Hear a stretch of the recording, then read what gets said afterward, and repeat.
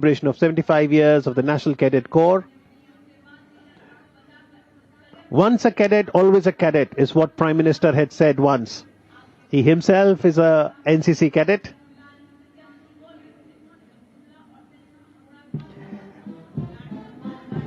प्रधानमंत्री ने एक भारत श्रेष्ठ भारत का आह्वान किया है और आज का जो कार्यक्रम आपके समक्ष होगा उसमें एनसीसी के कैडेट्स द्वारा इसी थीम पर एक सांस्कृतिक कार्यक्रम का आयोजन भी होगा और फिर प्राइज डिस्ट्रीब्यूशन सेरेमनी, जिसके बाद यहां पर उपस्थित ऑडियंस को माननीय प्रधानमंत्री नरेंद्र मोदी जी संबोधित भी करेंगे, लेकिन फिलहाल वो एनसीसी परेड का निरीक्षण करते हुए। Delhi directorate being led by Gautam Chandra, Punjab, Haryana, Himachal Pradesh और चंडीगढ़ निदेशालय का नेतृत्व कर रहे हैं कैडेट वीरेंद्र सिंह। तमिलनाडु निदेशालय को लीड कर रहे हैं कैडेट नवीन कुमार। वेस्ट बंगाल और सिक्किम के निदेशालय का नेतृत्व कर रहे हैं कैडेट सुभाजीत घोष। और अब उत्तर प्रदेश का निदेशालय, जिसे लीड कर रहे हैं कैडेट वैभव। माननीय प्रधानमंत्री जी की उपस्थिति से जरूर उनका मनोबल बढ़ रहा होगा। केरला कंटिंजेंट लीड कर रहे हैं कैडेट जोयल ज्योतिष। राजस्थान निदेशालय को कमांड कर रहे हैं cadet Devendra.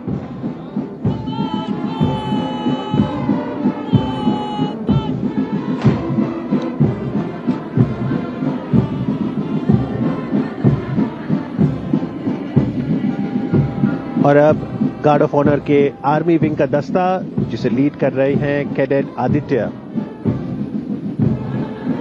Guard of honour के नौसेना विंग का दस्ता, उसे कमांड कर रहे हैं कैडेट ऋषि सिंह। और उसके बाद गार्ड ऑफ ऑनर के वायुसेना विंग के दस्ते का नेतृत्व कर रहे हैं cadet Vipul Vaishnav. Guard of honour का जो चौथा दस्ता है वो छात्रा विंग का है और उसे लीड कर रही हैं कैडेट साक्षी सिंह। ओडिशा निदेशालय का नेतृत्व कर रहे हैं कैडेट चौधरी पात्रा। जम्मू कश्मीर और लद्दाख निदेशालय की बात करें तो उसे कमांड कर रहे हैं कैडेट अभिषेक शर्मा। और पीछे जो आप म्यूजिकल बैंड देख रहे हैं, जो कि मधुर स्वर लहरियां इस शाम में गुंजा रहे हैं, this is the musical band for today's parade, which is a combined NCC band.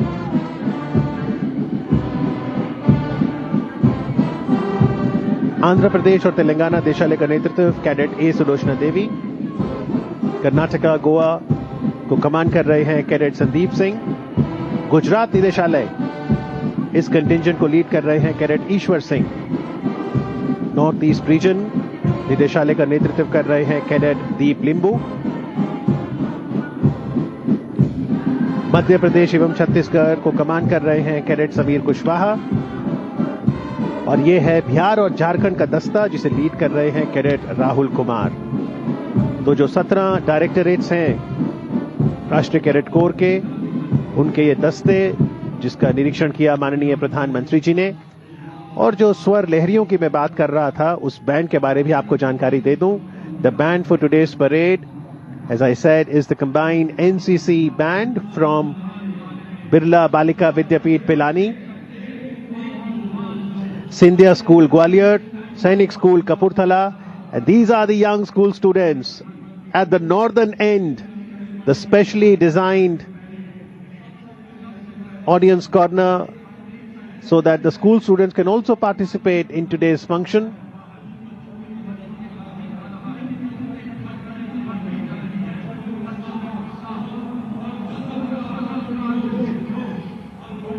A lot of excitement among the students. माननीय प्रधानमंत्री नरेंद्र मोदी जी को अपने बीच पाकर स्कूल के छात्र प्रफुल्लित हैं। बीते कल उन्होंने जरूर परीक्षा पे चर्चा भी सुनी होगी, जहां पर माननीय प्रधानमंत्री जी इस बात पर बल देते हैं कि परीक्षा को भी उत्सव ही समझें।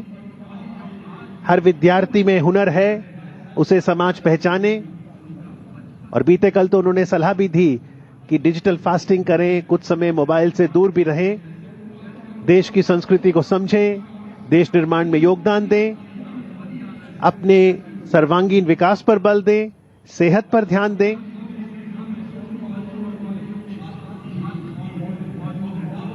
The musical band also includes Sainik School Korakal, and it's led by Senior Under Officer Suveksha Gupta. So after inspecting the parade, all the contingents, and also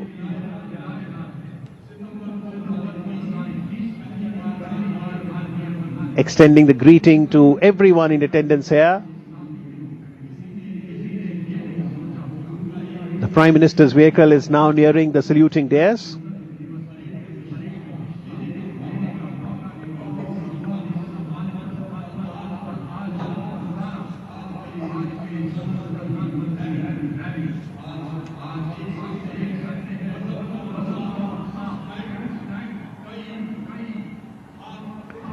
We can now see the Honorable Prime Minister as he crosses by the commentary box from where we are bringing you this live commentary of the Prime Minister NCC Rally 2023, for the first time being organized in the evening.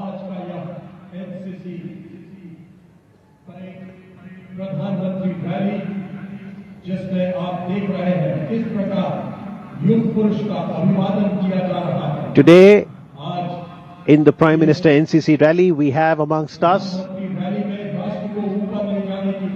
nearly 2,155 cadets. That includes 1,445 boys and 710 girls. And they are from Srinagar to Lakshadweep, from Bush to Kohima. They all participated in the Republic Day camp. And the celebration then culminates into Prime Minister's NCC Rally that is held on the 28th of January every year.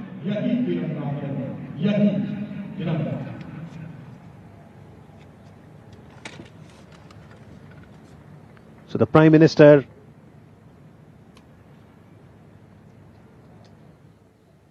has now reviewed the contingents from all 17 NCC state directorates that were lined up. Each contingent comprised of 32 cadets that was led by the Directorate Contingent Commander as he now alights the vehicle.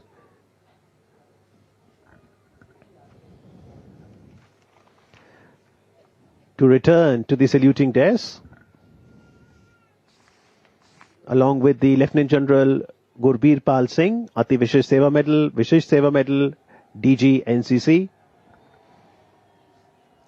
The excitement in the evening is only going to increase because we have the March Past, commemoration of the 75 years, and the colourful cultural program. Senior Under Officer Risaiva Lalu of NCC Directorate Northeastern Region will now request to break off the Guard of Honour so that we can move to the next part of the PM NCC's rally.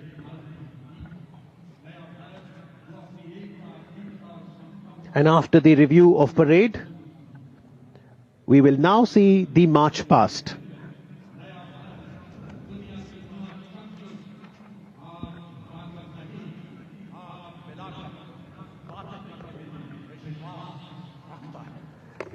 The march past will be led by the mounted contingent in just a bit.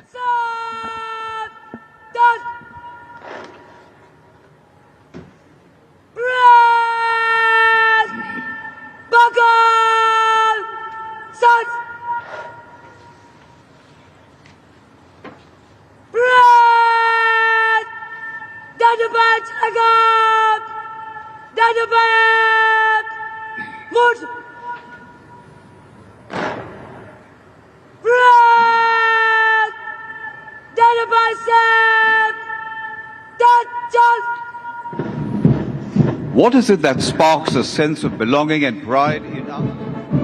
कदम से कदम मिलाते हुए NCC के ये cadets,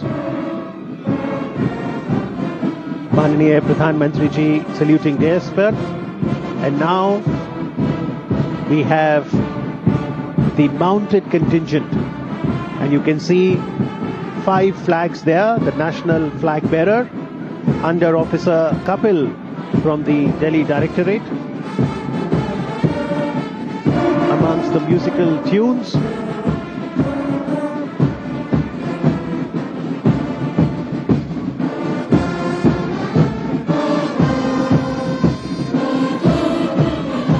the band is playing the Samman Guard Dhun.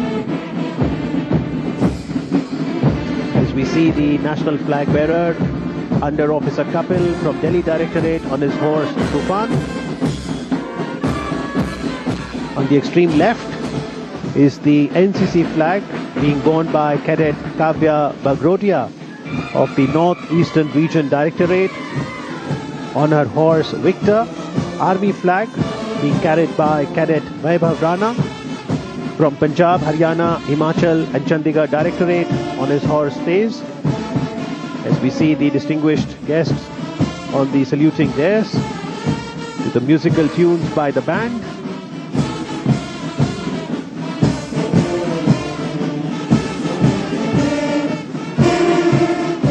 The Navy flag bearer is Senior Under Officer Sukhpreet Kaur from Punjab, Haryana, Himachal Pradesh and Chandigarh Directorate on her horse Virat. And the 5th flag bearer is the Air Force flag being borne by Sergeant Tamanna Chowdhury of the Rajasthan Directorate on her horse Tanu.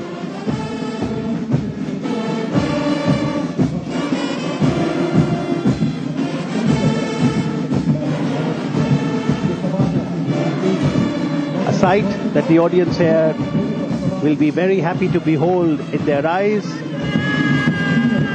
as they wave the Indian tricolour, and the tricolour there being held by Under Officer Kapil.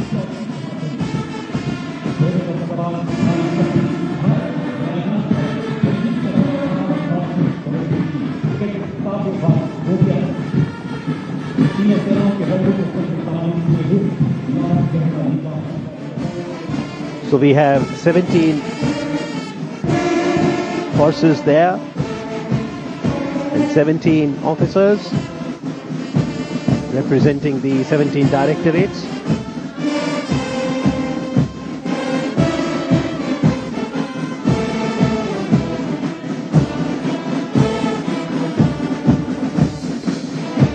The mounted contingents are now followed by the 5 NCC marching contingents that represent the 4 regions of the girls contingent. This is the girls contingent that is being led by Senior Under Officer Jidina B. John.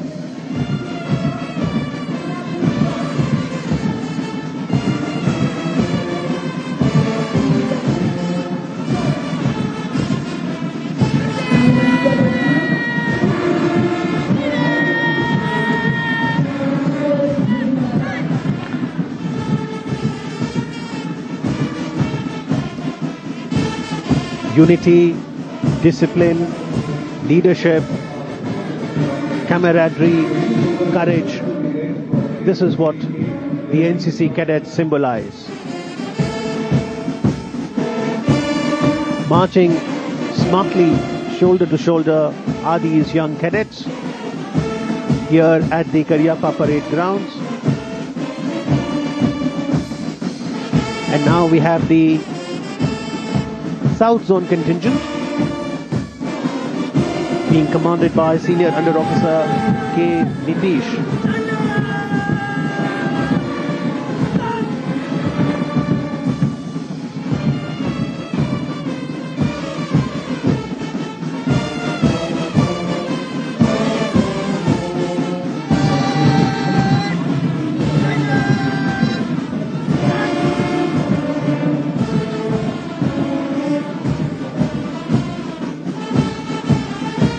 गौरवशाली पल, कदम से कदम मिलाते हुए ये cadets सलामी मंच के सामने से गुजरते हुए, और अब वेस्ट जोन का ये दस्ता जिसका नेतृत्व कर रहे हैं senior under officer Asif मुजावा।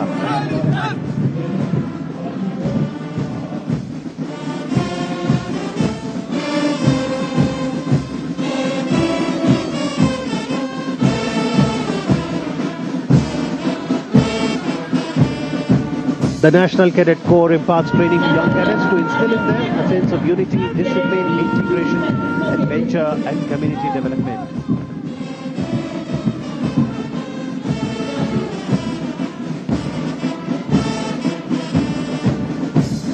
This is the contingent from Argentina under the Youth Exchange Program. Cadets from different nations also participating in the PM NCC rally, and this is an effort to enhance awareness among participants. That's the contingent from Brazil.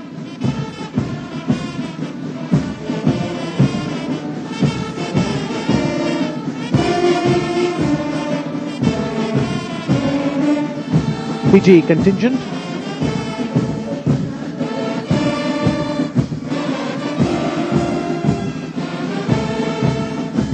India has the presidency of G20 and the theme is Vasudev Kutumbakam. Kazakhstan delegation.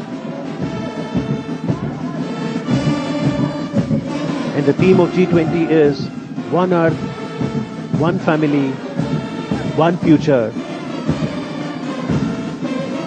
We can now see the contingent from Maldives going past the saluting desk as Prime Minister Narendra Modi looks on.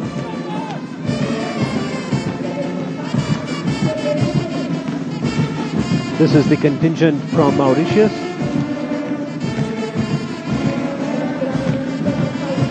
The cadets from different countries gives an opportunity to cadets from the world. This is the Mongolian delegation to appreciate each other's socio-economic and cultural realities. And these cadets from different parts of the globe, this contingent from Mozambique, are all goodwill ambassadors to project our nation's image abroad.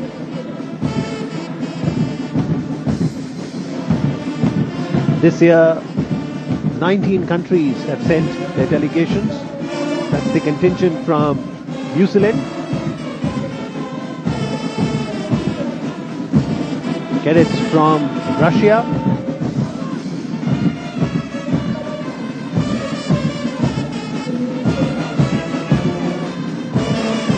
Seychelles, contingent going past the saluting desk.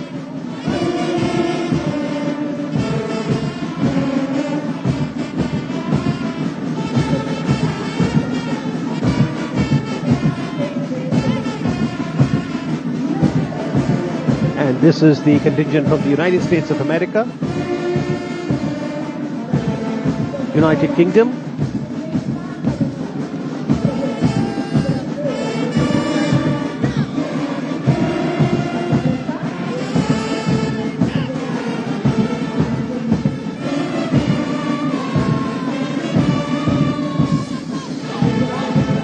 Young cadets of the USA.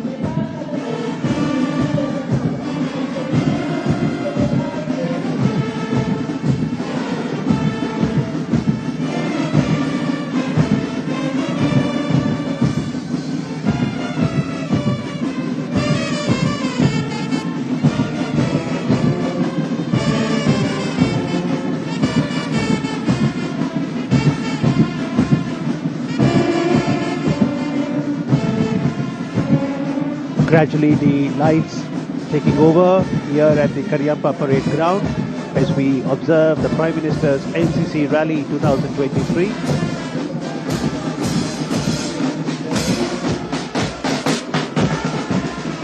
This is the musical band.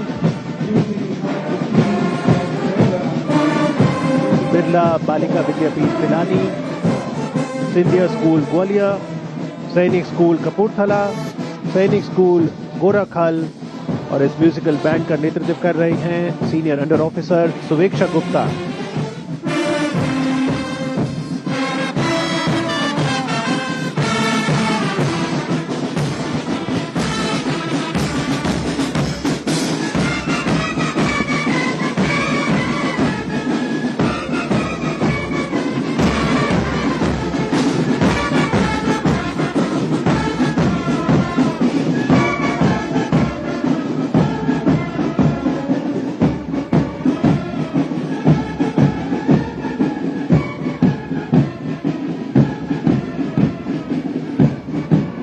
कदम कदम बढ़ाए जा, खुशी के गीत गाए जा।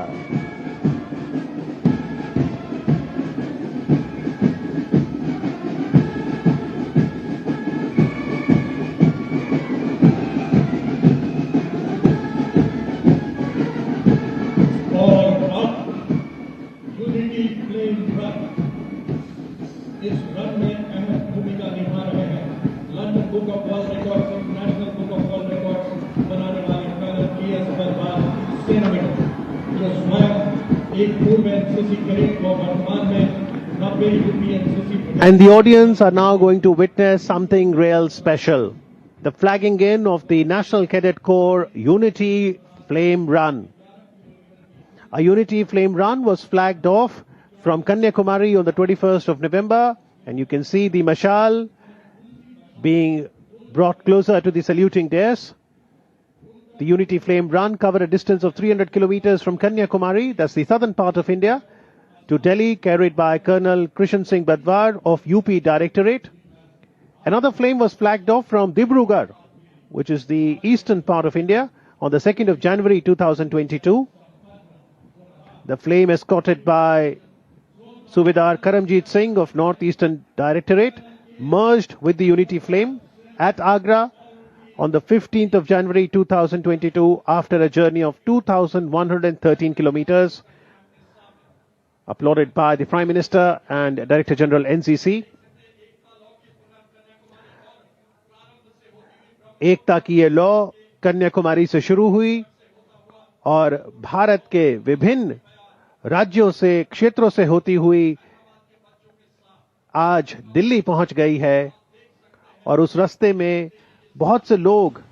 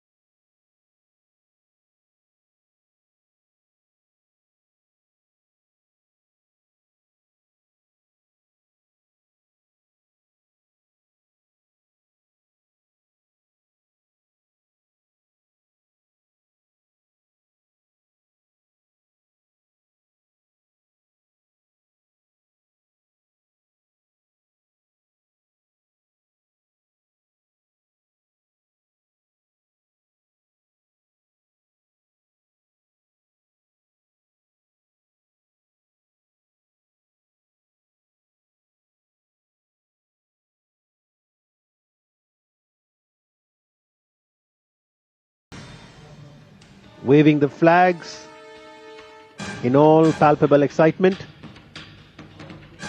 It's a beautifully crafted commemorative coin that has the enfacement.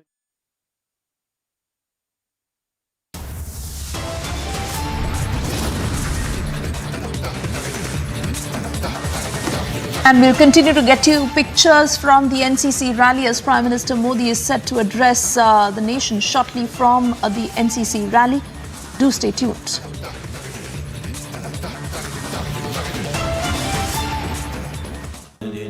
Amity has been ranked India's #1 not-for-profit private university for 10 years, with top 10 ranked institutions in management, engineering, biotech, law, mass comm, telecom, hospitality, fashion and more.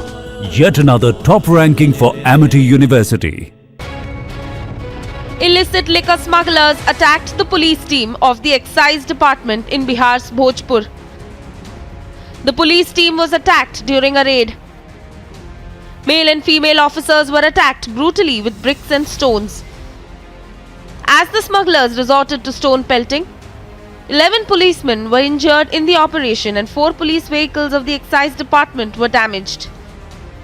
भागा में टोली का सूचना प्राप्त था कि वहाँ चुलाई शराब बनाते हैं और बेचते हैं जी। उसमें हम लोग दल बल के साथ वहाँ छापामारी करने गए थे। छापामारी करके 3-4 व्यक्तियों को गिरफ्तार भी किए थे। This is second such incident of attack on the product department team within a month. An FIR has been registered in the case. However, no arrest has been made so far.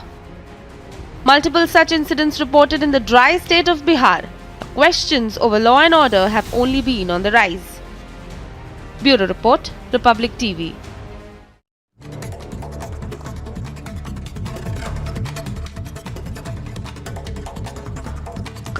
A Sukhoi 30 and Mirage 2000 aircraft crashed near Morena, Madhya Pradesh. Search and rescue operations were launched. The 2 aircrafts had taken off from the Gwalior Air Base where an exercise was going on.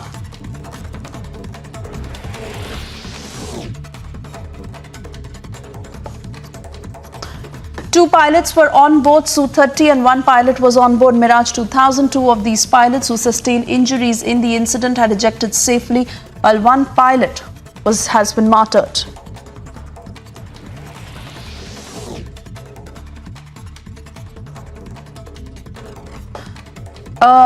The 2 pilots who were on board Sukhoi 30 had ejected safely, have been injured. They have been airlifted and they were later shifted to a hospital for further treatment.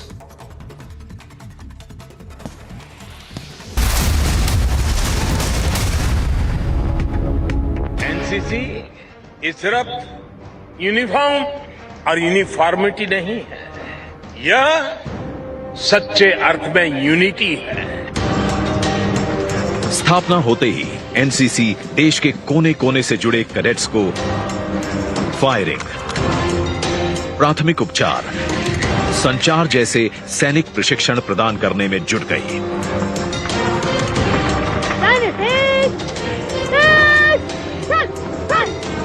1949 में देश की पहली बालिका NCC wing बनी, जो विश्व में ऐसा पहला उदाहरण बना और देश की बेटियां यहां भी सफलता की चोटियां छूने लगीं।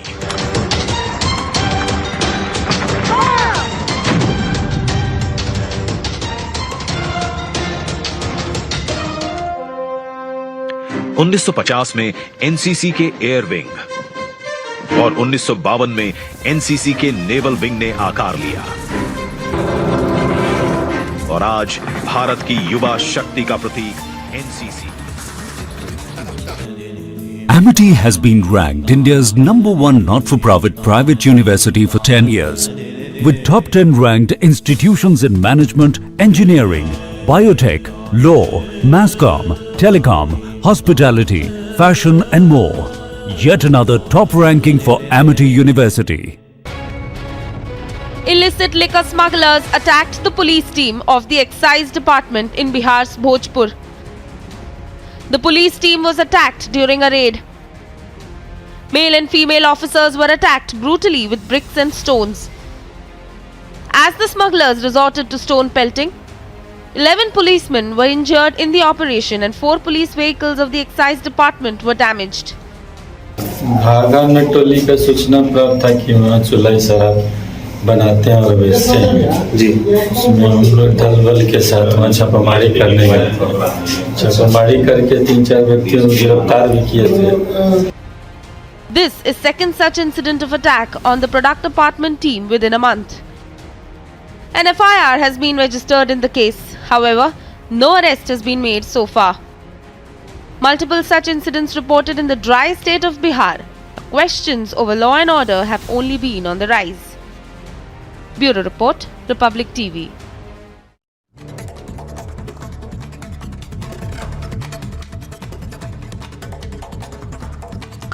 A Sukhoi 30 and Mirage 2000 aircraft crashed near Morena, Madhya Pradesh. Search and rescue operations were launched. The two aircrafts had taken off from the Gwalior Air Base where an exercise was going on.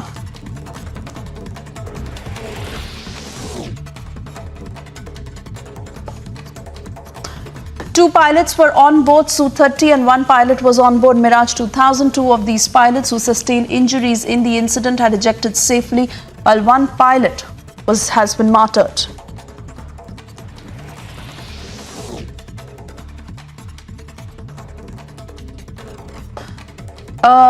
The two pilots who were on board Sukhoi 30 had ejected safely, have been injured. They have been airlifted and they were later shifted to a hospital for further treatment.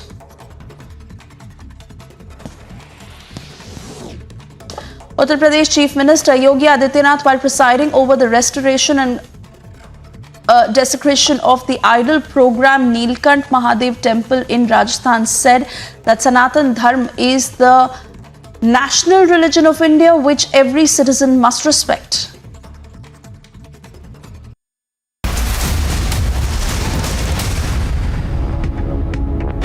Each one, reach one, teach one. Vocal for local.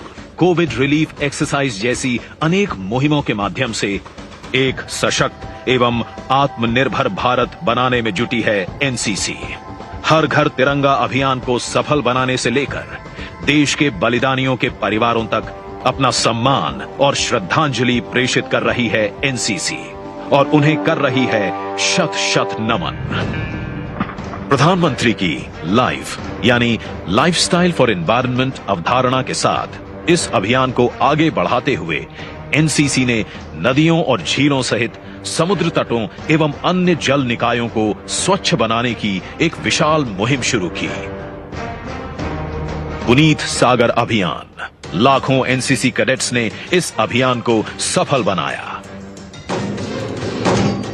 आज वसुधैव कुटुंबकम की सदियों पुरानी भारतीय परंपरा को भी NCC का यूथ एक्सचेंज प्रोग्राम सार्थक कर रहा है, जिसमें हमारे कैडेट्स विभिन्न देशों में जाते हैं और वहां के युवा भारत आते हैं। कर्तव्य काल में संस्कृति और ज्ञान के इस आदान प्रदान के साथ भारत को पुनः विश्व गुरु के पद पर आसीन करने के लिए कैडेट्स अपना पूरा बल झोंक रहे हैं। एनसीसी रक्षा की दूसरी पंक्ति के अपने ध्येय से आगे बढ़कर नेतृत्व क्षमता विकसित कर सशक्त युवा बनाने के पथ पर अग्रसर है। किशोरावस्था से ही अपनी मिट्टी के साथ जुड़कर युवाओं में देशभक्ति और राष्ट्र निर्माण के बीज बोकर एनसीसी ने देश की प्रगति में भी अपना योगदान दिया है। आज आजादी के अमृत काल में एनसीसी भी अपने बेमिसाल 75 साल पूरे कर रहा है। इस कर्तव्य काल में एनसीसी सहर्ष देश को अपनी शुभकामनाएं देता है और लेता है एक प्रण, एकता और अनुशासन के अपने ध्येय और अपने सशक्त युवा कैडेट्स के साथ सशक्त भारत के निर्माण का। क्योंकि स्वयं एनसीसी कैडेट रहे प्रधानमंत्री नरेंद्र मोदी जी मानते हैं, once a cadet always a cadet. जय हिंद।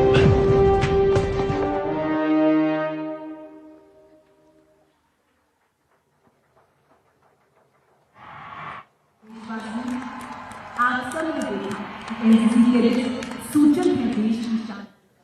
देश की सीमाएं ख्याल से रहती इनकी सदा। देश सेवा को तत्पर ये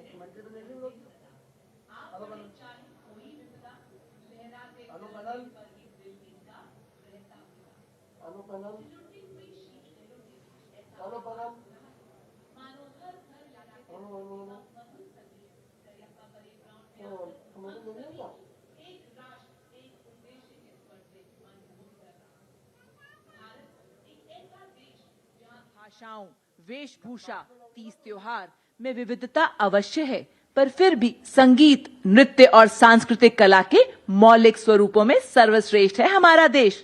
तभी तो हमारे देश की सांस्कृतिक विरासत को दिल्ली डायरेक्टरेट और अन्य राज्यों के डायरेक्टरेट के 500 कैडेट्स पूर्वी भारत के मास्क डांस, पश्चिमी भारत के चिरमी डांस, उत्तर भारत के कथक और दक्षिणी भारत के कथकली के माध्यम से आपके समक्ष प्रस्तुत करने जा रहे हैं।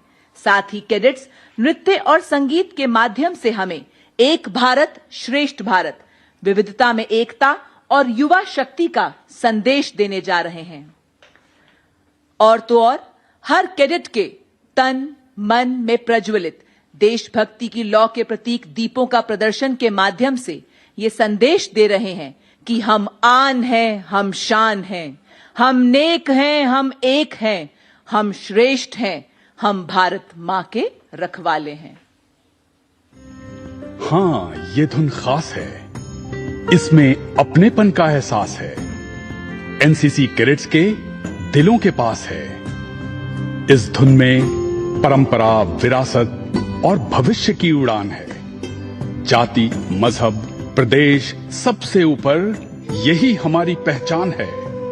ये सिर्फ एक धुन नहीं, पूरा हिंदुस्तान है, पूरा हिंदुस्तान है।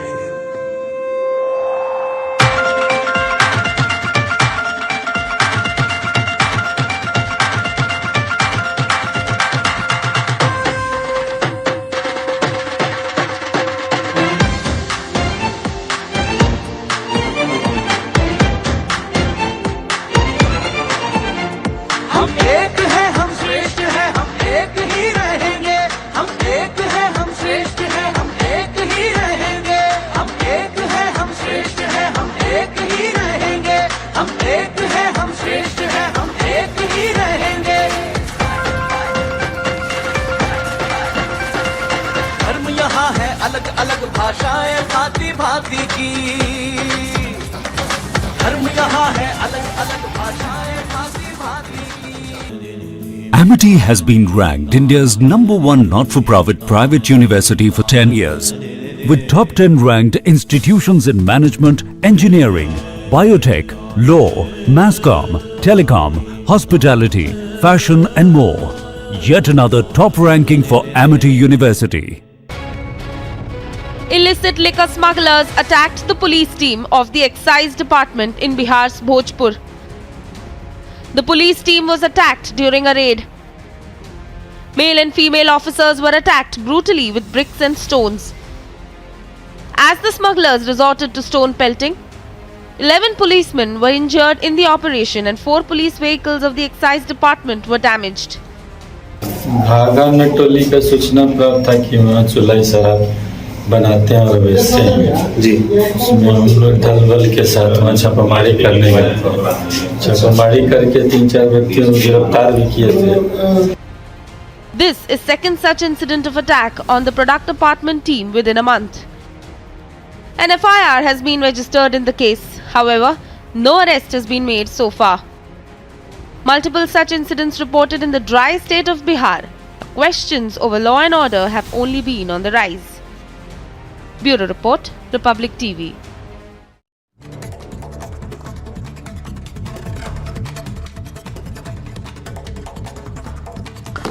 A Sukhoi 30 and Mirage 2000 aircraft crashed near Morena, Madhya Pradesh. Search and rescue operations were launched. The two aircrafts had taken off from the Gwalior Air Base where an exercise was going on.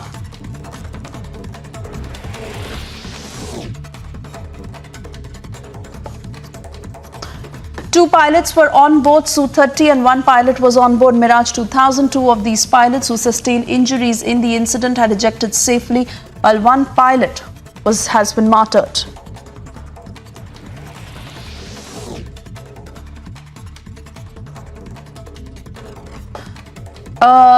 The two pilots who were on board Sukhoi 30 had ejected safely have been injured.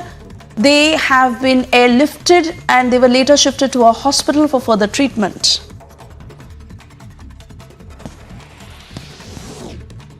Uttar Pradesh Chief Minister Yogi Adityanath, while presiding over the restoration and desecration of the idol program Neelkant Mahadev Temple in Rajasthan, said that Sanatan Dharma is the national religion of India, which every citizen must respect. हमारा सनातन धर्म भारत का राष्ट्रीय धर्म है। हम सब अपने व्यक्तिगत स्वार्थों से ऊपर उठ करके अपने इस राष्ट्रीय धर्म के साथ जुड़ते हैं। A political storm has broken out over UP Chief Minister Yogi Adityanath's Sanatan Dharma remark. Congress and NCC have hit out saying all religions must be respected in India.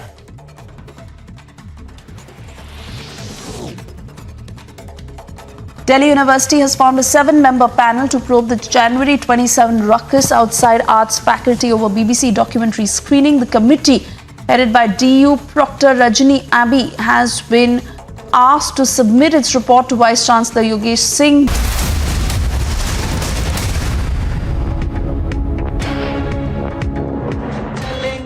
ले हाथ में हाथ एक दूजे के साथ हम चलेंगे, भारत माँ की खातिर हर तूफान से लड़ेंगे, वो भारत माँ की खातिर हर तूफान से लड़ेंगे।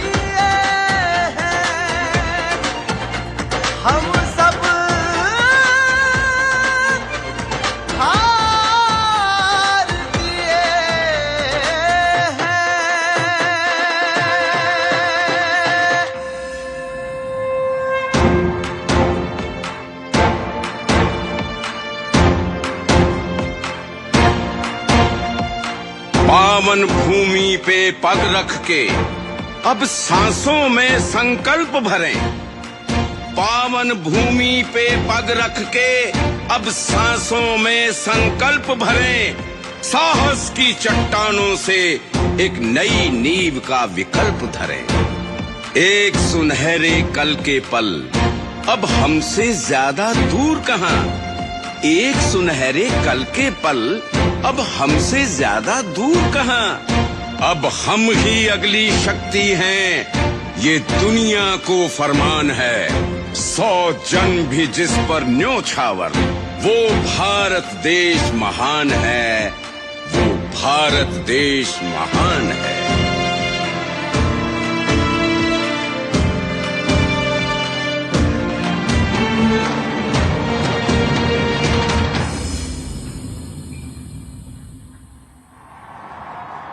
देवी और सज्जनों, ये सांस्कृतिक कार्यक्रम जो अभी आपने देखा, ये पंडित मनीष और सुश्री गीतांजलि के द्वारा कोरियोग्राफ किया गया था। जोरदार तालियों से अभिनंदन करें। The Cariappa parade ground has come alive with the presence of the glorious youth of the National Cadet Corps, symbolizing the eruption of a gigantic volcanic wave, a wave of power, a wave of glory. Who are these people, these doers of deeds, these dreamers of dreams who make us believe? These are the people who still win the day when the odds are against them and the strength fades away. These people are champions, for they never give in. A heart beats within them that is always destined to win. अब समय आ गया है वर्ष 2022-23 में श्रेष्ठ प्रदर्शन करने वाले कैडेटों और निदेशालयों को पुरस्कृत करने का। अवार्ड बेस्ट कैडेट और चैंपियन डायरेक्टरेट कैटेगरी में दिए जाएंगे। बेस्ट कैडेट अवार्ड के लिए कैडेट को कड़े मापदंडों पर आंका जाता है। इतना ही नहीं, बेस्ट कैडेट के लिए कैडेट को कठिन प्रतिस्पर्धा और कड़े संघर्ष से गुजरना पड़ता है। लिखित परीक्षा, फायरिंग, गणतंत्र दिवस कैंप की गतिविधियों में भागीदारी, पर्सनैलिटी और कम्युनिकेशन स्किल, डीजी एनसीसी द्वारा साक्षात्कार, champion directorate. Two pictures from the NCC cadet rally where Prime Minister Modi is set to deliver an address shortly. This is as 75 years of the NCC getting commemorated. We also cut across to some breaking news that is just coming in. Yes, External Affairs Minister S. Jaishankar hit out at the Western media, saying that foreign newspapers won't use Christian nationalists for themselves, but it is convenient for foreign newspapers to always use words like Hindu nationalist government for India. Let's listen in. Do with the world. So, in many countries, nationalism, internationalism is opposite each other. But in our country, just look at this. See, we gave vaccines. Now, each one of us, when we read or we saw on YouTube or some social media, somebody in some country saying, thank you, meri jaan bacha li aapne, the people who are next to me didn't give me vaccine, you were far away, you gave it to me. Didn't you feel good? Now, it's very interesting. For us, we have never seen, in fact, it is actually the, if you look at the last 9 years, there's no doubt, that the government, the politics of the day is more nationalist. And I don't think, I'm proud of it. I don't think there is anything to be apologetic about. But the same nationalist people, they have done more projects abroad, they have helped more countries abroad, they have done, greater support, they have moved forward in disaster situations in other countries. So, if you read next time in a foreign newspaper, because they always, foreign newspapers, they like using words like Hindu nationalist government. Okay?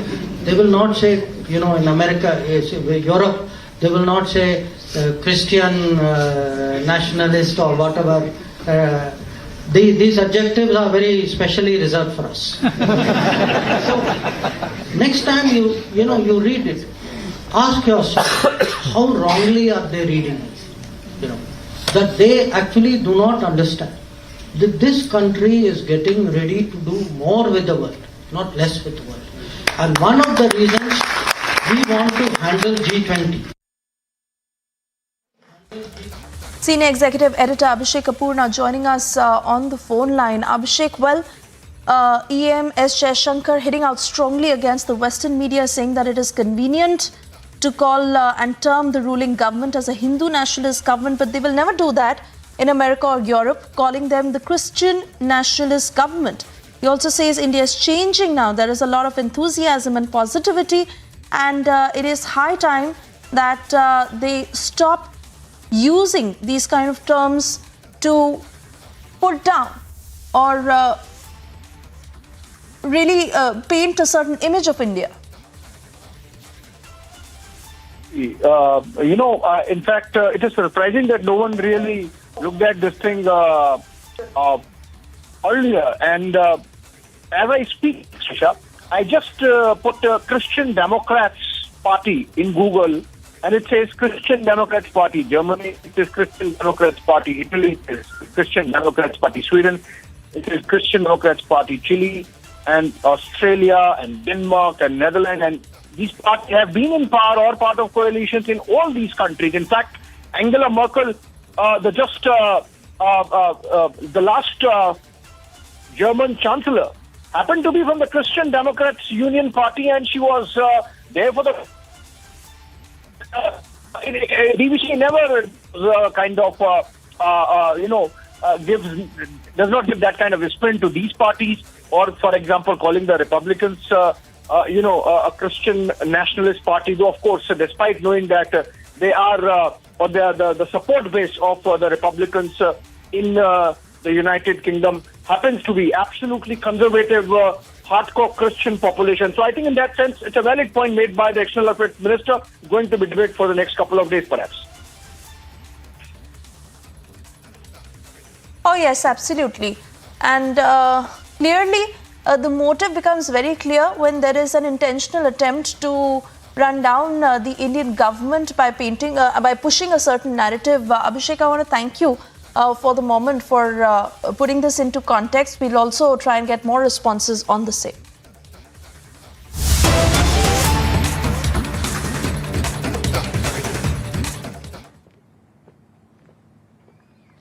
वर्ष 2022-23 runners up directorate Tamil Nadu, Puducherry और अंडमान निकोबार निदेशालय trophy की हकदार cadet Benita Goldy.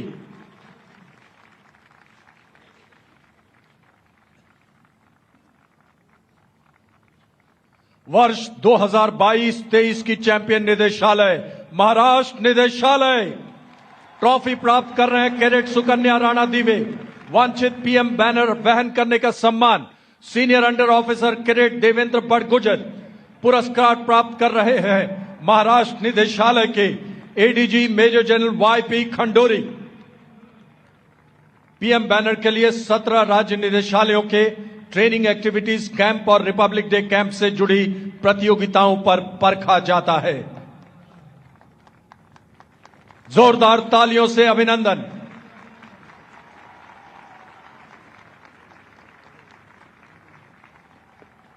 लोकतंत्र की जननी के यशस्वी प्रधानमंत्री महोदय एवं गणमान्य विभूतियों का सानिध्य 75वें गौरवशाली वर्ष में प्रवेश करता नेशनल कैडेट कोर। समय है माननीय प्रधानमंत्री जी से विनम्र आग्रह का कि वो पुरस्कार विजेताओं के साथ फोटोग्राफ लेकर हमारे नन्हे शूरवीरों का गौरव बढ़ाएं।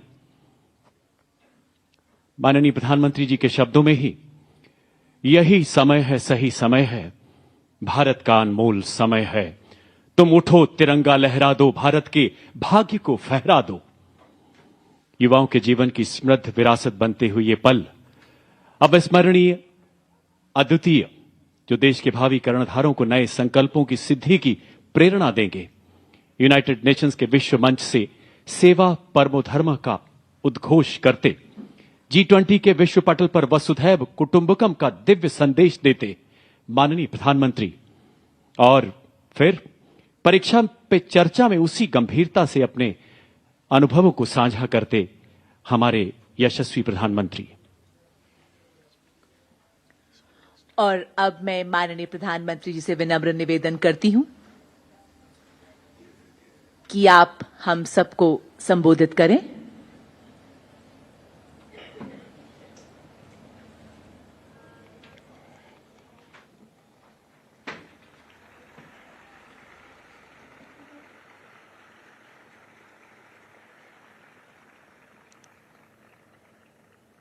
केंद्रीय मंत्रिमंडल के मेरे सहयोगी श्रीमान राजनाथ सिंह जी, श्री अजय भट्ट जी,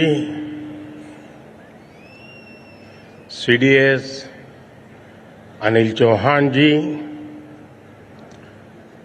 तीनों सेनाओं के प्रमुख, रक्षा सचिव, डीजी एनसीसी और आज विशाल संख्या में पधारे हुए सभी अतिथिगण और मेरे प्यारे युवा साथियों, आजादी के 75 वर्ष के इस पड़ाव में एनसीसी भी अपनी 75वीं वर्षगांठ मना रहा है। इन वर्षों में जिन लोगों ने एनसीसी का प्रतिनिधित्व किया है, जो इसका हिस्सा रहे हैं, मैं राष्ट्र निर्माण में उनके योगदान की सराहना करता हूं। आज इस समय मेरे सामने जो कैडेट्स हैं, जो इस समय एनसीसी में हैं, वो तो और भी विशेष हैं, स्पेशल है।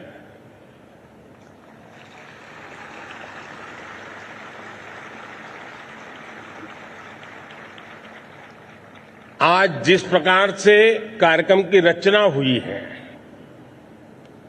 सिर्फ समय नहीं बदला है, स्वरूप भी बदला है। पहले की तुलना में दर्शक भी बहुत बड़ी मात्रा में है और कार्यक्रम की रचना भी विविधताओं से भरी हुई, लेकिन एक भारत श्रेष्ठ भारत के मूल मंत्र को गुंजता हुआ हिंदुस्तान के कोने कोने में ले जाने वाला ये समारोह हमेशा हमेशा याद रहेगा। और इसलिए मैं एनसीसी की पूरी टीम को, उनके सभी अधिकारी और व्यवस्थापक सबको हृदय से बहुत बहुत बधाई देता हूं।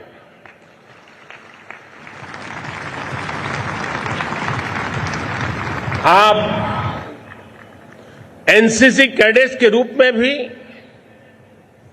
और देश की युवा पीढ़ी के रूप में भी एक अमृत पीढ़ी का प्रतिनिधित्व करते हैं। ये अमृत पीढ़ी आने वाले 25 वर्षों में देश को एक नई ऊंचाई पर ले जाएगी, भारत को आत्मनिर्भर बनाएगी, विकसित बनाएगी। साथियों, देश के विकास में एनसीसी की क्या भूमिका है, आप सभी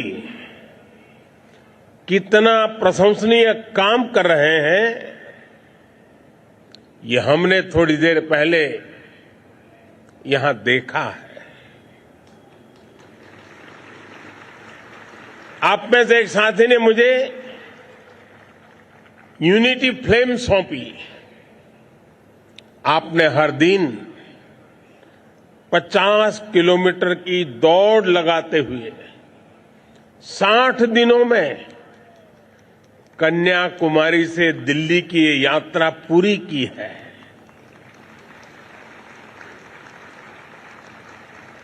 एकता की इस लौ से एक भारत श्रेष्ठ भारत की भावना सशक्त हो, इसके लिए बहुत से साथी इस दौड़ में शामिल हुए। आपने वाकई बहुत प्रशंसनीय काम किया है, प्रेरक काम किया है। यहां आकर्षक सांस्कृतिक कार्यक्रम का आयोजन भी किया गया। भारत की सांस्कृतिक विविधता आपके कौशल और कर्मठता के इस प्रदर्शन में, और इसके लिए भी मैं आपको जितनी बधाई दूं उतनी कम है।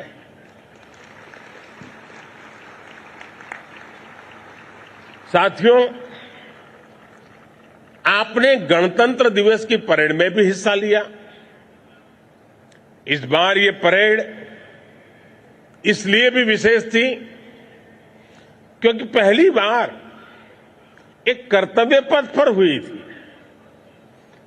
और दिल्ली का मौसम तो आजकल जरा ज्यादा ही ठंडा रहता है।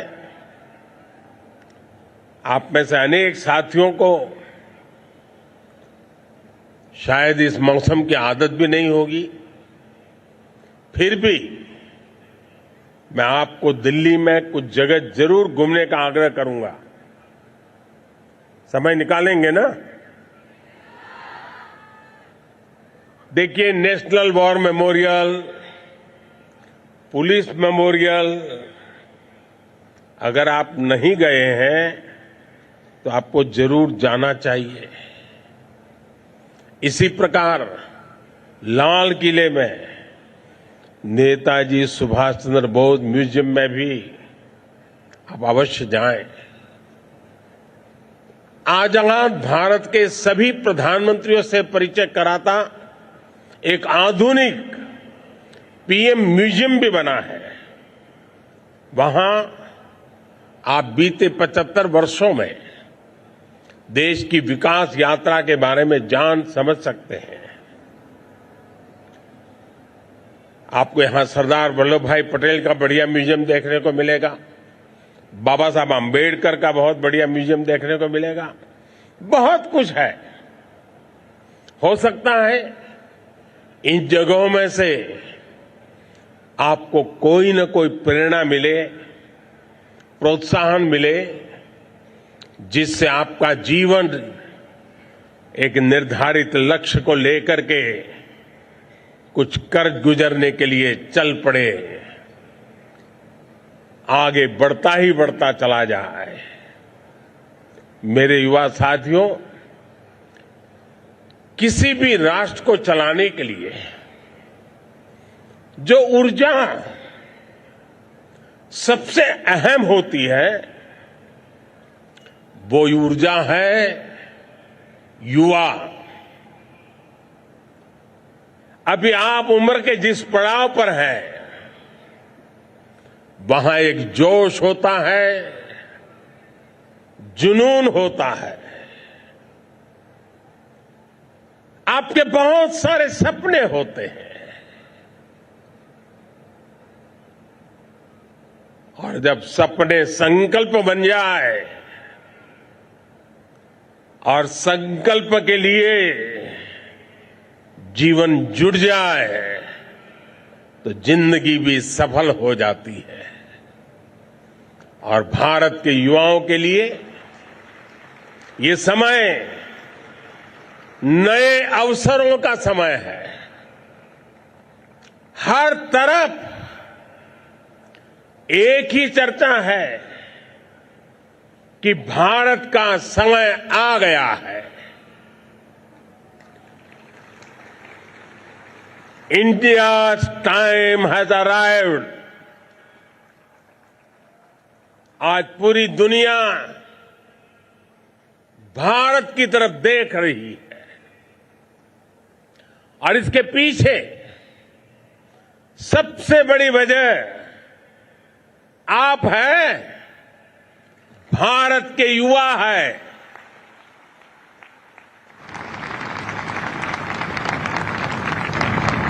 भारत का युवा आज कितना जागरूक है,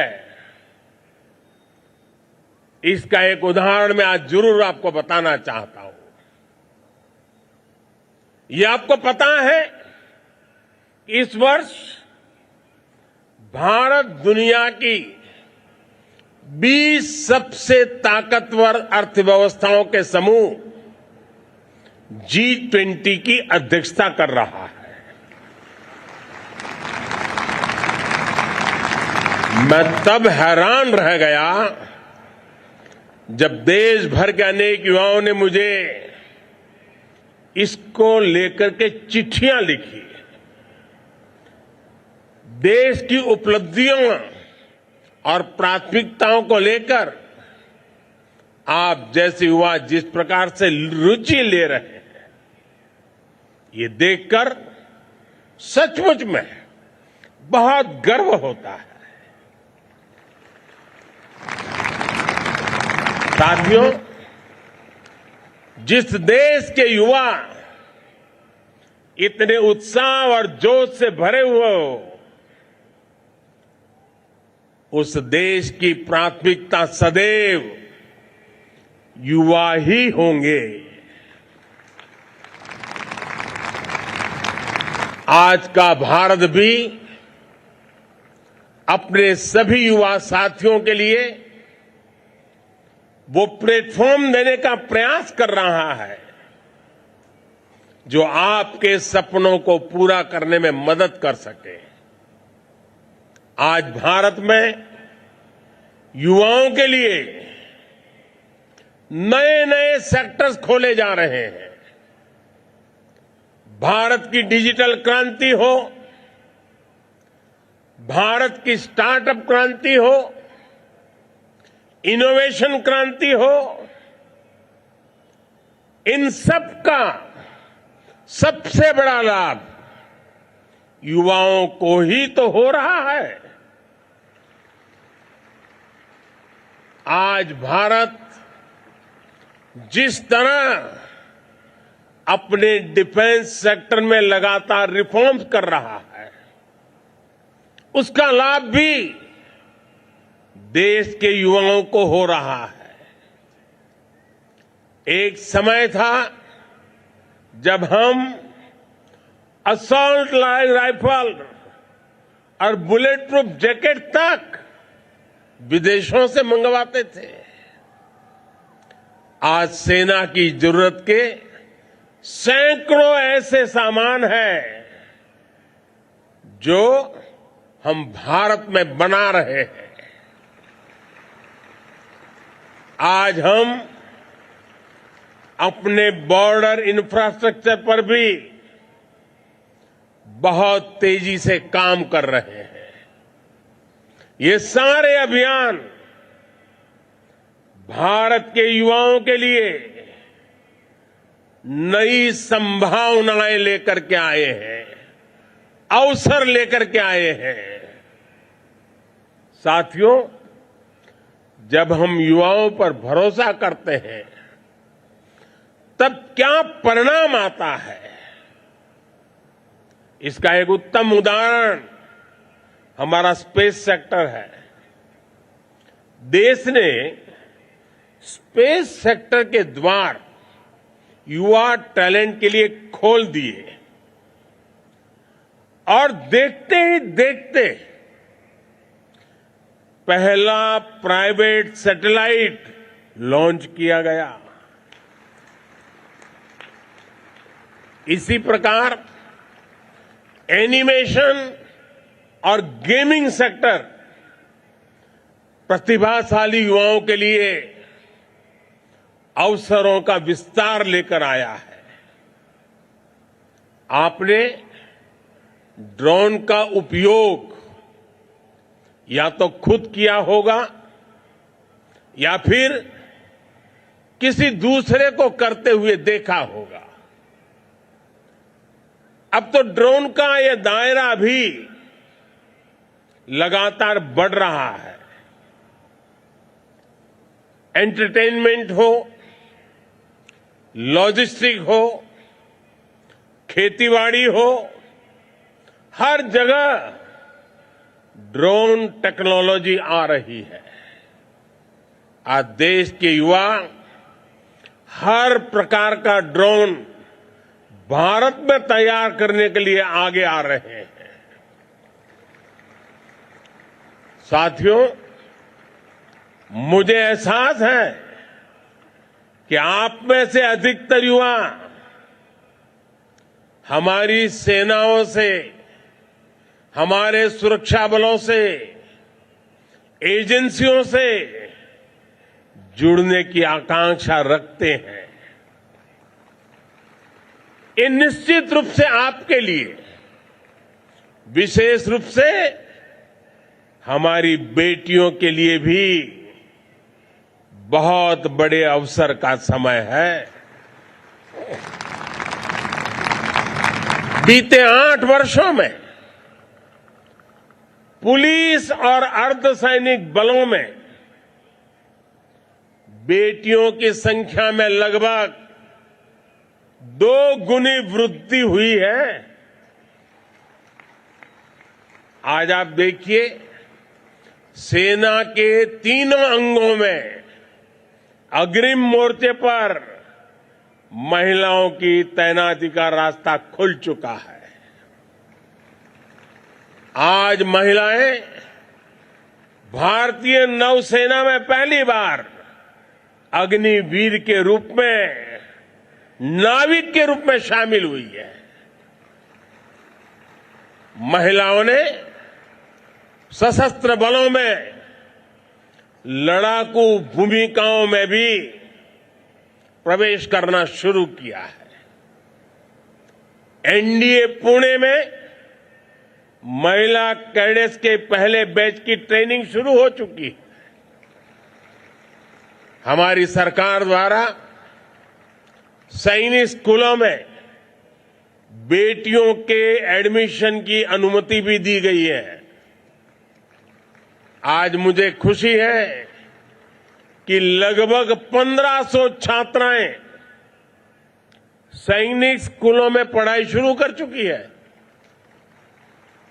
यहां तक कि एनसीसी में भी हम बदलाव देख रहे हैं। बीते एक दशक के दौरान एनसीसी में बेटियों की भागीदारी भी लगातार बढ़ रही है। मैं देख रहा था कि यहां जो परेड हुई उसका नेतृत्व भी एक बेटी ने किया।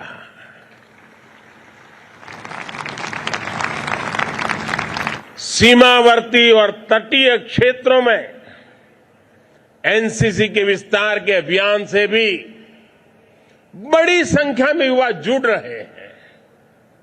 अभी तक सीमावर्ती और तटवर्ती क्षेत्रों से लगभग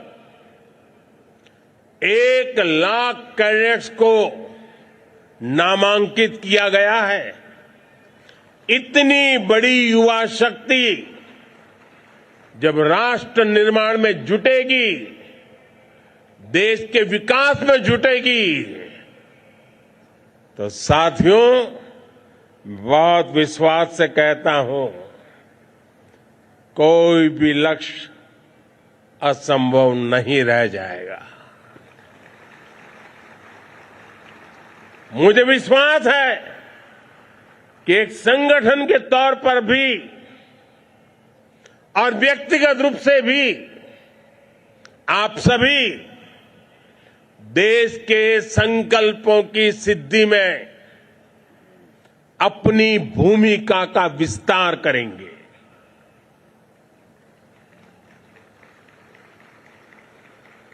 मां भारती के लिए आजादी के जंग में अनेक लोगों ने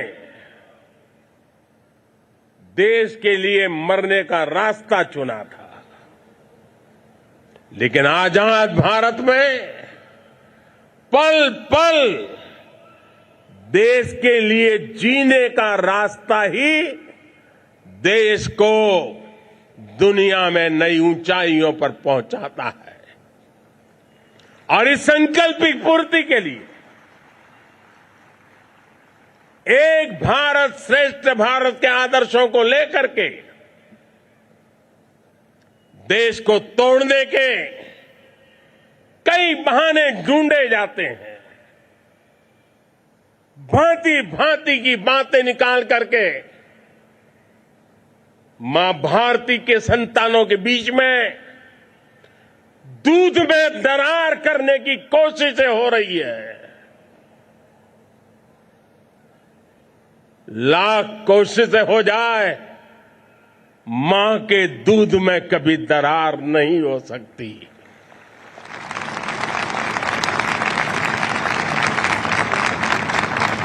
और इसके लिए एकता का मंत्र ये बहुत बड़ी औषधि है, बहुत बड़ा सामर्थ्य है। भारत के भविष्य के लिए एकता का मंत्र ये संकल्प भी है, भारत का सामर्थ्य भी है, और भारत को भव्यता प्राप्त करने के लिए यही एक मार्ग है। उस मार्ग को हमें जीना है। उस मार्ग पर आने वाली रुकावटों के सामने हमने जूझना है और देश के लिए जी करके समृद्ध भारत को अपनी आंखों के सामने देखना है। इसी आंखों से भव्य भारत को देखना, इससे छोटा संकल्प हो ही नहीं सकता। इस संकल्प की पूर्ति के लिए आप सबको मेरी बहुत बहुत शुभकामनाएं हैं। 75 वर्ष की इस यात्रा आने वाले 25 वर्ष जो भारत का अमृत काल है, जो आपका भी अमृत काल है, जब देश 2047 में आजादी के 100 साल मनाएगा, एक डेवलप कंट्री होगा, तो उस समय आप उस ऊंचाई पर बैठे होंगे। 25 साल के बाद आप किस ऊंचाई पर होंगे, कल्पना कीजिए दोस्तों। और इसलिए एक पल भी खोना नहीं है, एक भी मौका खोना नहीं है। बस मां भारती को नई ऊंचाइयों पर ले जाने के संकल्प लेकर के चलते ही रहना है, बढ़ते ही रहना है, नई नई सिद्धियों को प्राप्त करते ही जाना है, विजयश्री का संकल्प लेकर के चलना है। यही मेरी आप सबको शुभकामना है। पूरी ताकत से मेरे साथ बोलिए, भारत माता की, भारत माता की, भारत माता की, वंदे वंदे वंदे वंदे वंदे वंदे वंदे वंदे। बहुत बहुत धन्यवाद। आपके आसमान से भी ऊंचे उठने के हर भारतीय के संकल्प और प्रेरणामयी शब्दों के लिए हम अत्यंत आभारी हैं। आपके शब्द हमेशा याद रहेंगे और हम विश्वास दिलाते हैं कि हम आपकी आशाओं और आकांक्षाओं पर खरा उतरने का हर संभव प्रयास करेंगे। अब एनसीसी गीत और राष्ट्रगान गाया जाएगा। राष्ट्रगान के बाद 3 बार भारत माता की जय पुकारी जाएगी।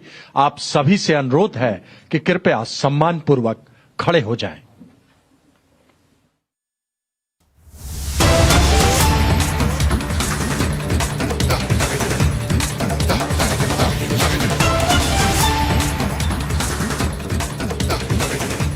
Well, that was Prime Minister in his inspiring address to the young NCC cadets who participated in the Republic Day celebrations. And now moving on to a breaking news development coming in from Mumbai. BJP has carried out protests in front of TIS, which is Tata Institute of Social Sciences in Mumbai, over the screening of BBC documentary on the campus. These are BJP leaders, in fact, now coming out openly protesting against the screening of BBC documentary, which profiles Prime Minister Narendra Modi in a certain slant, which caters to the opposition narrative, or specifically the narrative that the activists have wanted to push on the 2002 Gujarat riots. BJP now taking upon itself. We have seen protests happening from the ABVP, counter-protests rather, across campuses, but now BJP leaders coming out. This is in Mumbai. We have Sandeep, in fact, reporting live from Mumbai. Let's go to him. Sandeep, where exactly these protests happened? Like outside the TIS campus, or did the BJP leaders try to get inside? And has there been some police action? These protests continue or they have ended? Please tell us what's happening there on the ground. Progressive Student Forum, that is the student union out here, has in fact announced to screen the BBC documentary over Prime Minister Narendra Modi. What is your stand? What do you feel as a student of TISS? Talking about being the student of TISS, you have mentioned me correctly, being a student of TISS, not being a part of any organization. So I would admire your address to me that I am a part of the institution rather than being a part of any organization. So being a neutral student of the TIS, I appreciate that our TIS administration has also said that they will not be allowed to show something which will showcase the colonial mindset colonial mindset. And yeah, they have respected, our administration has obviously respected the verdict of the Supreme Court, the ban over this BBC. Because coming over to this, not only Supreme Court, if we look forward, the place where this news comes from, BBC, there itself in their parliament, it was said that it is not right. They only contradicted it. So why we are spreading negativity in India? Why the institutions are negative? Students, some of the students in the particular institutions are spreading hatred.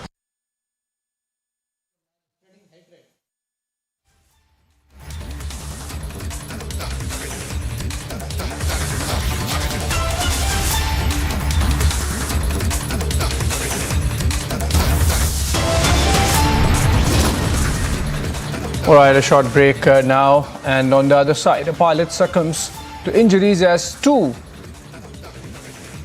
jets crash in Morena. That's of the IAF. Two injured airlifted from the site.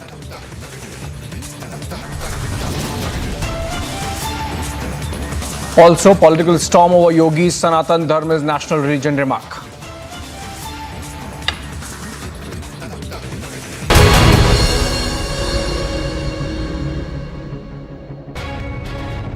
Illicit liquor smugglers attacked the police team of the excise department in Bihar's Bhojpur. The police team was attacked during a raid. Male and female officers were attacked brutally with bricks and stones. As the smugglers resorted to stone pelting, 11 policemen were injured in the operation and 4 police vehicles of the excise department were damaged. भागा में टोली का सूचना प्राप्त था कि वहाँ चुलाई शराब बनाते हैं और बेचते हैं जी। उसमें हम लोग दल बल के साथ वहाँ छापामारी करने गए। छापामारी करके 3-4 व्यक्तियों को गिरफ्तार भी किए थे। This is second such incident of attack on the product department team within a month. An FIR has been registered in the case. However, no arrest has been made so far. Multiple such incidents reported in the dry state of Bihar. Questions over law and order have only been on the rise. Bureau Report, Republic TV.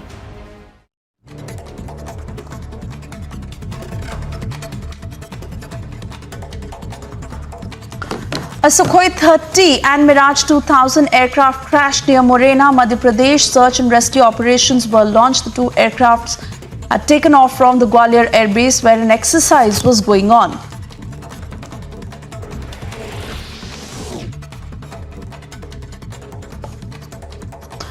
Two pilots were on board Su-30 and one pilot was on board Mirage 2000. Two of these pilots who sustained injuries in the incident had ejected safely, while one pilot has been martyred.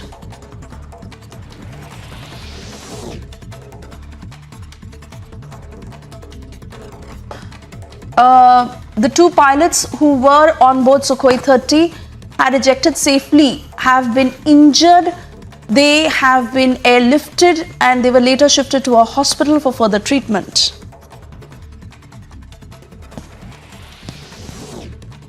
Uttar Pradesh Chief Minister Yogi Adityanath, while presiding over the restoration and desecration of the idol program Neelkant Mahadev Temple in Rajasthan, said that Sanatan Dharma is the national religion of India which every citizen must respect.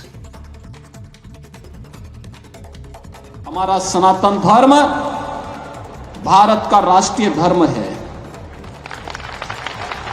हम सब अपने व्यक्तिगत स्वार्थों से ऊपर उठ करके अपने इस राष्ट्रीय धर्म के साथ जुड़ते हैं। A political storm has broken out over UP Chief Minister Yogi Adityanath's Sanatan Dharma remark. Congress and NCC have hit out saying all religions must be respected in India.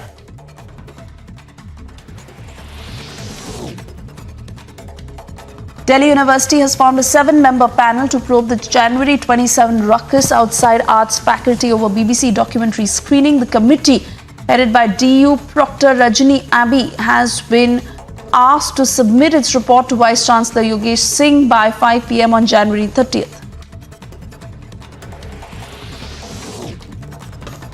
As BJP gears up for 2023 elections, Union Home Minister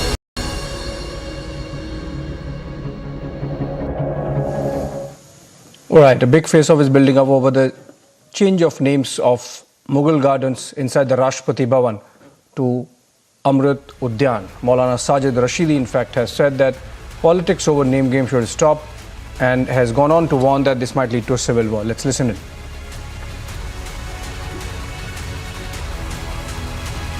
वो शहनशाहियत की तरफ मंसूब है, बादशाहों की तरफ उसकी निस्बत है। मुगल गार्डन का मतलब ये नहीं है कि ये मुगलों का गार्डन है, ऐसा नहीं था।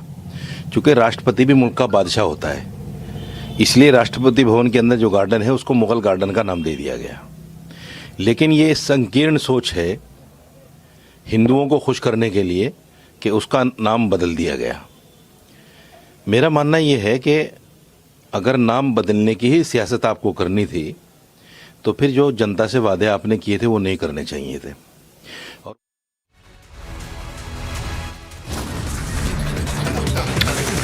All right, a short break. On the other side, External Affairs Minister calls out Western media over Hindu nationalist government narrative.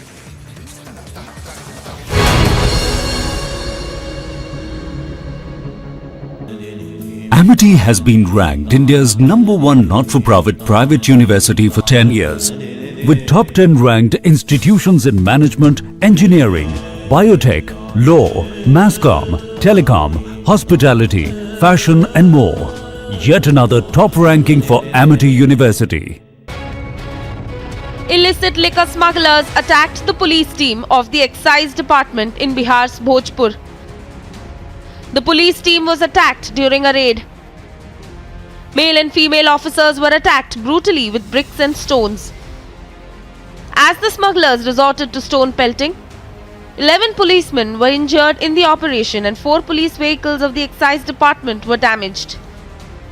भागा नटोली का सूचना प्राप्त था कि वहाँ चुलाई शराब बनाते हैं और बेचते हैं जी। उसमें हम लोग दल बल के साथ वहाँ छापामारी करने गए थे। छापामारी करके 3-4 व्यक्तियों को गिरफ्तार भी किए थे। This is second such incident of attack on the product department team within a month. An FIR has been registered in the case. However, no arrest has been made so far. Multiple such incidents reported in the dry state of Bihar. Questions over law and order have only been on the rise. Bureau Report, Republic TV.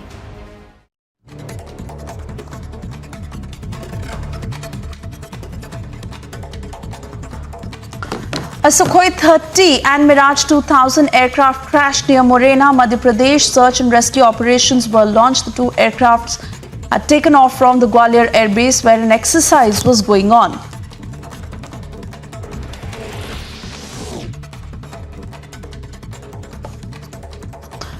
Two pilots were on board Su-30 and 1 pilot was on board Mirage 2000. 2 of these pilots who sustained injuries in the incident had ejected safely, while 1 pilot has been martyred.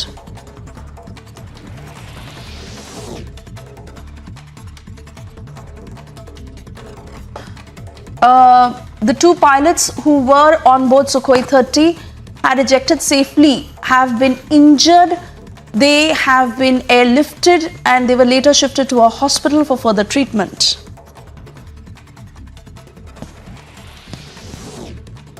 Uttar Pradesh Chief Minister Yogi Adityanath, while presiding over the restoration and A Sukhoi 30 and Mirage 2000 aircraft crashed near Morena, Madhya Pradesh. Earlier in the day, search and rescue operations were launched. The 2 aircraft had taken off from the Gwalior Air Base where an exercise was going on. 2 pilots were on board the Sukhoi 30 and 1 on board the Mirage 2000. 2 of these pilots who sustained injuries in the incident had ejected safely, while 1 on the Mirage has been martyred.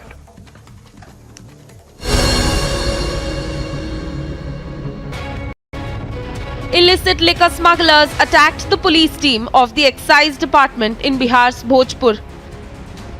The police team was attacked during a raid. Male and female officers were attacked brutally with bricks and stones. As the smugglers resorted to stone pelting, 11 policemen were injured in the operation and 4 police vehicles of the excise department were damaged. भागा नटोली का सूचना प्राप्त था कि वहाँ चुलाई शराब बनाते हैं और बेचते हैं जी। उसमें हम लोग दल बल के साथ वहाँ छापामारी करने गए थे। छापेमारी करके 3-4 व्यक्तियों को गिरफ्तार भी किए थे। This is second such incident of attack on the product department team within a month.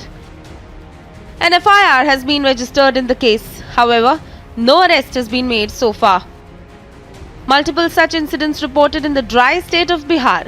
Questions over law and order have only been on the rise. Bureau Report, Republic TV.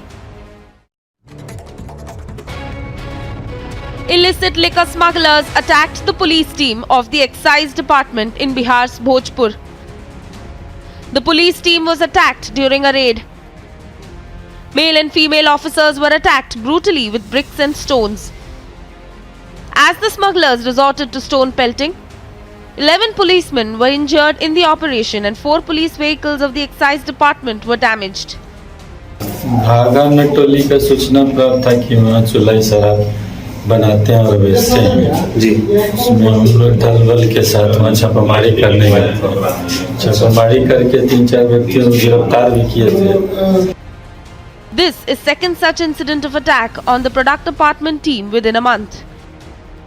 An FIR has been registered in the case.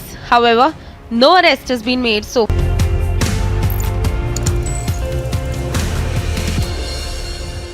Hello friends, welcome to the Gaurav Arya show. आज हम आए हैं वापस आपके पास एक नए मेहमान के साथ, एक नई कहानी के साथ। और मेरे गेस्ट हैं colonel Honey Bakshi, the head of the famous and the legendary TSD. Sir जय हिंद और हमारी शो में आपका बहुत बहुत स्वागत है सर। जय हिंद गौरव। सर टीएसडी क्या है सर, और टीएसडी क्यों, क्या और क्यों, ये मेरे सवाल है सर। टीएसडी का फुल फॉर्म है टेक्निकल सर्विसेज डिवीजन जी, and there is nothing technical about it.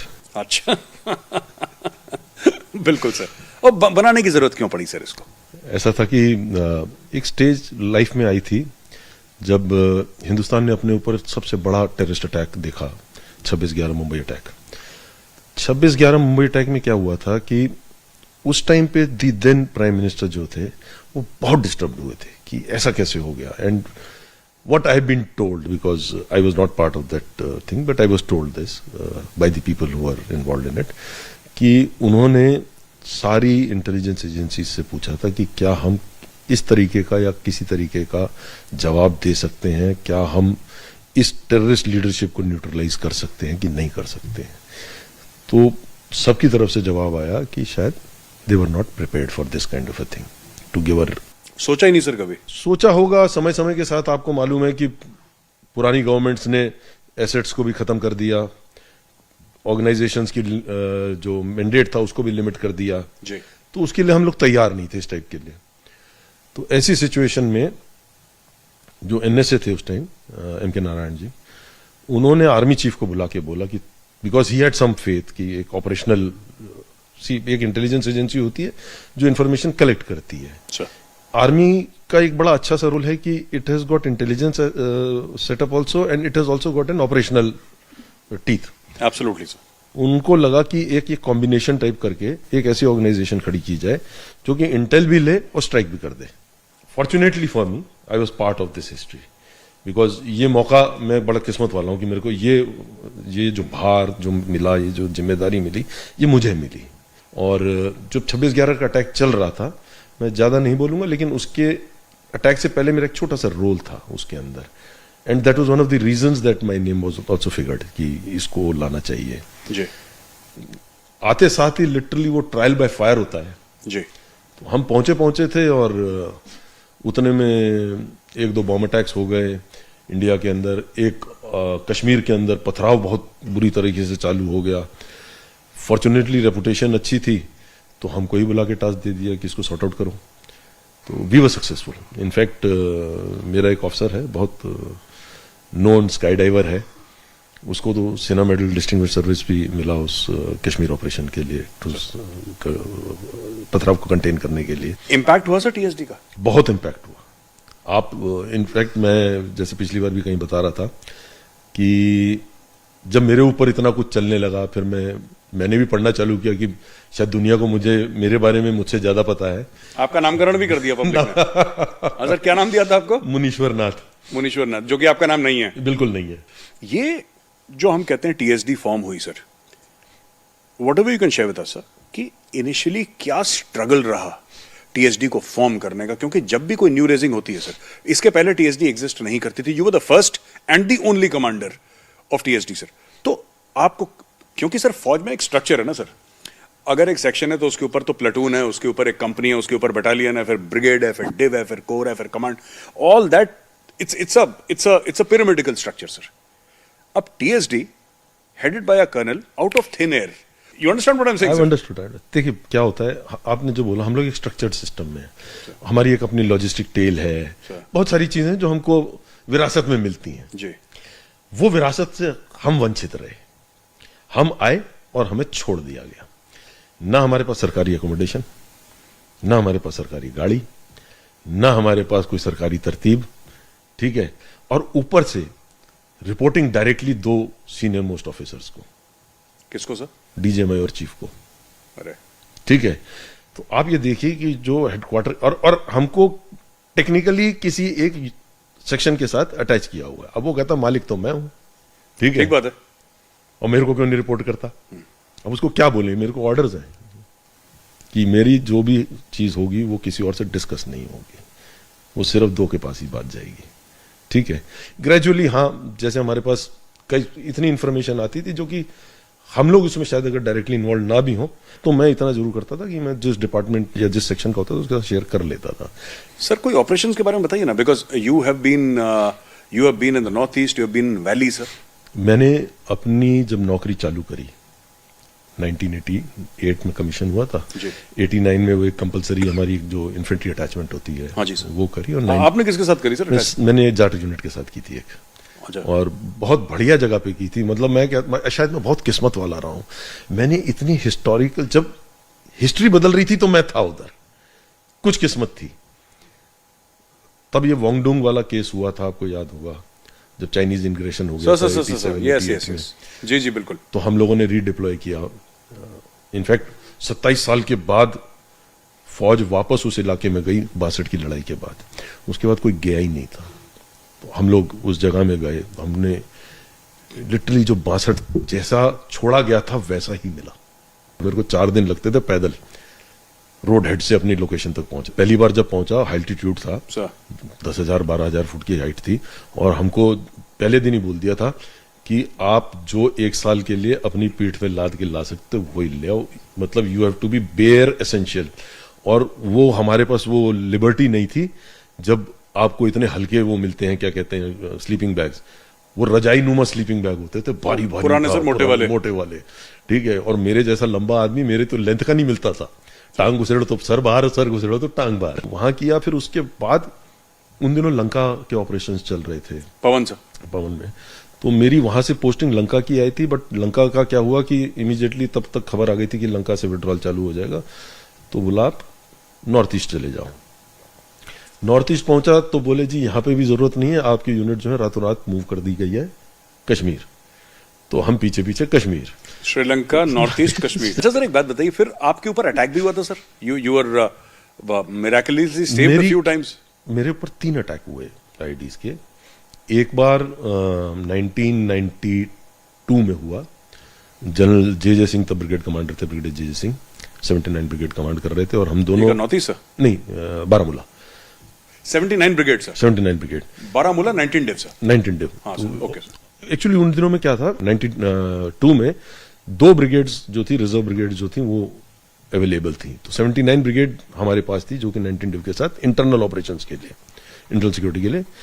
तो मैं, जनरल जे मेरे को तब ब्रिगेडियर जे वो खुद जोंगा चला रहे थे। इनफैक्ट ये आज भी कि जोंगा चलानी आती है, मैं कैसे जीप आती है, जोंगा नहीं चलाई कभी। तो बोला तू बैठ साइड में, मैं चलाता हूँ। एंड बारामूला के अंदर एक वुमेन्स कॉलेज है। इन लोगों ने बड़ा स्ट्रेटेजिकली एक ट्रक खड़ा किया हुआ था, और ट्रक की पोजीशन ऐसे थी कि हम उस ट्रक और स्कूल कॉलेज की जो दीवार है उसके बीच में से गाड़ी ले जाएंगे। फॉर्चुनेटली जनरल जे ने गाड़ी को इंस्टेड ऑफ उधर से ट्रक के पीछे से ले ली, और साइड से एकदम आईडी फटी, उसमें हम बच गए। दूसरी नागालैंड में हुई थी। मैं गाड़ी में बैठा था, मेरा जो स्पॉटर था, सोर्स वो था, बंदे थे, और हम लोग एक जगह से निकले। उतने में जो सीओ पीछे था यूनिट का, उसने गाड़ी रुकवाई और बोला कि बख्शी आजा तेरे साथ डिस्कस करना है कुछ। मैं गाड़ी में पीछे आया हूं और सामने वाली गाड़ी उड़ गई। They lost a lot of people in that, they lost a lot of people. ये पूरी उस समय sir general VK Singh was the chief sir? He was the chief. And that way sir, all said and done, a man of very very strong convictions. मैं एक बार मिला हूं उनसे, strong conviction and a very very firm handshake sir. मैं अगली बार general VK Singh से मिलूंगा सर, हाथ नहीं, he almost broke my hand sir. इतना बड़ा पंजे जैसा हाथ है, he is so strong. I said Jai Hind sir. O hello जय हिंद गौरव। मेरा हाथ, मुझे लगा मेरा हाथ वापस पता नहीं आधा ही आया है, इतनी जोर से हाथ दबाए। But coming to the point sir, आप किस्मत वाले हो, आपने हाथ तो मिला, हम तो सलूट ही मारते रह गए। अरे अच्छा, उस समय मैं फौज छोड़ चुका था सर, तो he was kind sir, he had come for a function. So मैं ये जानना चाह रहा था सर कि एनएसए से हुक्म आया टेक्निकल सर्विसेज डिवीजन शुरू करो, because he might have discussed with the prime minister and whatever sir. General VK Singh की तरफ से क्या ब्रीफ था? What is that you can share with us sir? बाकी सब सीक्रेट है, कॉन्फिडेंशियल है, whatever you can share with us. Brief क्या था? It was quite an open-ended brief, basically. We had to ensure that the enemies of the nation are put to where they're supposed to be. That's it. That's it. Sir कोई operations के बारे में बताइए ना, can you discuss some operations? एक it's not part of TSD but it's a different operation. एक operation हुआ था जिसके अंदर की 28 बटालियन उल्फा का सीज फायर करा दिया गया था। वन ऑफ दी, जो उनमें एक हवलदार major, sergeant major type level का आदमी था। सिर्फ स्टाइल ही कह लो, बट सार्जेंट मेजर भी उधर रैंक मायने रखती है, क्योंकि अमेरिकन सिस्टम है ना, बीच में उनके नायब सूबेदार वाला सिस्टम नहीं है सर। तो जब ये सीज फायर हुआ तो उसकी वाइफ म्यांमार में थी, उल्फा के कैंप के अंदर। तो उल्फा का जो लीडरशिप थी, उन्होंने इसको मैसेज भेजा कि हम तेरी बीवी और बच्चे को मार देंगे अगर तुमने सीज फायर छोड़ के वापस नहीं आए। वो हमारे पास आया, उसने बोला कि सर आपके भरोसे पे आए थे, ऐसे भरोसा नहीं टूटने देंगे। हमने ऑपरेशन प्लान किया। मेरे पास एक बहुत अच्छा अफसर था उस टाइम पे दिनजान में, all credit to him, all credit to him. And GOC को उस पे दिया बोर्ड पे। In fact corps commander was Bali Jaswal sir. अच्छा सर, ठीक है। And general VK was of course the army commander. उस लेवल पे हमने बहुत प्यारा ऑपरेशन प्लान किया। I will not get into the details, but yes we used the help of another terrorist organisation. We took the help of another terrorist organisation. Sir ठीक है। ऐसा होता है कि हर ऑर्गेनाइजेशन में अच्छे आदमी भी होते हैं, ऐसा नहीं है कि हर कोई बुरा है। हर कोई बुरा होता है, उनका एक अपना कॉज है, उनका एक अपनी रीजंस है, but and it was a 5 days walk-in and 3 days walk-out. The lady was rescued. चलिए sir, the family must be blessing you. Sir ऐसा है कि it's not about blessings, it's about a job. We are protectors. And फिर भी बड़ी बात है sir, बड़ी बात है। You put your life on the line to save somebody.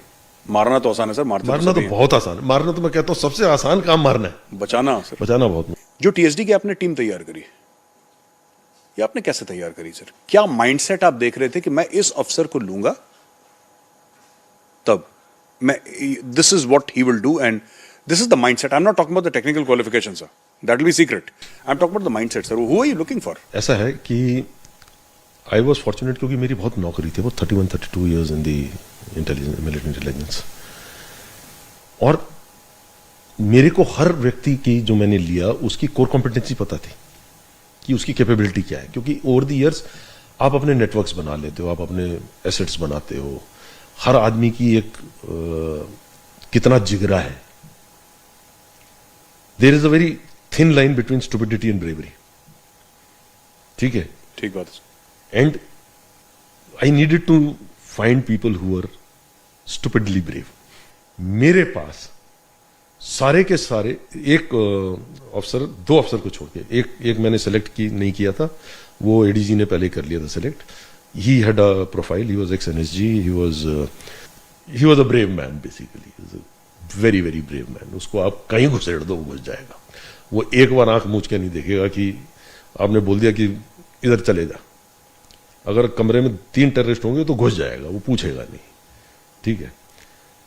दूसरा ऑफिसर मैंने एक सेलेक्ट किया, वो एक टेक्निकल रिक्वायरमेंट थी। उसके अलावा मेरे पास जितने थे वो सारों के सारे जो अफसर थे उनके फुल कर्नल्स के बोर्ड हो चुके थे. What you use the word, they were fired cases. They missed their boards, sir. They had already missed their boards. And you deliberately chose colonels. In fact, जब मैं शुरू में गया तो एक बड़ा स्ट्रक्चर सा बना के रखा हुआ था कुछ कि वेलकम के लिए कि ऐसा है कि एक कर्नल होगा, एक लेफ्टिनेंट कर्नल होगा, नीचे कप्तान मेजर होंगे. तो मैंने जाते ही बोला, मैंने कहा सर ऐसे नहीं होगा, मैं इनको यहाँ पे अभी ट्रेन करने के लिए नहीं आया हूँ. जो टास्क आप नेशनल लेवल पे, एक स्ट्रेटेजिक लेवल पे आप चाहते हो, उसके लिए मेरे को यंग रिक्रूट्स नहीं चाहिए, मुझे वो चाहिए जिनके पास एक्सपीरियंस हो. तो आई specifically picked up people with experience who had no, you see, एक और चीज होती है कि जैसे आप एक ऑफिसर लाओगे जिसको कि अगला रैंक दिख रहा है, वो कई जगहों पे सेफ भी खेलता है. खेलेगा ही safe sir, it's human tendency. ये ह्यूमन टेंडेंसी है. यहाँ पे मेरे पास वो थे जिनका सब कुछ हो चुका था, बट उनमें एक जिगरा था और एक उनमें जील थी काम करने की. They were not wanting to prove anything to anybody. They were only proving everything to themselves. कि ठीक है हम ओवरलुक हो गए तो क्या हो गया, we are still what we are. अभी कारतूस में बारूद बहुत है. हाँ, अभी कारतूस में बारूद बहुत है. Then I give them the tasking sir. No, first I give them the liberty कि तुम अपने, तो तुम्हारे साथ कभी तुमको लगता है कि कोई जैसे जवान ऐसे थे जो केपेबल हैं, तो तुम अपने लिए उनको सिलेक्ट कर लो. So everybody who came sir, brave and people who are willing to take action, not paper tigers, real tigers. They were real tigers. Real tigers, sir. और पेपर टाइगर का चक्कर नहीं. तो आप ऐसे लोग ले आए सर, फिर आपने उनको टास्किंग वास्किंग करी, जो भी उन्होंने करा, फिर उन्होंने वहां पे आगे चल के operate. They give good results. I'm sure sir. They give good results. I'm sure. In fact, general VK personally, because हमारी तो साइटेशंस भी नहीं बन सकती थी ऐसी, एक बन गई थी. उसके बाद वी रियलाइज्ड कि हर चीज पे साइटेशन नहीं बन सकती, और एक शब्द सीक्रेट की साइटेशन पे साइटेशन नहीं मिलती. तो general VK, to give them that feel good, he called the team to his office personally and put the chiefs medal, chiefs commendation. मतलब लोग साउथ ब्लॉक नहीं देखते हैं, ये तो बड़ी बात है सर. ये चीफ के दफ्तर के अंदर जाके, चीफ के दफ्तर, chief is personally doing it, and chief is personally, नहीं तो एक गैजेट सब जाता है, लोग बाजार से खरीद के कमेंडेशन लगा लेते हैं. हाँ sir. So this was a very big privilege and very big honour for the entire team. Needless to say sir. अच्छा सर, टीएसडी कब कंट्रोवर्शियल बन गई और क्यों, किसने बना दी सर कंट्रोवर्शियल? देखो, मैं नाम नहीं लूंगा क्योंकि इश्यूज आप जानते हो कि कुछ और हो सकती हैं. टीएसडी की बेसिकली कंट्रोवर्सी स्टार्ट हुई तात्रा से, जब जनरल वीके को पैसा ऑफर हुआ. I have served with general VK since 2004 till 2012. हाँ, एक बार मेरी वाइफ ने जरूर मजाक किया था कि आपके साथ इतनी हम लोगों की नौकरी रही, लेकिन हमारी आपके साथ कोई फोटो नहीं है. अच्छा. It was purely professional relationship, pure professional relationship. He would watch for me and I could take the liberty. मैं उनके साथ, मतलब मेरे को अगर कुछ लगता है कि ये होना है, तो मैं जाके उनको परमिशन लेने नहीं जाता था, मैं उनको बताने जाता था कि sir. But sir, very hard task master, that is what I heard about him sir. Very hard task master, and he drove himself harder sir.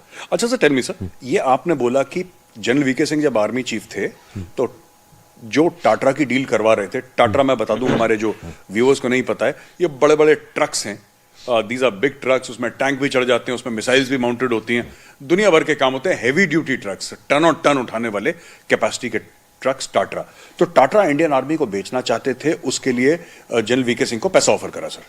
Tata बिक रहा था, it was part of the equipment of the army, it was already a part of. हाँ, it was already there sir. Problem ये थी कि उसकी costing जो थी वो बहुत ज्यादा हाई थी, क्योंकि वो 3-4 जगह से घूम के अलग अलग लेवल पे लोग अपना प्रॉफिट कमा के हमको बेच रहे थे. और हमको भी क्या बेच रहे थे, तो बेसिकली बीएमएल को बेच रहे थे, और बीएमएल फाइनली फौज को बेच रहा था. बीएमएल खुद नहीं बना रहा था, it was just a mediatory. Okay, ठीक है. तो जनरल वीके सिंह का ये था कि मैं 50 लाख का ट्रक 1 करोड़ में क्यों खरीदूं, आप मुझे डायरेक्टली क्यों नहीं लेने देते हो? Directly from Tata, it should come directly from Tata. Absolutely, government to government. दूसरी इशू उनकी थी जो कि 2 चीजों के लिए इशू थी, एक बोफोर्स को लेके थी और एक टाटा को लेके थी, कि क्या होता है कि जब आप एक वेपन, एक आर्मरी, आप कुछ भी खरीदते हैं, तो आप उनके साथ एक ट्रांसफर ऑफ टेक्नोलॉजी का एक क्लॉज डालते हैं कि 20 साल हम खरीदेंगे, आपसे खरीदेंगे, उसके बाद हम इसको ट्रांसफर ऑफ टेक्नोलॉजी होगा. ठीक है, उसके बाद हम प्रोड्यूस करेंगे अपना। तो BML वॉज मेड दी। टाटा का उनका सवाल था कि इसकी ट्रांसफर ऑफ टेक्नोलॉजी क्यों नहीं हुई और बोफोर्स की अब तक क्यों नहीं हुई, और अब बोफोर्स का वर्जन बनने लगा है। Yes sir. जबलपुर में। Yes sir. तात्रा भी पार्ट बनने लगा है सर। ठीक है। अब इस पूरे डील के पीछे बहुत लोग जो थे वो अनकंफर्टेबल थे, कुछ प्राइवेट कुछ सरकारी। जब डील्स होती हैं ये सबको पता है कि इसमें कुछ लोगों के तो बेनिफिट्स होते ही होते हैं। पुरानी कहावत है ना, बकरा कटता है तो बढ़ता है। तो वो बकरा जो बढ़ रहा था वो लोगों को पचा नहीं सर। मैं इसलिए आपको पहले 2004 से चालू कर रहा था कहानी कि मैंने इतने साल जनरल वीके के साथ नौकरी की है। मैं इंटेलिजेंस वाला आदमी हूं, इन्वेस्टिगेशंस मेरा पार्ट ऑफ द जॉब रहा है। कहीं ना कहीं कुछ तो भनक आती कि आदमी खाता है, गलत है, पता चल जाता है। जिस आदमी के पास रिटायरमेंट तक एक AWHO का घर था सिर्फ, और हिमाचल हैज दिस प्रोविजन कि आप आर्मी वाले हो तो आपको जमीन मिल जाती है, लिमिटेड सी मिलती है। तो उसके अलावा जो पैसा बनाने वाला होता है ना, उसके पास पता चल जाता है। तो मुझे तो कम से कम इन 7-8 साल में कभी ऐसा न दिखा न लगा। और व्यक्ति जब बोल रहा है कि he had an option, he could have said yes and carried on, but he walked up to the minister to tell कि मेरे को ऑफर हुआ है, ठीक है। उसके बाद ये कंट्रोवर्सी क्रिएट की गई, मैन्युफैक्चर्ड है उसकी वो जो बाकी सारी चीजें जो हैं, आप फिर चीफ के बारे में अखबारों में गलत आप लिखवाना चालू कर दीजिए, आज इसकी उम्र बढ़ गई, आज इसकी उम्र कम हो गई, आज ये हो गया, आज वो हो गया। तो ये चीफ तो एक इंस्टीट्यूशन है ना। तो सर ये आप ये कह रहे हैं कि जानबूझ के जनरल वीके सिंह का नाम गंदा करने के लिए, उनको डिस्क्रेडिट करने के लिए एक प्लान बनाया गया। मैं आपको गौरव आज अंदर की एक बात और बताता हूँ। जी सर। ये between me and general VK की बात है जी, ठीक है। जिस दिन ये मूवमेंट हुई उसके 2-4 दिन के अंदर अंदर आर्मी हेडक्वार्टर के एक अंडर सेक्रेटरी के दफ्तर में दुनिया भर की फाइलें खुली पड़ी थी, और एक वो सन 84 की चिट्ठी ढूंढ रहे थे कि मूवमेंट ऑफ ट्रूप्स के लिए परमिशन लेनी है, ये करना है, वो करना है, कोई होगा कोई क्लॉज, मैं मना नहीं कर रहा हूं। ये खबर हमें लग गई, और इनको जब वहां चिट्ठी नहीं मिली तो इन्होंने कहीं फौज के अंदर फोन करके पूछवाया कि ये चिट्ठी हमको मिल सकती है। मैंने शाम को 10 बजे जनरल वीके को मैसेज दिया कि सर मैं आ रहा हूं अभी। मैंने फोन पे नहीं बात की, पर्सनली जाके उनको बोला, मैंने कहा सर ये हरकत हुई है। इन लोगों को जो भी थे, कहीं तो उनको डर था, क्योंकि आपने गलत काम कर रखे तो आपको डर है, आप गलत नहीं होगे तो आपको डर किस बात का है। आपने जिस महीने वो रिटायर हो रहे थे मई में, आपने उस महीने कहानी चलवाई, तब चलवा लेते, तब कहानी चलवाई, किस बात का डर था जी। और फिर उन्होंने ये बोला कि TSD ने फोन टैपिंग करी है। मालिक, मैंने आपको शुरू में ही एक चीज बोली, there was nothing technical about it. But sir it was an elaborate plan sir, very very elaborate. एक जगह आपने जनरल वीके सिंह को ये and it's a series sir, it's a series sir. आपने बोला कि एज के उसके आपने वो कंट्रोवर्शियल बनाया उनका एज का बर्थ सर्टिफिकेट, फिर आपने बोला कि नहीं साहब ये तो फोन टैप, मतलब एक के बाद एक कैरेक्टर असैसिनेशन हो रहा है, and it's also hurting the army, isn't it sir.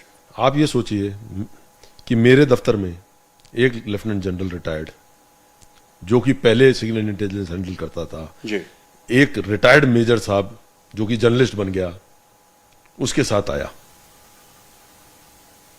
तो क्या ढूंढने आया उधर।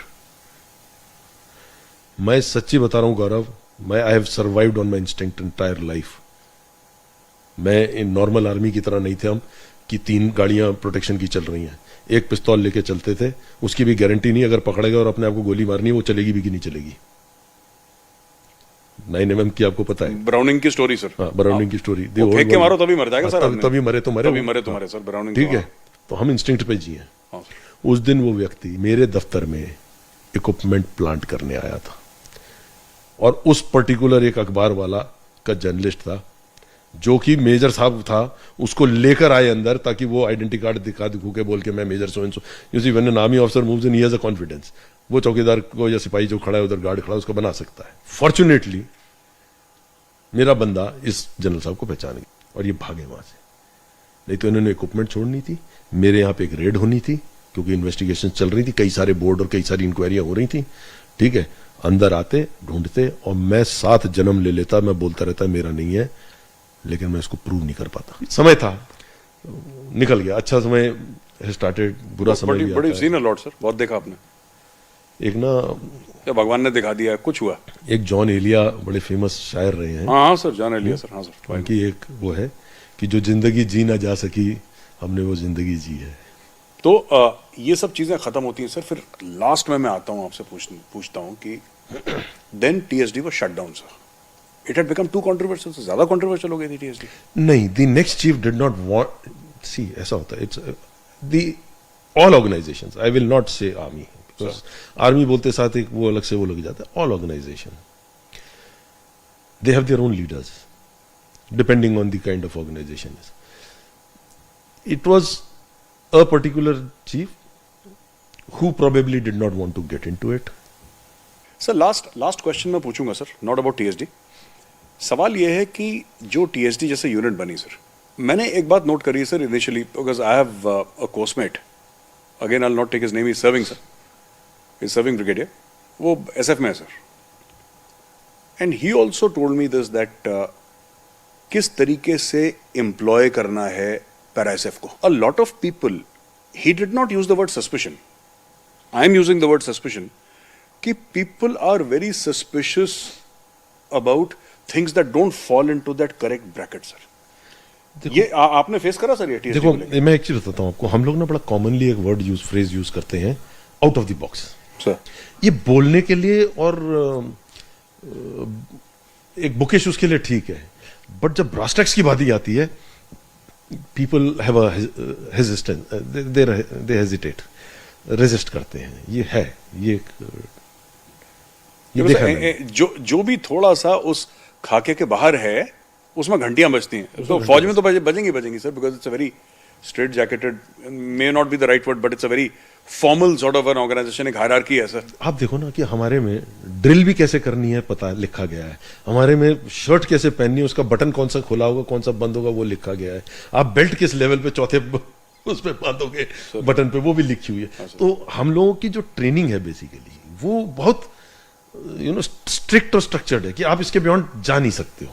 अब उस सिचुएशन के अंदर आप अचानक, मतलब कभी कोई आपको एक जनरल मिलेगा जो कह देगा कि आई अंडरस्टैंड, नहीं, हाँ, कि आई अंडरस्टैंड और कर दो। जैसे जनरल हरबख्श ने बोला था कि क्रिएट पैरा कमांडोस। हाँ, so colonel Megh Singh was there, he said कि मैं ये कर दूंगा तो कर दो। हाँ। वो फिर जनरल हरबख्श टाइप के कम ही होते हैं सर। वो कभी कर। सो टीएसडी में भी you had a similar sort of a culture where you said कि boss let's talk ops. Boss एक सेट पैंट शर्ट इसीलिए रखा था कि कभी आर्मी हेडक्वार्टर जाना पड़े तो पहनने के लिए होना चाहिए सर, नहीं तो लिटरली मतलब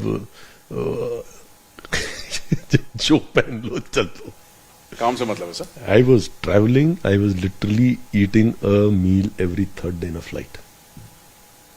जीन्स पहनी होती थी, टी शर्ट रखी होती थी, एक छोटी सी अटैची थी, बाहर निकले, दूसरी अटैची ले ली, पहली दे दी, चल दिए कि इसमें कपड़े धुलवा के। I was that way privilege, क्योंकि मैं कमांडर था, मैं फुल कर्नल था, तो मेरे को एक लड़का मिला हुआ था, ठीक है, वो भी बेचारा सिविल में रहता था, मैं भी सिविल में रहता था, तो वो मेरे वॉशिंग मशीन में कपड़े डाल के धुलवा के, बाजू की वो जो धोबन थी उससे प्रेस करवा के पैक करके रखता था कि पता नहीं अब ये कब पहुंचेगा, तो एयरपोर्ट पे जाके बाहर गेट पे एक्सचेंज होना है, वहीं से वहीं दूसरी flight. So thank you so much sir, आपने हमारे साथ बात करी सर, बड़ा अच्छा लगा। Relived some old memories in the sense कि हमारी जो इंस्टीट्यूशनल मेमोरीज है फौज की, वो तो एक ही है सर। सो वो हमारा एक बेसिक डीएनए है सर वो। तो बहुत बहुत धन्यवाद दोस्तों। With colonel Honey Bakshi sir ने बताया, जो टेक्निकल सर्विसेज डिवीजन है, ये बहुत एक टॉप क्लास, टॉप सीक्रेट एक ऑर्गेनाइजेशन इंडियन आर्मी के अंदर बनी थी। जनरल वीके सिंह जो अभी मेंबर ऑफ पार्लियामेंट भी हैं, तो जनरल वीके सिंह साहब के अंडर बनी थी, और कर्नल साहब वहाँ पे इसके हेड थे। वो जो फिल्म आपने देखी होगी अय्यारी, इसी मुद्दे के ऊपर बनी थी, किस तरीके से जनरल वीके सिंह को लोगों ने पैसा देने की कोशिश करी। जनरल साहब being an upright officer, immediately went told the defence minister. बड़ी सारी चीजें आज की तारीख में टीएसडी नहीं है, लेकिन वो यादें हैं, और आपकी तरफ से और हमारी पूरी टीम की तरफ से हम कर्नल हनी बख्शी सर का धन्यवाद देना चाहते हैं कि वो यादें हमारे साथ दोबारा उन्होंने रिलीव करी। सर बहुत बहुत धन्यवाद, जय हिंद सर। एंड दोस्तों, I will see you again next week with another special guest. Thank you very much.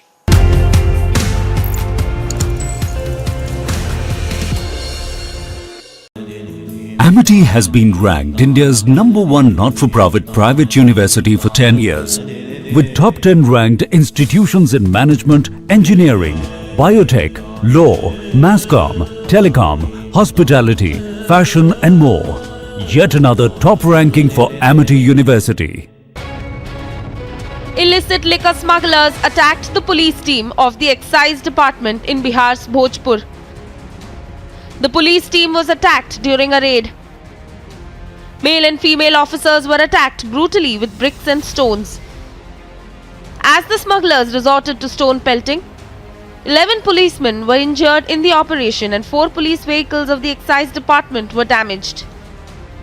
भागा में टोली का सूचना प्राप्त था कि वहाँ चुलाई शराब बनाते हैं और बेचते हैं जी। उसमें हम लोग दल बल के साथ वहाँ छापामारी करने गए थे। छापामारी करके 3-4 व्यक्तियों को गिरफ्तार भी किए थे।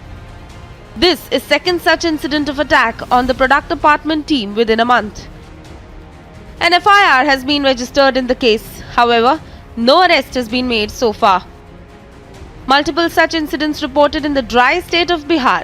Questions over law and order have only been on the rise.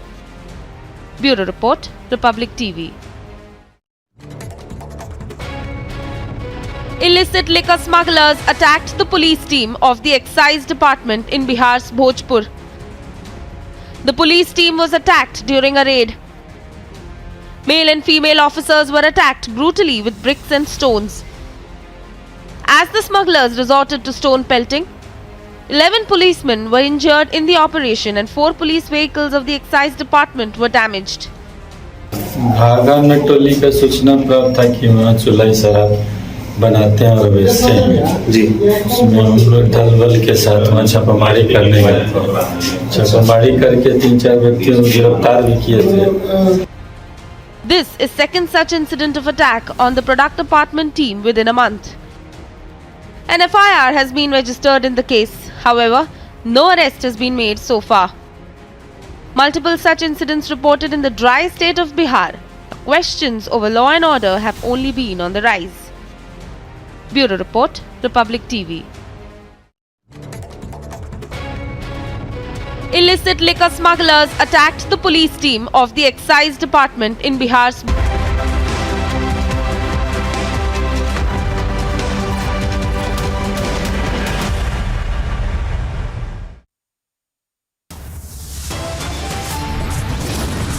Iconic Mughal Garden renamed to Amrit Udyan. Opposition questions the move. If you read next time in a foreign newspaper, because they always, in foreign newspapers, they like using words like Hindu nationalist government. Ask yourself, how wrongly are they reading it? External Affairs Minister calls out Western media over Hindu nationalist government narrative. One pilot succumbs to injuries as 2 IAF jets crash in Morena, 2 injured airlifted from site. Prime Minister lauds and congratulates NCC cadets as NCC commemorates 75 years of its inception. Union Home Minister Amit Shah holds roadshow in pole-bound Karnataka.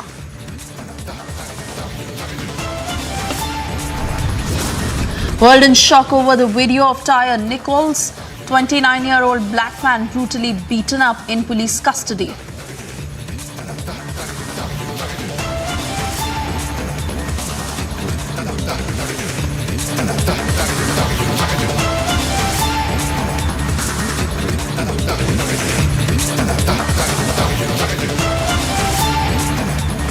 Good evening, you're watching Live and Breaking at 8 p.m. I'm Suesha Samant and there is a big face-off over Mughal Gardens being renamed, with the opposition hitting out at the centre for renaming Mughal Gardens to now the opposition parties alleging appeasement. Congress has condemned and questioned the move, while Maulana Sajid Rashidi has said that politics over name game should stop and warned of civil war in the country in the days to come. Some provocative statements that have been made. Listen in.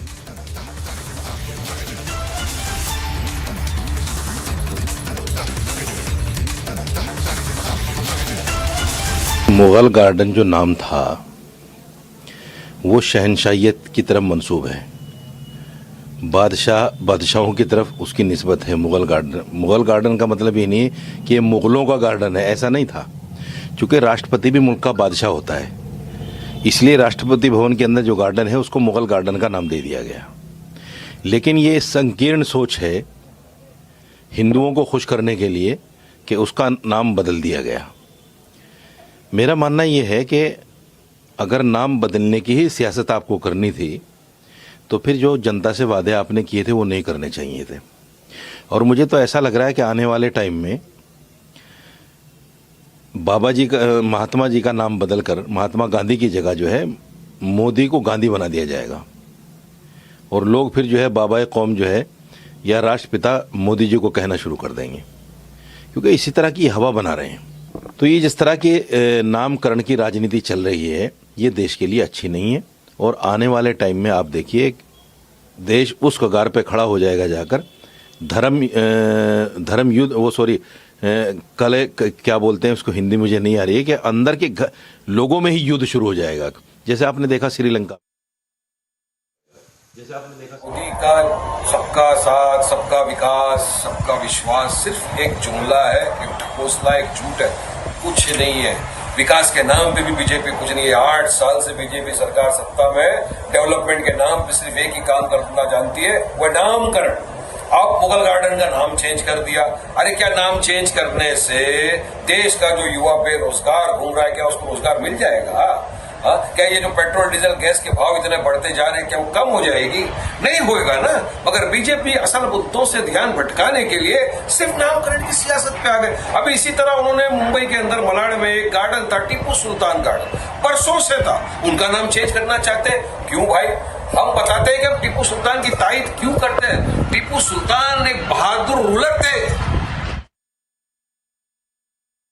Bharatiya Janata party की सरकार की ये आदत है, सड़कों का नाम बदलेगी, शहरों का नाम बदलेगी, अब गार्डन्स का नाम बदलना शुरू कर दिया है और इसी को वो विकास समझते हैं। आप गार्डन बनाइए, अपने सड़कें बनाइए, आप नए शहर बसाइए, उनके नाम अपनी मर्जी के रखिए। क्या राष्ट्रपति भवन को आप डिमोलिश करेंगे? ये भी अंग्रेज़ों ने बनाया था। क्या इस पार्लियामेंट को ख़त्म करेंगे, डिमोलिश करेंगे? क्या लाल किले को ख़त्म करेंगे जहां हर साल आप झंडा फहरा के और गर्व महसूस करते हैं? नाम बदलने का कोई औचित्य नहीं है। और मैं बड़े अदब से प्रधानमंत्री से पूछता हूं, लोकतंत्र में सरकारें आती और जाती रहती हैं, नई सरकार आएगी वो भी नाम बदलना शुरू कर दे, उसके बाद और सरकार आएगी वो भी नाम बदलना शुरू कर दे। ये खेल कब तक खेला जाता रहेगा? आप अपने काम कीजिए, अपने डेवलपमेंट कीजिए, जो नाम रखना चाहे रखिए। मैं इस नाम बदलने की निंदा करता हूं। Meanwhile, BJP has hailed the move, calling it reclaiming the heritage. Listen. Very, very enthused, thrilled, happy, because some people, as the Shakespeare said, what is in the name? There is a lot in the name. It depicts a thought. It indicates a history. It also indicates the promises which we have for the history. So change of the name of the gardens in the presidential palace or president estate is from Mughal Garden, it's been changed to Amrit Udyan, is a very, very positive message, because this is the era, this is the period of Azadi Ka Amrit Mahotsav, and this Amrit Mahotsav, all those things which remind us of which are there to be proud of, we should be proud of, and we should be able to break the fetters which remind us of slavery. So let's get over the feeling and thought of slavery and celebrate independence the way independence needs to be celebrated. अमृत पी के तो बंदा अमर हो जाता है। बहुत अच्छा नाम है, मुबारक हो, अच्छा है, बेटर सोचना चाहिए। अमृत नाम कोई बुरा नहीं है। जी, एक जो बात कही जाती है कॉलोनियल माइंडसेट की, उसके तहत जो लगातार नाम चेंज करने की बात कही जा रही है, उस माइंडसेट को कितना बदलना ज़रूरी था? मुगल काल से इस तरह के नाम चले आ रहे हैं और अब मुगल गार्डन को लोग अमृत उद्यान नाम से जानेंगे। हमारे घर में कोई घुसपैठ करके हमें लूट ले, हमें मारे, हमारी बच्चियों की इज्जत लूटे, तो जितनी देर उनकी चली अब हमारी चलती है, तो उनका उन लोगों का सड़कों पे नाम, पार्कों के नाम लिखने का क्या मतलब है? और जिस शख्स ने इंसानियत के लिए काम किया हो, अब अब्दुल हमीद साहब जिसने बहुत बड़ी जुर्रत की, गैरतमंद आदमी, गाजी था, शहीद था, तो उसका नाम बदलें तो लोगों को तकलीफ होनी चाहिए। जिन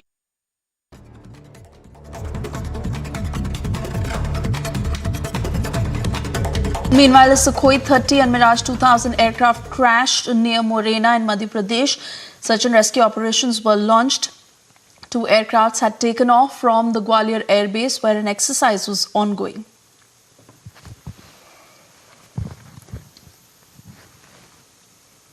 Two pilots were on board Su-30 and 1 pilot was on board Mirage 2000. 2 of these pilots who sustained injuries in the incident had ejected safely. However, the 3rd pilot has been martyred. The 2 pilots who were on board Sukhoi 30 who had ejected safely were injured. They were airlifted and shifted to a hospital for further treatment. Uttar Pradesh Chief Minister Yogi Adityanath, while presiding over the restoration and consecration of the idol program Neelkant Mahadev Temple in Rajasthan, said that Sanatan Dharam is the national religion of India, which every citizen must respect. हमारा सनातन धर्म भारत का राष्ट्रीय धर्म है। हम सब अपने व्यक्तिगत स्वार्थों से ऊपर उठ करके अपने इस राष्ट्रीय धर्म के साथ जुड़ते हैं। A political storm broke out over UP Chief Minister Yogi Adityanath's Sanatan Dharam remark. Congress and NCC hit out, saying all religions must be respected in India.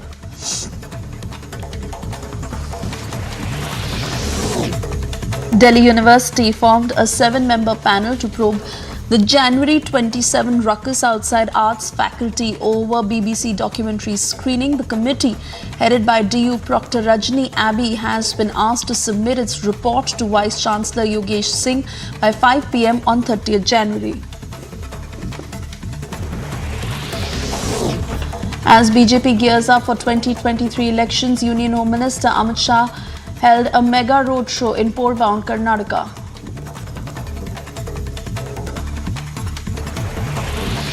PM Modi addressed the annual Prime Minister's rally of NCC at the Cariappa parade ground in Delhi today. NCC, the youth wing of the Indian Army, celebrated its 75 years since inception.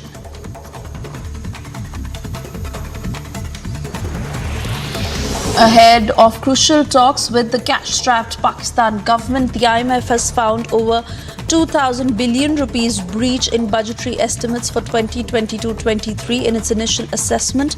This might result in escalating the budget deficit and primary deficit targets with a huge margin. Delhi's iconic Mughal Gardens at the Rashtrapati Bhavan renamed to Amrit Udyan to mark Azadi Ka Amrit Mahotsav.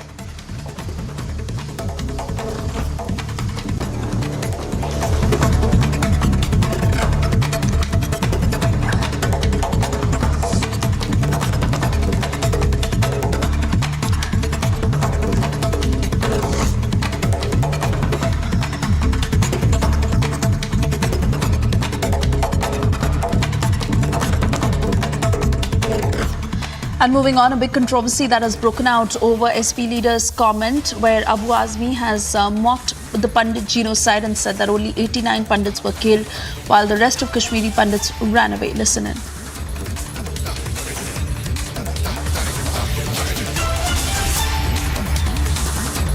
Hindustan में, भारतवर्ष में कानून नामी कोई चीज नहीं है। क्या संविधान कोई चीज नहीं, सब खत्म हो चुका है। जब कश्मीर फाइल जब आई तो प्रधानमंत्री ने उस फिल्म का प्रमोट किया। आज तक किसी प्रधानमंत्री ने कोई फिल्म प्रमोट नहीं किया। और उसमें ऐसा दिखाया कि वहाँ के पंडितों के साथ मुसलमानों ने बहुत जुल्म किया। जब थिएटर में जाते थे बच्चे देखने के लिए तो तलवार लेकर खड़े जाते थे। कितनी मार सिचुएशन कितनी खराब हुई। मुस्लिम हिंदू के बीच में एक बहुत बड़ी लाइन खींची गई। थिएटर फ्री कर दिए गए। चारों तरफ सड़कों पर पर्दा लगा लगा के फिल्म दिखाई जा रही कि लोग जागेंगे देखो क्या हो रहा है। जब उसकी आरटीआई देखा हमने, आरटीआई तो सरकार निकालती है, उसमें कोई झूठ नहीं होता है। आरटीआई में लिखा है कि 30 सालों में जब मिलिटेंसी कश्मीर में बढ़ी है तो उसमें 30 सालों में टोटल 1700-1800 लोग कुछ मारे गए। मुझे पूरी गिनती याद नहीं, लेकिन सिर्फ 89 पंडित मारे गए और सब मुसलमान मारे गए और थोड़े से सिख भाई। भागने वाले में सब सिख भाई, सब पंडित लोग हैं। मुसलमान वही हैं, वही लड़ रहा है, वही मर रहा है, भागा नहीं छोड़ कश्मीर। ऐसी झूठी बातों को फिल्म में करा के हिंदू मुस्लिम के बीच में दरार पैदा करके जो सरकार चलाना चाहते हैं। और अगर अभी बीबीसी की वो डॉक्यूमेंट्री आई है तो उसे रोकना चाहते हैं। ये स्पीच एंड एक्सप्रेशन का लॉ क्या है? अपनी बातें पूरी करने का सबको देखने का सबको हक है, उस पर रोक लगाएगी। संविधान खत्म हो चुका है क्या देश में? All right, so that's a statement coming from Abu Azmi, not just on the BBC documentary, but he's also said that facts were not shown in the film Kashmir Files, where he's gone on to say that actually only 89 Kashmiri Pandits were killed in the valley. The rest of them ran away. And he's also said that in the 30 years of militancy that Kashmir has witnessed, actually it is more of Muslims who have lost their lives in the valley. So he's also gone on to speak on the BBC documentary at the Tata Institute of Social Sciences and other universities where it is being screened despite the ban. But Abu Azmi, I believe, is with me on the phone line. Abu Azmi, good evening. Your statement over Kashmiri Pandits, are you mocking the Kashmiri genocide? Yes, You're saying that only 89 of them were killed. Do you have your facts right? Jammu Kashmir government, Jammu Kashmir government has given reply in that in 30 years, जब से militancy 30 सालों से शुरू हुई है, total जो 17 या 1800 कुछ लोग उसमें मिलिटेंसी में मारे गए, शहीद हुए, उसमें से 89 पंडितों को मारा गया, बाकी मुस्लिम है और कुछ सिख भाई लोग हैं। यही तो हमने कहा। और वहां से निकाले जाने वाले जो सरकार गवर्नमेंट ने वहां से निकाल दिया उन लोगों को, ज्यादा पंडित है, मुस्लिम बहुत कम गए हैं। मुस्लिम वहीं लड़ रहे हैं, वहीं मर रहे हैं, लेकिन वहां से छोड़ के नहीं गए। यही हमने कहा और हमने कोई गलत बात नहीं किया। और I have RTI, I can send you RTI. अच्छा, एक मिनट अबू आजमी, एक मिनट। राम कदम जी भी हमारे साथ है फोन पर। राम कदम ये बोल रहे हैं कि हमने कोई गलत बात नहीं किया, मजाक उड़ा रहे हैं कश्मीरी पंडितों का। मैंने इनकी सारी बातें विस्तार से सुनी। क्या ये जो बात कह रहे हैं, ये किसी स्कूल के बालक ने भी यदि ये बात सुनी तो इनकी बातों पर वो हंसेगा। पूरे कश्मीर में से सारे पंडित वहां से क्यों चले गए?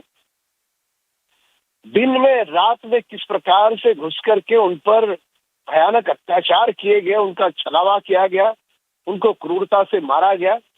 क्या इस बात को ये नकारेंगे?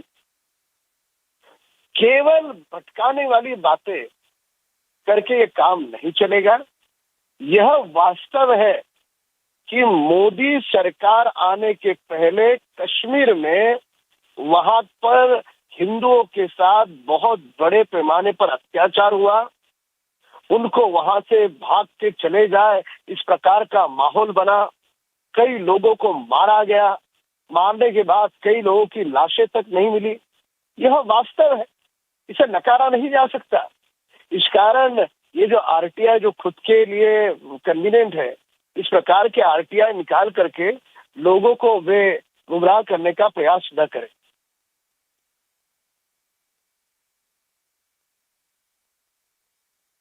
All right, Ram Kadam there replying to Abu Azmi after he's made that very controversial statement mocking the Kashmiri genocide. I want to thank you, Ram Kadam and Abu Azmi, for speaking to us this evening. And this is once again Abu Azmi drawing the ire as he has mocked the Kashmiri genocide, where he's gone on to say that only 89 Kashmiri Pandits were killed, rest of them ran away.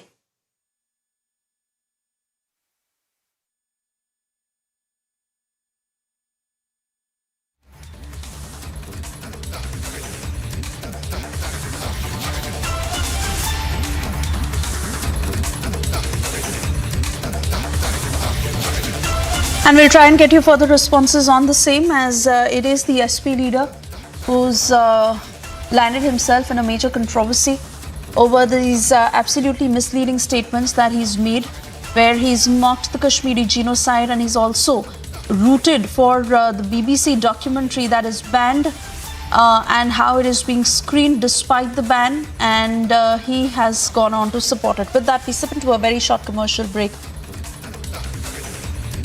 And on the other side, we get you details of the Morena crash, where two IAF jets rammed into each other and one pilot was martyred, two others were injured, were airlifted from the site.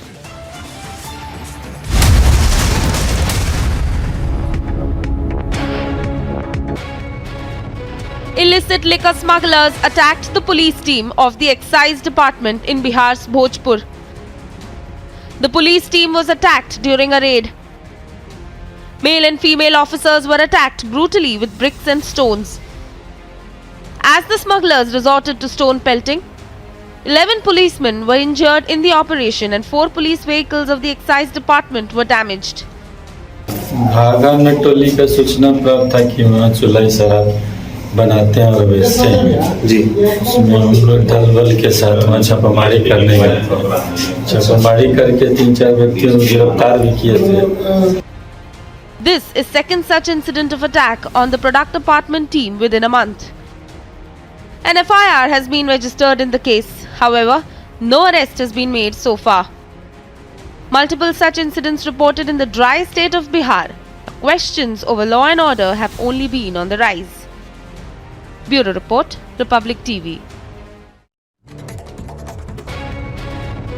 Illicit liquor smugglers attacked the police team of the excise department in Bihar's Bhojpur. The police team was attacked during a raid. Male and female officers were attacked brutally with bricks and stones. As the smugglers resorted to stone pelting, 11 policemen were injured in the operation and 4 police vehicles of the excise department were damaged. भागा में टोली का सूचना प्राप्त था कि वहाँ चुलाई शराब बनाते हैं और बेचते हैं जी। उसमें हम लोग दल बल के साथ वहाँ छापामारी करने गए थे। छापामारी करके 3-4 व्यक्तियों को गिरफ्तार भी किए थे।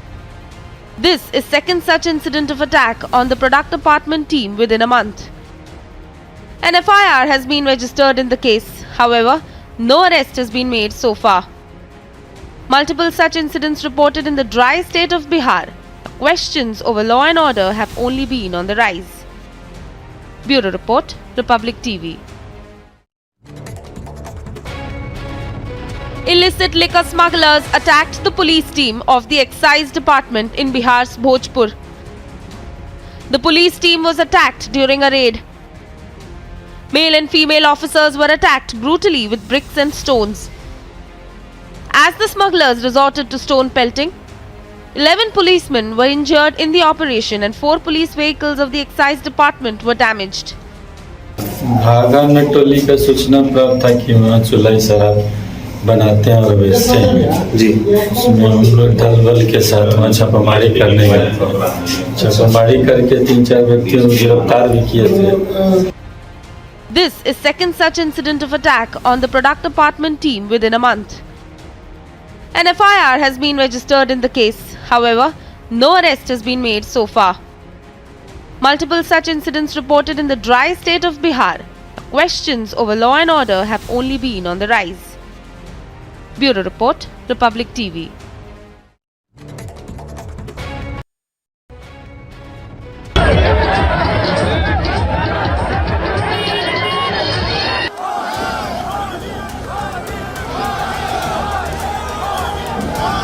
अगले चुनाव में भारतीय जनता पार्टी को वोट देंगे आप?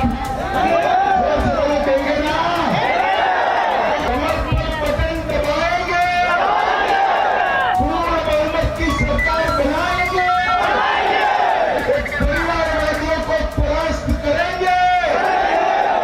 Union Home Minister Amit Shah is in Karnataka ahead of the upcoming elections in the state and in a massive fillip mainly in the Maharashtra-Karnataka region, where he's gone on to visit the twin cities of Hubballi and Dharwad, as well as he's gone on to visit Belagavi as well, with two massive rallies and also foundation stone for many developmental projects. The BJP strongly believe that the entry of Union Home Minister in the Maharashtra-Karnataka border region will go on to boost their prospects in the upcoming elections as well, because mainly if we're looking at both Khanapur as well as Bailahongala, these are presently ruled by the Congress legislators as well, and therefore the BJP wants to firmly go on and establish its base over here. And moreover, now Hubli and Dharwad have been on the target of the BJP since the past, because just around 15 to 20 days ago we had Prime Minister Narendra Modi going across in Hubballi and inaugurating the youth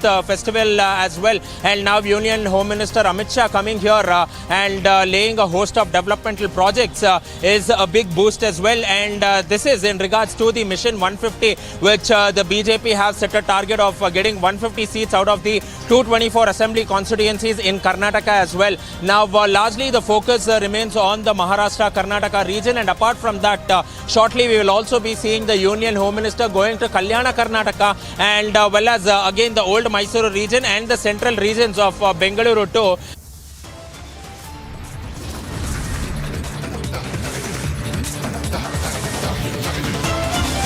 Getting you that statement by External Affairs Minister calling out the Western media over Hindu nationalist government narrative.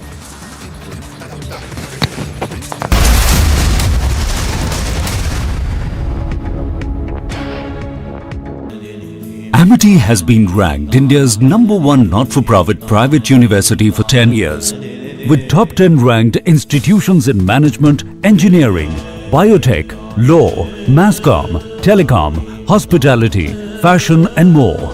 Yet another top ranking for Amity University.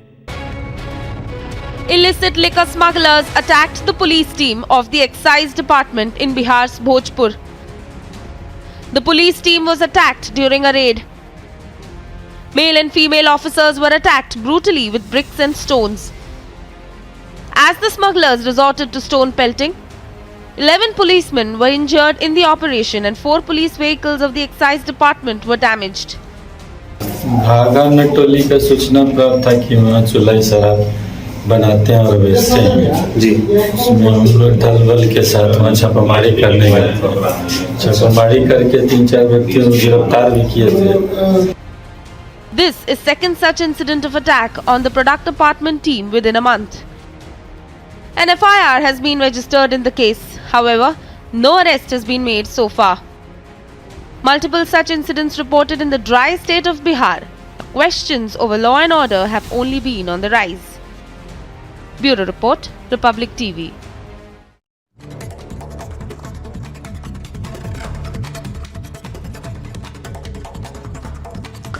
A Sukhoi 30 and Mirage 2000 aircraft crashed near Morena, Madhya Pradesh. Search and rescue operations were launched. The 2 aircrafts had taken off from the Gwalior Air Base, where an exercise was going on.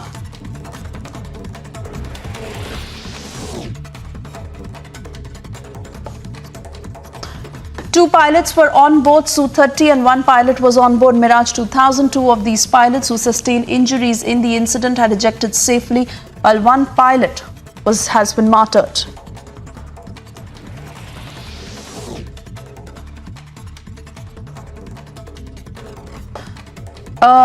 The 2 pilots who were on board Sukhoi 30 had ejected safely, have been injured. They have been airlifted and they were later shifted to a hospital for further treatment.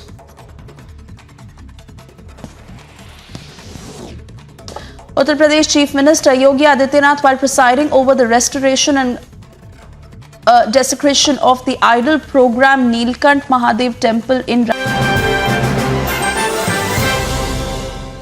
As we await the rollout of Budget 2023, the last deliverable budget of the current government of India will be looked at very, very closely. It is crucial to build frameworks that strengthen the national economy and ensure the impact is global. The economic agenda is to create a roadmap for sustainable growth and macroeconomic stability. The first session this morning will put focus on what it will take to accelerate India's economy. How can India seize the opportunities of tomorrow? And what are the structural reforms that will propel growth? Well, we are delighted to welcome on stage Professor Shamika Ravi.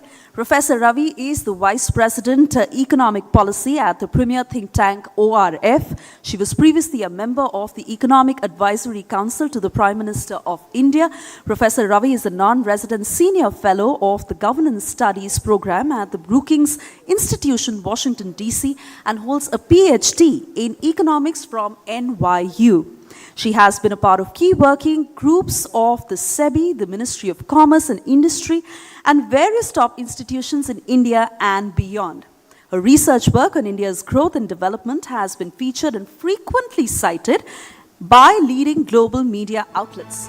Today, it is a privilege to have Professor Shamika Ravi hold this very first session at the Republic Dialogues, the Thought Leadership Series on Structural Reforms 2014 to 2022, What Lies Ahead. Good morning, everyone. What a privilege. What a privilege. Thank you for this opportunity. Let me also say something which might be a bit controversial, but for a 47-year-old woman, it's very nice to be in a room where the median age looks like it's closer to 50, not 75. India is a young country. Of course, we're an old civilization, but we're a young country, and we are getting impatient. 47 is also almost 20 years more than the median age of the country. So the country is a lot younger than we are, and thinking in ways which are absolutely disruptive and innovative. Their ambition levels are very high. So some of the words are not mentioned: hope and optimism, ambition. This is a young country. This is a hungry country. This is a country looking for rapid growth. What I am going to talk about today is the real economy, because we talk a great deal about the financial sector, which is what often when we think of the budget, we start looking at the Sensex, we start looking at some obvious indicators, but the real economy is so much more than just the financial sector. So this is my first slide. I don't have any text. I'm just going to show you evidence. This is India's per capita income, GDP. And of course, we are quite familiar with this. The fact that we are the fastest growing major economy, the fact that this is the per capita, by the way. So it is not just the aggregate. Per capita is an ordinary Indian's income level. That's the way you should look at it. It's been rising very rapidly. But 47 years ago, an average Indian, an average Chinese, and an average South Korean were identical. Just 47 years ago. So around the time when I was born, we were similar, and just look at the difference today. Growth is not an abstract concept. Growth is a lived reality. And all it took was a generation for a country like China, for a country like South Korea. One which is 10 times richer than us, and the other which is around 4.5 times richer than us. So economic growth, I want you to also, when you talk of ambition, yes, we have to be ambitious. We have a long way to go. Our growth potential, we are growing very fast, but our growth potential is enormous. What has been happening to food security? Just look at it. We are growing, that is around 112%. We are growing more than what we are consuming in our consumption basket as far as food is concerned. Our food imports are down to now less than 4%. So India is self-sufficient food-wise. It's an important thing to keep reiterating and educating people on, because we've lived through famines. A lot of our policies, and sometimes I think even people in policy-making positions, we still carry that shadow. We still carry the memory of those very difficult times. So our policy can also be sometimes lethargic. Right now, we have a problem of abundance, which means we need to work much more on distribution than more production. So distribution is an equally challenging and complex exercise, and that is where most of our effort has to go in. Of course, we have to diversify, But we are growing much more than we need, which is a great thing. Why is the current Russia-Ukraine crisis such a major factor, and why are we constantly talking about it? Because while food security is under our belt, in terms of defense, you are seeing India for the first time is actually exporting missiles, etc. Energy is an area where we continue to be extremely dependent on imports. Amongst the major economies, that's India, China, and the US, the percentage of our total energy consumed which is imported, ours is one of the highest, 34%. Now what you're seeing, the Americans have very systematically brought it down since 2005. They used to be very high too. They were close to 30%. You see what the Chinese, they're stabilizing around 15%. For us, it's still going up, which means, of course, we are a young, hungry country. We need to grow. For that, we need energy, and we are importing a lot of energy.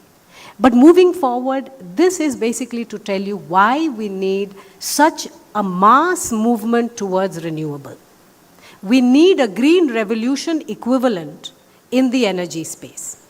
Remember when green revolution happened and the farmers adopted high yield variety and how production rose within 2 decades, almost everywhere in the country. We are standing at that cusp of energy revolution. So renewable for us is strategically of a long-term interest, and we have to do it. Okay? Now there is again something called youth inactivity, which is euphemism for youth unemployment. There's something very peculiar happening to the youth globally. The youth today are far more inactive, meaning economically they're not working, than historically ever. And that is true for India as well. What you see here is the unemployment rate of people above the age of 30, those are the gray bars, and look at the unemployment rate of people below the age of 30, 18 to 30. There's a huge difference, there's a 6-fold difference. But now here is a peculiarity where we are not like the rest of the world. We have something called graduate unemployment. So we are a little bit similar to the Chinese like that. These are only youth, so we're not talking about older people.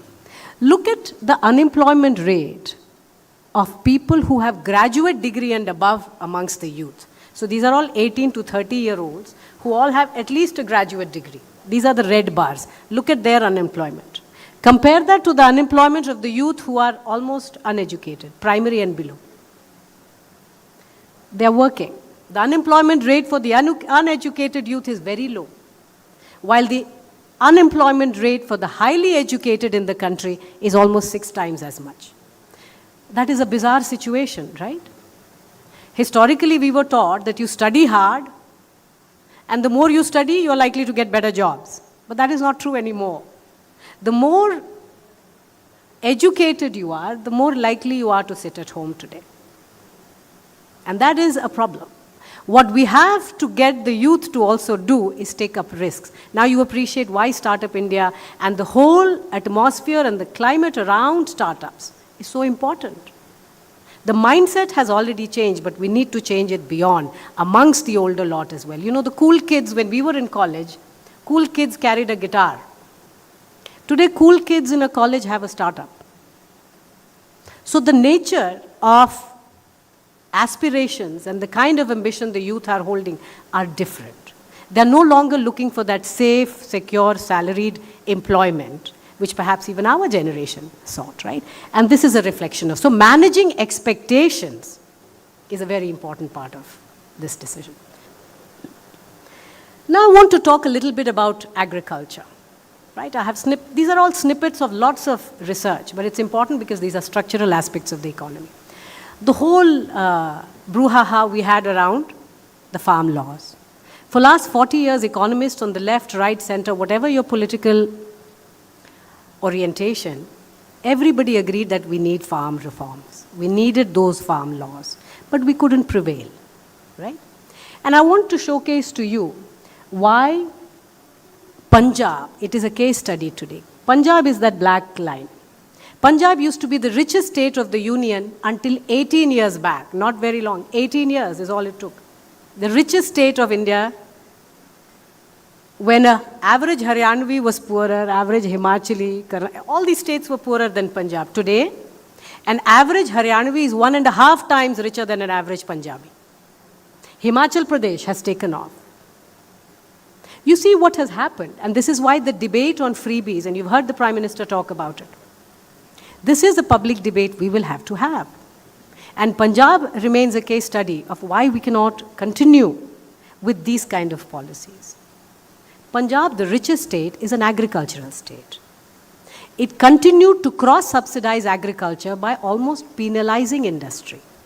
So industry has to pay a lot more for energy just to sustain the high subsidies to agriculture.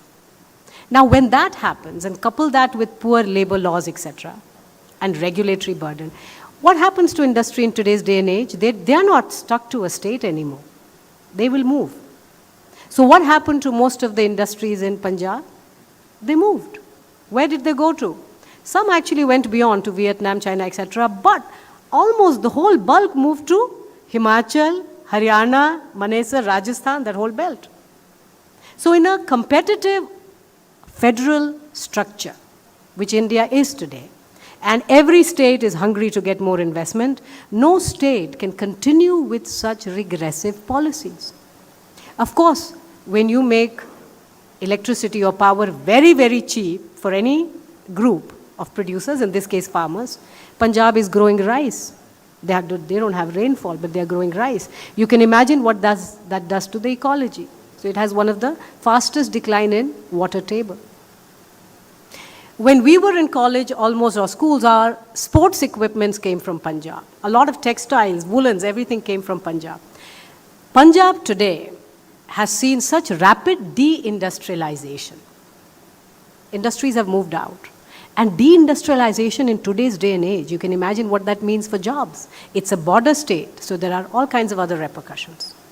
So this becomes a case study on why distortionary policies of this nature not sustainable. We have to have a serious debate. Occasionally you've heard politicians say, if you have the budget, you can spend it. However regressive the policy. But that's not actually true. It's not about budget. Punjab had the budget. It was true that they were taking from one side and giving to the other. They had the budget at that point. But in economics, we often talk about incentives. What will this do to your budget in 20 years? There is no more budget. Industry has moved. So incentive, you have to understand. Over time, bad policies become very, very difficult to reverse. Now, this is something, these are the last couple of slides. I've started to talk a great deal because I think people aren't quite aware of the micro-revolution that this country is witnessing. Just the kind of serious outreach and growth in terms of access to amenities that we are seeing across the country, it is unprecedented. It is unprecedented anywhere. I'm showing you here the bottom 20%, meaning the poorest people in each state, what has happened to the access to electricity. In 2014-15, access to electricity for the poorest in any state was around 53%. Today, it is around 86%. We have 19 states and union territories where the poorest in the state has more than 95% access to electricity. Can you comprehend what is the nature of this transformation that is happening in the real economy? What does access to electricity do? Children study more, businesses can run longer, you can work longer, many things, entertainment, media. Access to electricity is like a foundational rock on which economies get built, right? So I will end with that. I'm very happy to take questions and chat more. Thank you.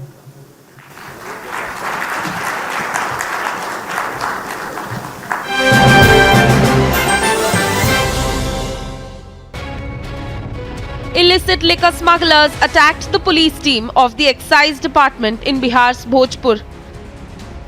The police team was attacked during a raid. Male and female officers were attacked brutally with bricks and stones. As the smugglers resorted to stone pelting, 11 policemen were injured in the operation and 4 police vehicles of the excise department were damaged. भागा नटोली का सूचना प्राप्त था कि वहाँ चुलाई शराब बनाते हैं और बेचते हैं जी। उसमें हम लोग दल बल के साथ वहाँ छापामारी करने गए। छापामारी करके 3-4 व्यक्तियों को गिरफ्तार भी किए थे।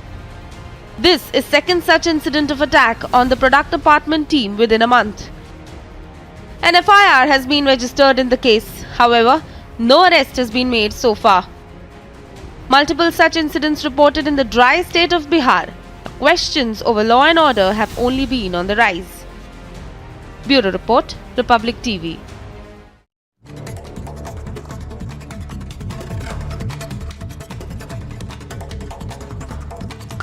A Sukhoi 30 and Mirage 2000 aircraft crashed near Morena, Madhya Pradesh. Search and rescue operations were launched. The two aircrafts had taken off from the Gwalior Air Base where an exercise was going on.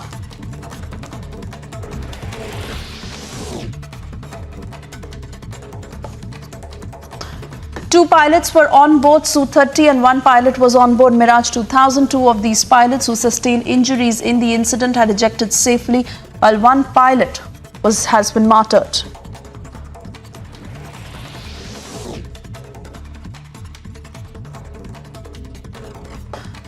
The two pilots who were on board Sukhoi 30 had ejected safely, have been injured.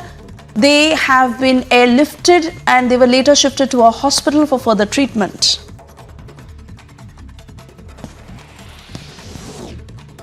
Uttar Pradesh Chief Minister Yogi Adityanath, while presiding over the restoration and desecration of the idol program Neelkant Mahadev Temple in Rajasthan, said that Sanatan Dharma is the national religion of India, which every citizen must respect. हमारा सनातन धर्म भारत का राष्ट्रीय धर्म है। हम सब अपने व्यक्तिगत स्वार्थों से ऊपर उठ करके अपने इस राष्ट्रीय धर्म के साथ जुड़ते हैं।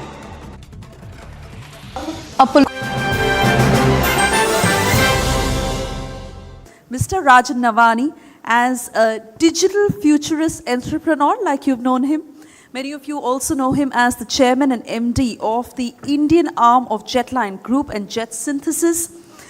You may also know him as the technologist who is an ex-NASA engineer with prominent investments in the metaverse, machine learning and tech space. But what many of you don't know is that Mr. Rajan Navani is part of the founding team of Republic. Of course, Arnav did share that with us. In fact, his co-working space, Garage, is where Republic first took roots. So, to him, we owe our origin and location.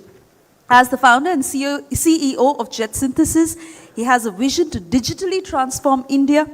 With Jet Synthesis, he has ensured that world-class digital products and platforms that are built in India and have a deep impact in the nation and across the world. It gives me immense pleasure to invite him on stage for an invigorating conversation with Professor Shamika Ravi. Once again, thank you. Thank you. Thank you, Republic TV. Thank you, Arnab. And Shamika, thank you. I think you laid out a phenomenal presentation. I truly believe that the future of India would, come about more, and you mentioned very, very well about well-structured reforms, policies that actually have the ability, to be able to strengthen over a long-term period. How do we build capacity? How do we really look at, building India in multiple aspects from a GDP growth rate? So if we really come to our economy and we say that if India were to become a $26 trillion economy by 2047, or even a $40 trillion as some, we need to be able to ensure we have, anywhere between 6 to 8, actually 10% kind of a growth rate, for a country like India. How do we really make that happen? We had a conversation with the Prime Minister last week. He had called a group of economists. And there is a distinction in the way some of us see this from the way typically macroeconomists view the economy. Macroeconomists look at economy more from an accounting perspective. No, private investment घट रहा है, इसको बढ़ाना है. Exports बढ़ाना है. So these are like, income is equal to C plus I plus G plus X minus M. But the real economy is much more than that. How do you reverse private investment? How do you instill greater faith in the business community the way you have, right? How do you get a commitment like that over the next few generations? One thing, we have to continue to become more business friendly. And it is again not the job of the federal government alone, but you saw the unemployment numbers. The states have a great role to play. And some states have played that role. In fact, this cooperative and sometimes competitive federal structure works in our favor right now. because we are not losing businesses to outside world. States are losing to one another, so in net, that is still fine for us. But the others are catching up. That's a great thing. That's the beauty of competition in many ways. But human capital, Rajan, is at the end of the day, you build a nation, people build nations, and you build a nation on the back of skilled, educated manpower and healthy population. Strategically, if you see, the OECD countries, which are the richest, most affluent countries, they are aging, and they're aging quite rapidly. No country in the world has managed to reduce healthcare expenditure on account of this. Every country is right now battling healthcare expenditure. Therein lies our opportunity. In fact, even China, the biggest fear that China has structurally, because of some of their faulty policies in the past, but we are where we are, they have a real fear that they are going to become old before they actually become rich. China is a middle income country today, and not even a high middle income country. It's a mid-middle income country. We are a low middle income country. But the demographics are still in our favor. So if we know that there is a global demand for healthcare, and by healthcare I mean there is human resource in healthcare, so you need more doctors, nurses, etc., paramedics and so on. You also need specialized health IT.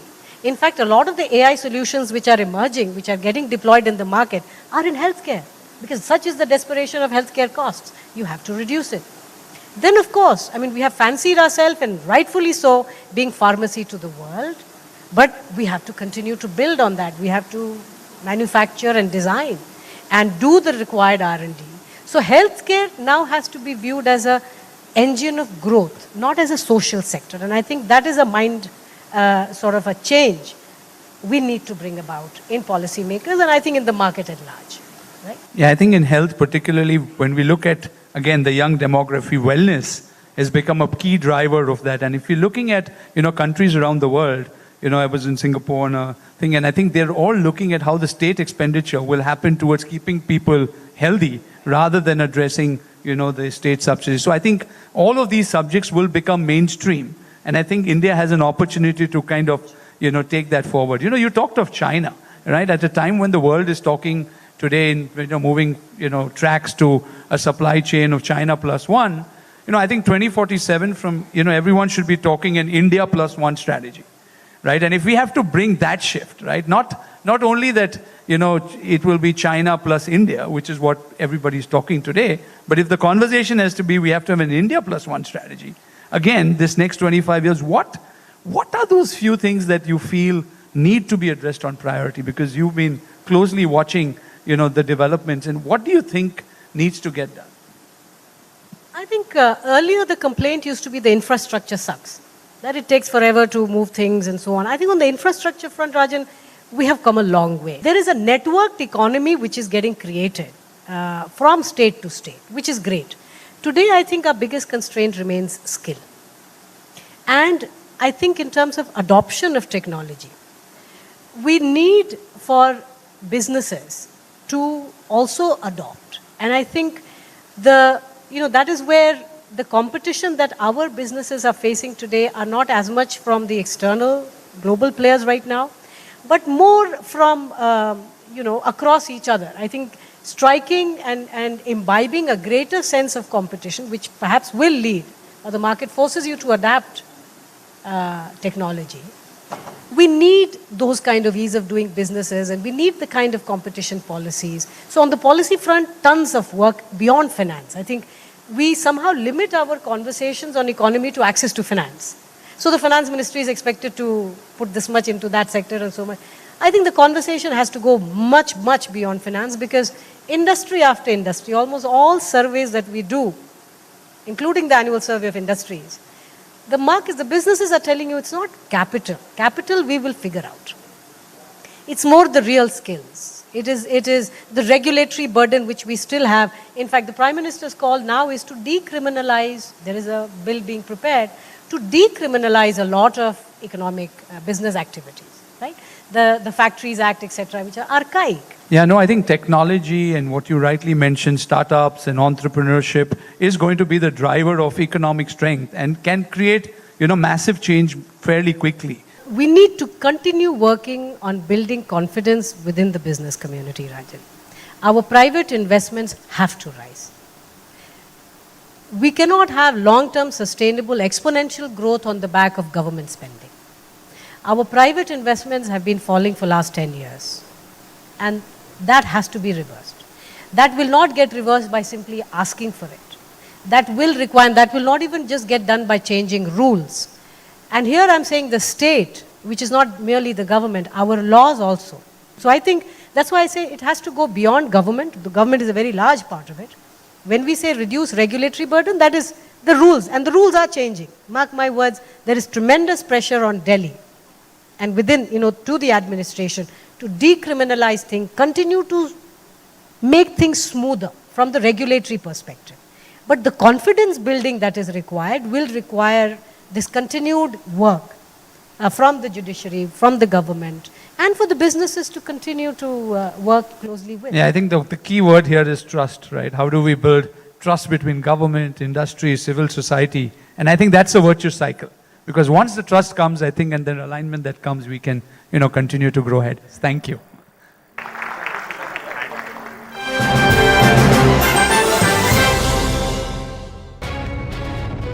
Illicit liquor smugglers attacked the police team of the excise department in Bihar's Bhojpur. The police team was attacked during a raid. Male and female officers were attacked brutally with bricks and stones. As the smugglers resorted to stone pelting, 11 policemen were injured in the operation and 4 police vehicles of the excise department were damaged. भागा में टोली का सूचना प्राप्त था कि वहाँ चुलाई शराब बनाते हैं और बेचते हैं जी। उसमें हम लोग दल बल के साथ वहाँ छापामारी करने गए थे। छापामारी करके 3-4 व्यक्तियों को गिरफ्तार भी किए थे। This is second such incident of attack on the product department team within a month. An FIR has been registered in the case. However, no arrest has been made so far. Multiple such incidents reported in the dry state of Bihar. Questions over law and order have only been on the rise. Bureau Report, Republic TV.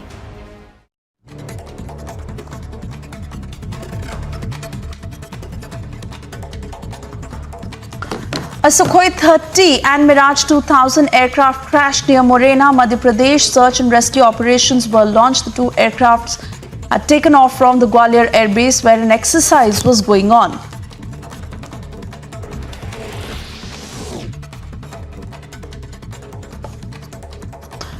Two pilots were on board Su-30 and 1 pilot was on board Mirage 2000. 2 of these pilots who sustained injuries in the incident had ejected safely, while 1 pilot has been martyred.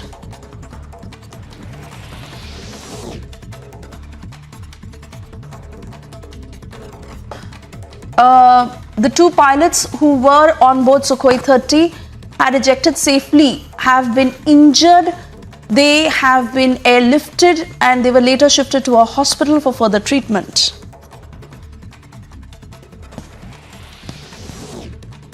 Uttar Pradesh Chief Minister Yogi Adityanath, while presiding over the restoration and desecration of the idol program Neelkant Mahadev Temple in Rajasthan, said that Sanatan Dharma is the national religion of India, which every citizen must respect. हमारा सनातन धर्म भारत का राष्ट्रीय धर्म है। हम सब अपने व्यक्तिगत स्वार्थों से ऊपर उठ करके अपने इस राष्ट्रीय धर्म के साथ जुड़ते हैं। A political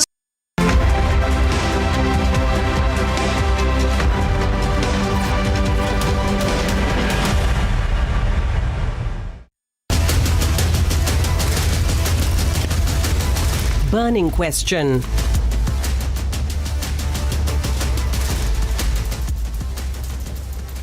Well, good evening, friends. This Saturday evening on the burning question, we have 2 important debates lined up. One on Kashmir, the changes taking place in the politics of Kashmir on the ground, with Omar Abdullah having made a very important statement, and we will analyze that. As also, of course, another one on renaming of certain relics of the past, which the Modi government continues, and the debate is generated. But let's first begin with the headlines.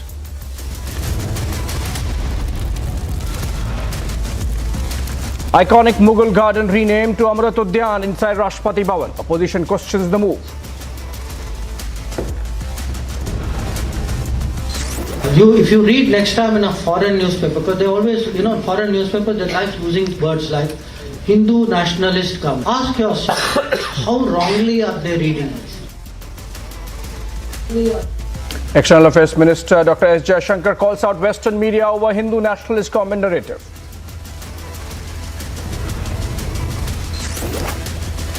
One pilot succumbs to injuries as two IAF jets crash in Morena. Two injured airlifted from the site.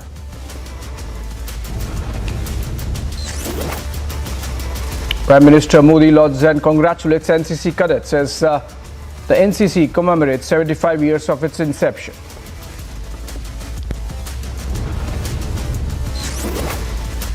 Union Home Minister Amit Shah holds roadshow in pole-bound Karnataka.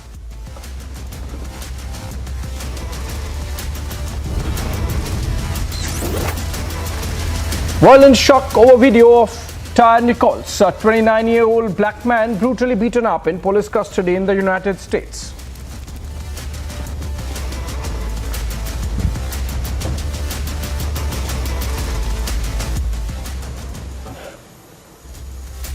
Alright, Omar Abdullah, while participating in Rahul Gandhi's Bharat Jodo Yatra, said something that got our attention, as also of some Kashmir observers. It seems he was putting the onus of Article 370 entirely on the Congress party, hence suggesting that perhaps the Abdullahs are ready to do business with Delhi. The Gupkar gang seems divided over Article 370, while the Congress still stays against the decision of abrogation. Now Omar Abdullah seems to be doing that U-turn. Is Vadra Congress deserted and sidelined once again when it comes to the article? Let's look at this report and then I come back to debate.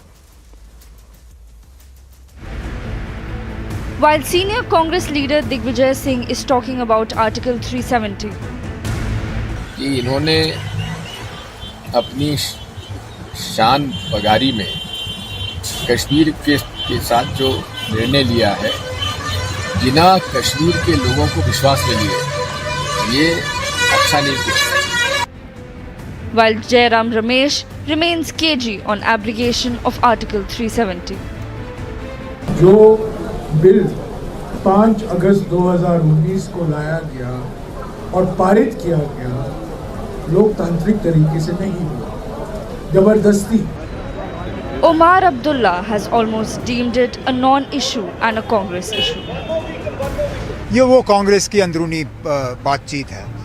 मैं तो आज भी मान के चलता हूँ कि 370 जम्मू कश्मीर की जो खसूसी पोजीशन थी, वो हमारी विरासत कम और कांग्रेस की विरासत ज़्यादा है.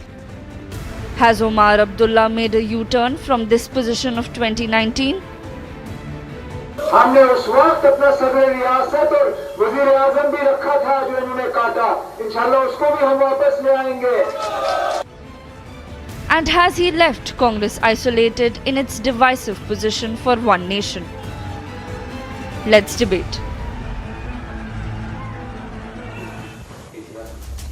Alright, we have got 25 minutes to discuss this and we have 6 guests joining us. Anila Singh, spokesperson BJP, live from Delhi. We also have Ratan Sharda, political analyst and author, an RSS ideologue, live from Mumbai. We also have Sajid Yusuf, he's already there with us, CEO of the Real Kashmir News, and to defend the Congress party. We have Pankaj Sharma, senior journalist, former media advisor to Chief Minister of Madhya Pradesh, Kamal Nath, joining us live from Delhi. Abid Mir Magami, youth leader Congress, live from Budgam, and Irfan Hafiz, lone activist and lawyer, live from Srinagar. If I could begin with you, Irfan, before I go to the Congress spokespersons.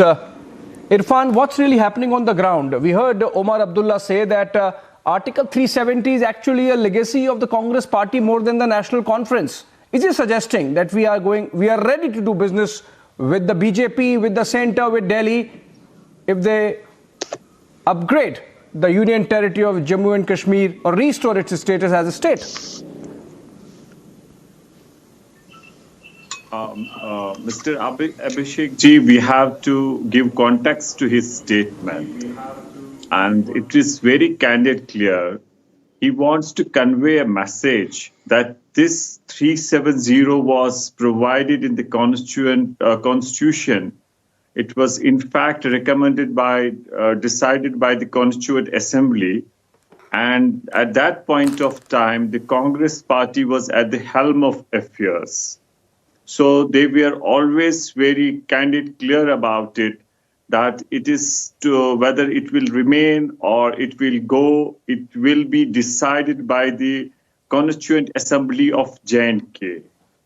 So from the day one, the decision of the can you hear me?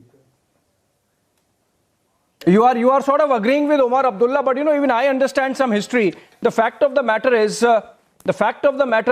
that Article 370 is as much a legacy of Sheikh Abdullah as it is of the Congress party, I think. And by putting the entire onus on the Congress party, I thought Omar was howsoever subtly suggesting that he's ready to do business with the centre and the BJP, of course. Does that okay, you made your point. Does that really leave the Congress party high and dry? That would be my question. And let me take this to Pankaj Sharma first. No, you must, even a man of ordinary person Pankaj Sharma, does that leave Congress party really high and dry in Jammu and Kashmir, as of course in many other states of the country, despite the Bharat Jodo Yatra? In a sense that they have not kept it agenda of the Bharat Jodo Yatra. So in that context, he was saying, in fact, it was the legacy of the Congress party and they should have reflected in politics. There are always multiple meanings of a statement that you make.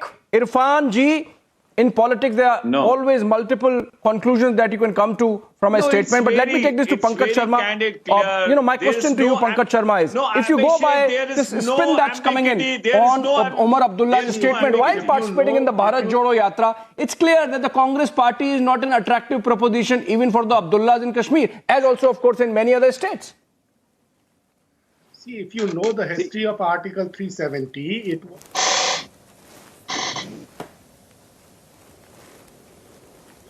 And his hatred for the Maharaja persuaded Nehru to give special status to J&K. Yes, please. Go ahead. There was some audio issue. Please go ahead. So find that Omar Abdullah has said that Article 370 was more of the Congress legacy, but as everyone knows that you can't blame the Congress party for this. But at the same time, let me tell you, he has also said several other things in his statement. He has said that it has been 8 years straight since the last assembly elections were conducted in Jammu and Kashmir. This is for the first time that there has been such a long gap between polls in J&K. Such a situation never even occurred during the worst days of militancy in J&K. It was in 2014 when the last assembly election took place. He has also expressed his concern for the minorities in the country and said it is for the first time that there is no Muslim representative in either house of the parliament. So he has also said the statehood should not have been taken from us. All these things also he has said. So let us debate those parts of his statements also. Why only Article 370? And no one can blame the Congress party for Article 370. It was a different situation, and everyone knows the history. Pankaj, you have also wrung your hands dry of Congress party's participation in Article 370. So if Omar Abdullah says it was Congress's baby, if Congress says no, it was not ours, who was there in 1947? Surely not the BJP. Anila Singh, what's happening?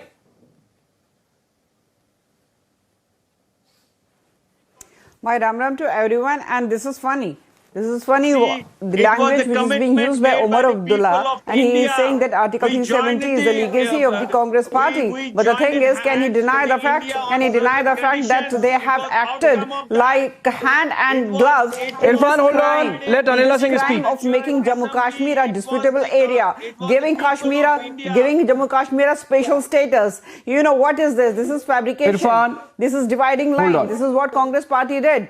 But Sheikh Abdullah was very much into it. We know it very well. But Bharatiya Janata Party, we talk about Bharatiya Janata, whether we talk about Bharatiya Janata Party or we talk about the RSS. We had been fighting from the day one that Kashmir is the integral part of our nation, Bharat.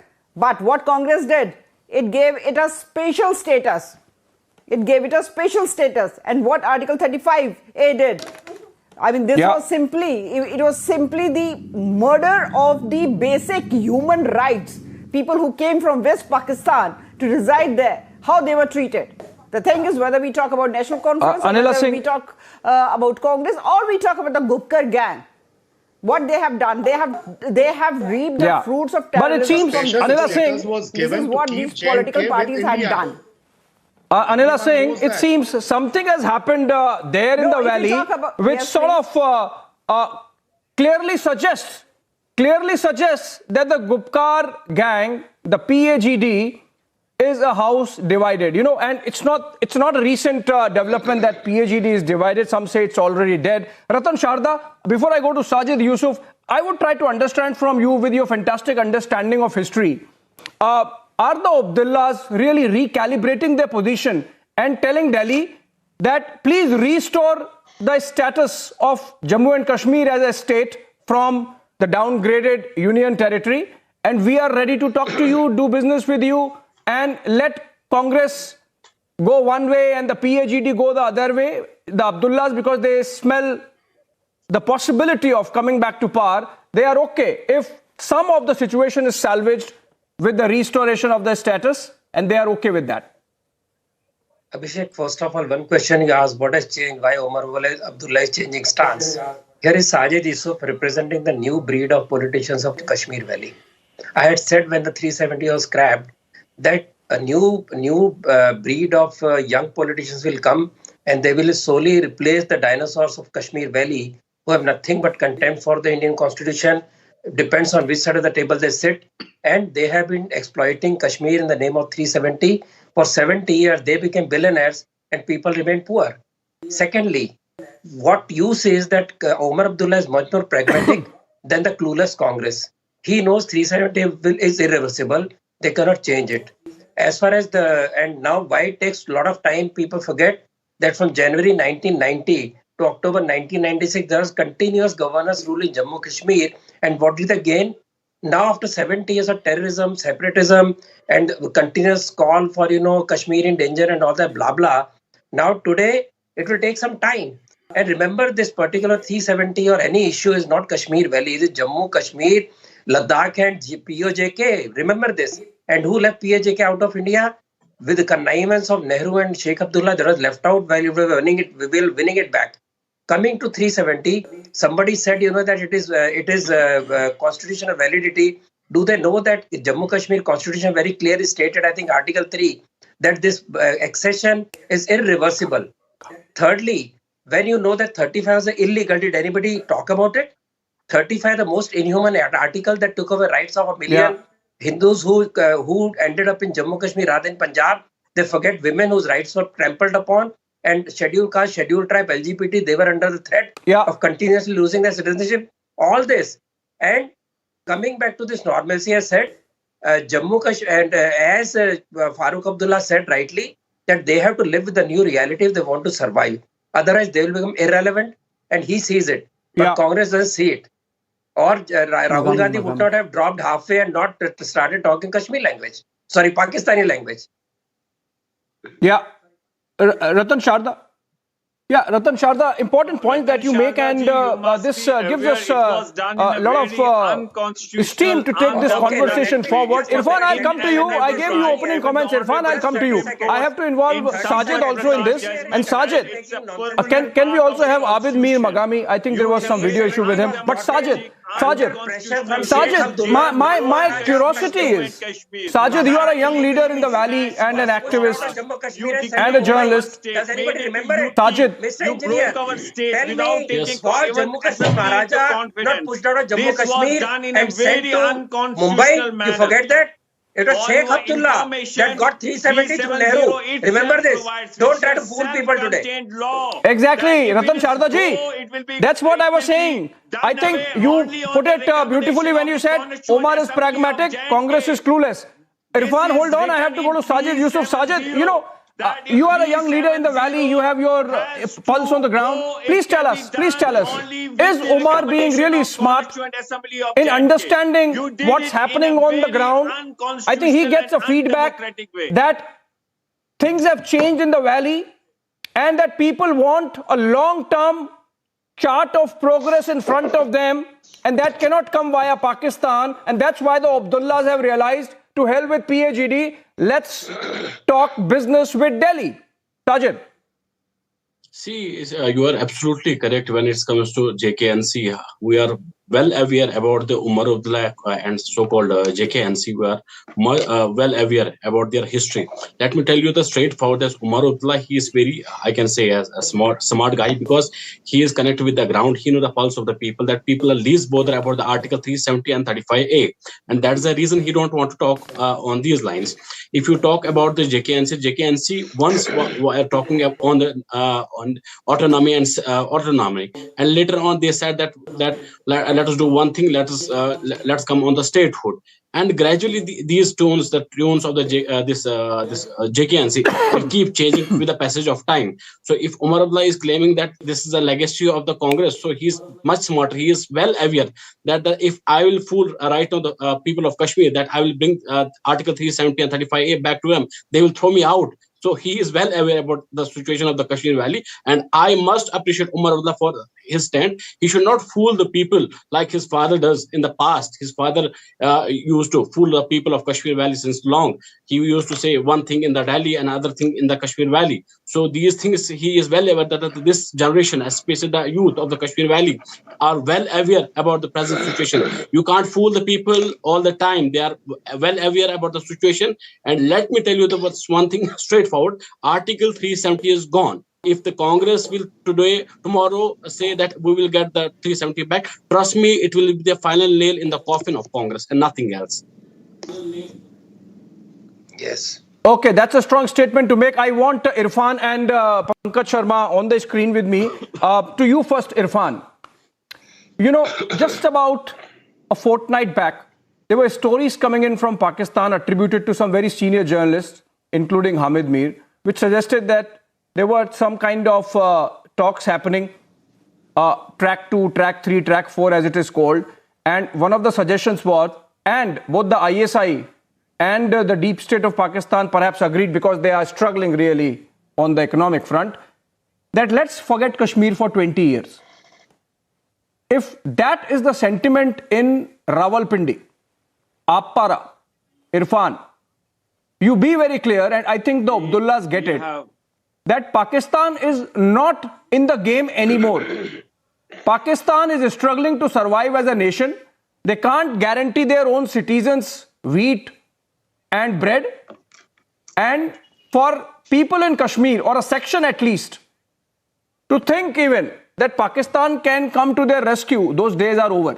Irfan, that is the reason perhaps why Omar has really recalibrated and triangulated his position in the presence of Rahul Gandhi in the Bharat Jodo Yatra. See, Abhishek, move beyond this Umar Abdullah PAGD. It was a commitment made by the people of India. This was provided by the Constituent Assembly. Try to understand. Supreme Court in Sampath Prakash judgment held that 370 is permanent part of the Constitution of India. And the 370 till it is removed.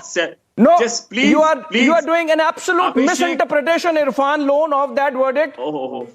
Abhishek ji, please just hold for a while. This is my humble request. No. You are doing an absolute misinterpretation. I have to correct you there. It was not permanent. It says so long as it is there, you can't do anything. That was the Supreme Court position. Anila Singh, you think 370 was a promise by the people of India, or you think it was a promise made by Nehru to Sheikh Abdullah, and now Omar Abdullah has really wrung his hands dry of that position? Accept the Constituent Assembly of J&K. No, Irfan, you are making a mistake. Misrepresentation, misunderstanding of the Supreme Court position. Anila Singh. This was given to Abdullah family by Congress. This was the dirty work done by the Congress. The experiment of special status and handover of the state to Sheikh Sahab by the Congress was a historical blunder. No. It was a historical blunder, and it created. Obviously, Congress ne diya tha. Let Congress. And what NCP leaders faced. If I talk about Farooq. If we talk about Farooq Abdullah, if we talk about Omar Abdullah, when Article 370 was abrogated, what did they say? कि तिरंगे को 4 कांधे नहीं मिलेंगे ले जाने के लिए. महबूबा मुफ्ती सेठ कि यहाँ पे खून की नदियां बह जाएंगे आर्टिकल 370 हट गया तो. These were the words of these leaders, Gupkar gang. 100 चूहे खाकर बिल्ली चली हज को. And see what Narendra Modi's strong willpower, political willpower has done. Today Kashmir is changing. Today Kashmir is changing. Pankaj Sharma, August 5th, 2019. Please elaborate. Okay, Anila Singh, let Pankaj Sharma take this. In the history of our He is representing the Congress view. Which was done Let Pankaj Sharma take this. Pankaj Sharma, Irfan Lone says that Article 370 was a promise by the people of India to the people of Jammu and Kashmir at that time. Pankaj Sharma, and that by a Supreme Court order it became a permanent provision. Does the Congress party really subscribe to that? अगर उसको खत्म किया है तो नरेंद्र मोदी जी ने खत्म किया है. What Article 35A did? What Article 35A did? Because of Article 35A. Because of the Article 35A. No person could have, no outsider could have bought any land. He couldn't have become permanent resident. Let Pankaj Sharma respond. Let Pankaj Sharma respond. Okay, let Pankaj Sharma respond. I'll come to you, Ratan Sharda ji. Let Pankaj Sharma respond. If BJP says they are gang, why Prime Minister invited them? मेरे सवाल का जवाब. See, I am responding, but let me make it very clear that I am not representing Congress. That question, but let me get Pankaj Sharma because he wanted to come in for a while. Pankaj Sharma, Irfan Lone's position is that Article 370 was a gift of the people of India to the people of Jammu and Kashmir to make them join the country, and that by a Supreme Court order it became a permanent provision. Is that the Congress party position, by the way, when Omar Abdullah says it's Congress's legacy, not ours? First of all, I am not representing Congress, but let me say that Article 370 had a provision that any changes could be brought about in it only by the concurrence of J&K Assembly. So how it was demolished by the BJP government in center, it is before everyone. So, that's a very tricky situation. And Nehru had promised that time that Article 370 was a temporary provision and will get eroded over a period of time. No, okay. Where is the confusion? Good that you have responded to Irfan Lone. You have responded to Irfan Lone with a small matter of fact there, Pankaj Sharma. The provision was that only the Constituent Assembly of Jammu and Kashmir could make that change which you are talking about, not the assembly. Yes, very and right. The J&K Assembly. And there would never be. There was no J&K Assembly. The consent is not required now because that provision is infructuous. Ratan Sharda. Yeah. Exactly. So, Pankaj Sharma, your facts stand corrected by Irfan Lone and by me also. Since there is no Constituent Assembly, Irfan Lone. No, Irfan Lone, please throw it away. I wish Sajid Yusuf was there. His line has got disconnected. No, it is not. Irfan Lone, put it in the bin of history. It's gone in the bin of history, Irfan Lone. There is no Constituent Assembly in Jammu and Kashmir, and there is never going to be one. And that's why that clause itself is infructuous. Let me get Ratan Sharda. Ratan Sharda, you wanted to make some point, but I'll just add to it. First of all, this is in Supreme Court. You mentioned dinosaurs of Kashmir. Forget 370. If tomorrow Supreme Court grants you, how can you prejudge? This is contempt of court if you say it won't come You back. are misreading that Supreme Court order, Irfan Lone. I have told you that. But I have to move on. I have only left with 2 words. I wanted to make a point. Pending in Supreme Court. See, If Supreme Court tomorrow grants it, 370 was clearly. Ratan Sharda, look at the difficult situation the Congress party find itself in. Supreme Court. That is contempt See, first of all, Ratan Sharda, I wish I was allowed this. Ratan Sharda, the Congress party situation is na khuda hi mila na visale sanam. You know, Khudai Milana Visale Sanam. Omar Abdullah says, thank you so much. I'll join your Bharat Jodo Yatra for some cameras and then use that opportunity to really trash the Congress party. My question is, Ratan Sharda. The most what did Nehru exactly say? अरे यार BJP के प्रवक्ता कितना चिल्लाओगे भैया, कितना चिल्लाओगे? सुन लो मेरी बात. नेहरू के वर्ड क्या थे? 370 टेम्पररी, घिसते घिसते घिस जाएगा. Means slowly it will get rubbed off and it will finish. That was Nehru's word. Secondly, अरे सुन लो, ये हमारे अधिकारों की बात है. ये टेम्पररी था, टेम्पररी. आपका अधिकार वो सड़ा हुआ जो आपका कॉन्स्टिट्यूशन बनाया था ना 50 पेज का, उसके अंदर please Abhishek control him. He's gone bonkers. Irfan, hold on. I have to give last word to Pankaj Sharma, but Ratan Sharda, please complete. So if that was 370 could have been removed by pleasure of the president as per constitution, still it was not done and Lok Sabha and Rajya Sabha passed the resolution. Secondly, how did 35 come in? आपको बड़ी चिंता है ना constitution की. आपके 50 page की constitution में अरे शांति रखो. माइनॉरिटी राइट्स का जिक्र नहीं है आपके कॉन्स्टिट्यूशन में. शेड्यूल का जम्मू कश्मीर में नाम भी नहीं है. ये नकली बेकार का कॉन्स्टिट्यूशन था जिसमें ह्यूमन राइट्स को इन्होंने रगड़ दिया था, घस दिया था. ऐसे लोग अजय नारे लगा रहे हैं. अरे आप क्या बात कर रहे हो? आपको इतनी शर्म नहीं है? 35 धोखे से लाया गया, उसके अंदर किया गया. माइनॉरिटी राइट्स के constitution. Just when the debate is getting interesting, I'm told I have to wrap up. I give last word to Pankaj Sharma because the Congress party that needs some defense here. Pankaj Sharma, last 30 seconds to you. You know, I was saying over the period of last 2 years, there were DDC elections. The PAGD won, but subsequent to which we saw Abdullah's announcing that they will contest all the 90 seats on their own, which means basically the PAGD was dead. And now with this development, it is clear, Pankaj Sharma, that the Congress party stands in splendid isolation in Kashmir like in rest of the country. You think this is something, despite the Bharat Jodo Yatra, if that is the political dividend Congress party has got, the Congress party think tank needs to do some serious thinking. You don't need to mix two things. And if Omar Abdullah is saying that Article 370 is more a Congress legacy, then why in November 2021, in a rally in Kishtwar, Omar Abdullah announced that actually he has voted to continue the fight for restoration of Article 370 single-handedly. So if it is more a Congress legacy... Okay, you are... No. I think, Pankaj Sharma, you actually don't have much to answer because you know your Pikwant situation where... No, I am answering. I am telling where you damned if you do, damned if you don't, but you remain in isolation. Unfortunately, I have to end on that note. Anila Singh stays with me for the second debate. Thank you so much for rest of the guests. There is a big face-off over Mughal Gardens renaming in the Rashtrapati Bhavan, with the opposition hitting out at the centre for renaming them as Amrit Udyan.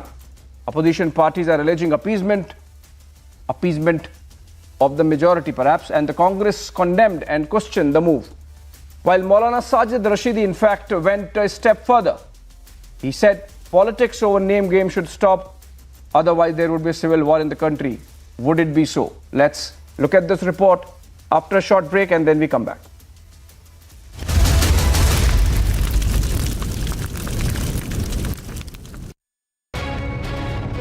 Illicit liquor smugglers attacked the police team of the excise department in Bihar's Bhojpur. The police team was attacked during a raid. Male and female officers were attacked brutally with bricks and stones. As the smugglers resorted to stone pelting, 11 policemen were injured in the operation and 4 police vehicles of the excise department were damaged. भागा नटोली का सूचना प्राप्त था कि वहाँ चुलाई शराब बनाते हैं और बेचते हैं जी. उसमें हम लोग दल बल के साथ वहाँ छापामारी करने गए. छापामारी करके 3-4 व्यक्तियों को गिरफ्तार भी किए थे. This is second such incident of attack on the product department team within a month. An FIR has been registered in the case. However, no arrest has been made so far. Multiple such incidents reported in the dry state of Bihar questions over law and order have only been on the rise. Bureau Report, Republic TV.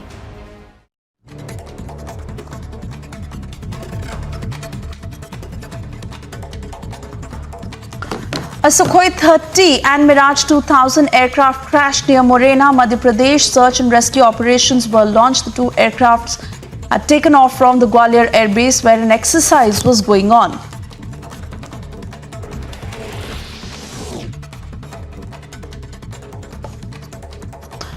Two pilots were on board Su-30 and one pilot was on board Mirage 2000. Two of these pilots who sustained injuries in the incident had ejected safely, while one pilot has been martyred.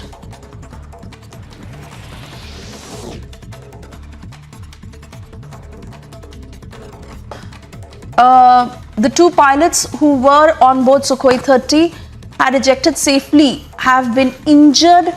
They have been airlifted and they were later shifted to a hospital for further treatment.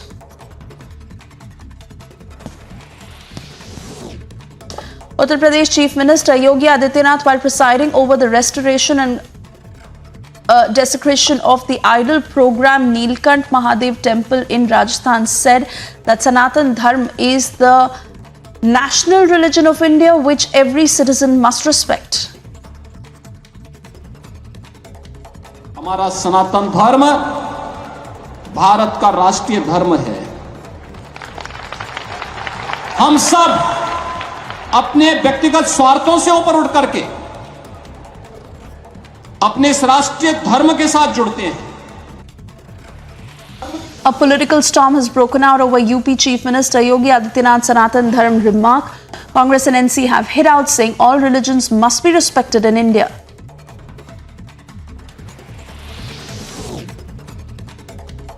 Delhi University has formed a 7-member panel to probe the January 27 ruckus outside Arts faculty over BBC documentary screening. The committee, headed by DU Proctor Rajani Abbey, has been asked to submit its report to Vice Chancellor Yogesh Singh by 5 p.m. on January 30th. As BJP gears up for 2023 elections, Union Home Minister Amit Shah holds mega road show in poll-bound Karnataka.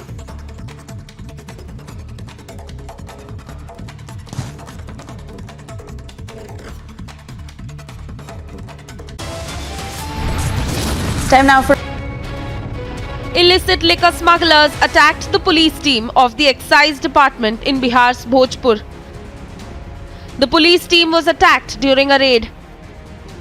Male and female officers were attacked.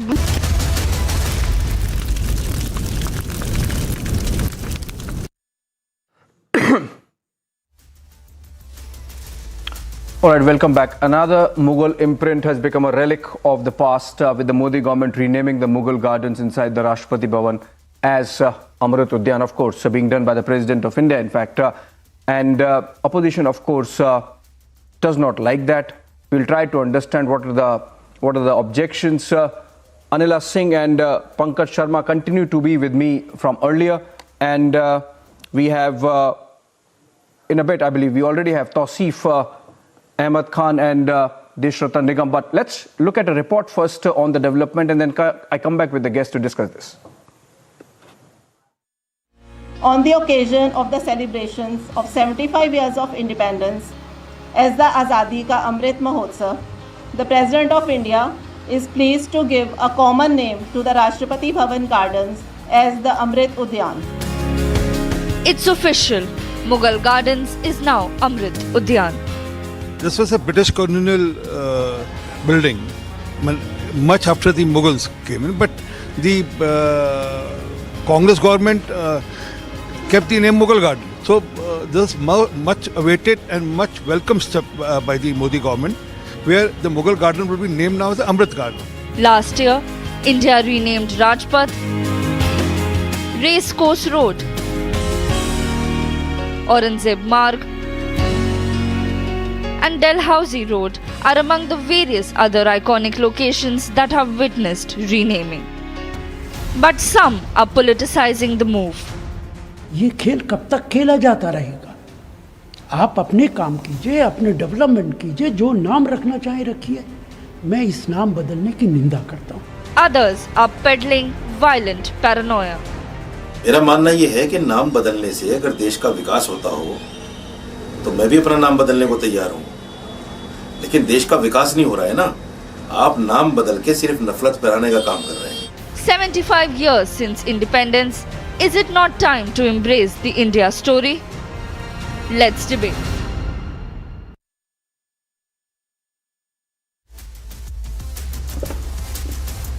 All right, Pankaj Sharma, what's the objection really? What's the objection if Mughal Gardens are renamed Amrit Udyan? It is not the first time a renaming has happened. No objection. Very good that the name of Rashtrapati Bhavan's Mughal Gardens has been changed to this Amrit Udyan. See, these are the days of Amrit Kal, Amrit Mahotsav, Amrit this, Amrit that. So let us believe that after renaming the Mughal Garden to Amrit Udyan, Amrit will shower on our country and 80 crore poor people of my country will be able to become Atmanirbhar and would not need free ration anymore to survive. Let us believe that after this, at least now, 2 crore youth of my country will start getting employment every year. Let us also believe that there will be a house for everyone now any day soon. And as it was originally promised at the end of year 2022. So if changing the names can bring Lok Kalyan, Kartavya and Amrit in our lives, I would recommend to change the name of Bharatvarsh to Bharat Amrit. Okay. But I have a question. Even if Pankaj Sharma, even if in sarcasm you seem to be agreeing with the government there, what's wrong with the free rations? Most powerful nations of the world have resorted to free rations, by the way, and cash doles during the pandemic, once in a century kind of affair. But let me take this to Tausif Ahmed Khan, because it seems it's being done in the name of Muslims. Tausif, as a Muslim, does it really matter that Mughal Gardens are renamed Amrit? Okay, you get your 10 seconds, then I go to Tausif. No, I give 10 seconds to Pankaj Sharma and then Tausif. 2.5 years back, Narendra Bhai Modi's government had announced that Mughal Gardens name is not being changed. On 21st of August 2020 at 4:06 p.m., PIB fact check tweeted that the name is not being changed. You can see this. I'll show you this tweet. So what happened that after 2.5 years... I will take that question to Anila Singh, but my first question to Tausif. Tausif, why, any Mughal gardens were named because of the design, which was borrowed by the architects at that time from the Mughal gardens that existed as part of the Mughal architecture, medieval Mughal architecture in various Mughal monuments. Why fear? There is not a single Mughal era monument which has been renamed or tinkered with in any manner. Forget about the politics. Actually on the ground, no renaming of any Mughal era monument has been done. If as part of 75th year celebrations at a place as important as the Rashtrapati Bhavan, if a garden is or the enclosure, the area is renamed as Amrit Udyan, why should anyone have problem on the grounds of religion? For God's sake, Mughals, do you really associate Mughals with the religion that the emperors practiced? No. You see, Mughal period is a part of the history of this subcontinent that we live in. It is not a matter of anyone's like or dislike. A fact is a fact. Fact does not change by anyone's like or dislike. Today, Narendra Modi or his government or BJP or RSS Sangh does not like Mughal. They hate Muslims and they want to indulge in these politics. They want to encash votes through hates. It's a separate propaganda, separate motive. But we must accept the history. We must accept the fact. Even during the British rule, this fact they never denied. Because, you must have the courage to learn the good things from the past. The contribution that the Mughal did to this subcontinent. We are a beneficiary of that. The good work, the developmental work, and whatever, whether a contribution to the architecture in this country.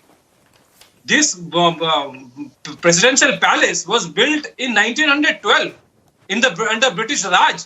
They did not shy away from naming Mughal garden because the garden was built in a Mughal style. Okay, it is not for the sake of name. There's a meaning behind it.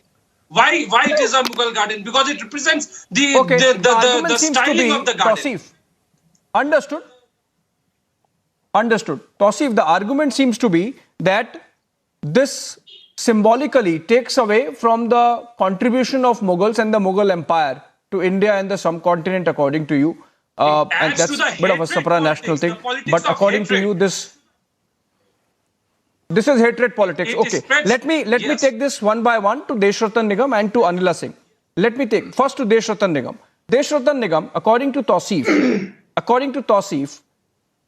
this amounts to symbolically taking away the Mughal Empire's contribution to India and to the building of the subcontinent in that period, and perhaps out of politics, because of politics, is aimed at one particular community. That's what Tausif seems to be suggesting. Abhishek, allow me an uninterrupted few minutes because it requires a deep, in-depth answer. Well, if anybody has read the history of Mughals, starting from the times of Genghis Khan, they were the illegitimate child. Talk about the Mughal garden. Please. I never interrupted. I expect this kind of a courtesy from you as well.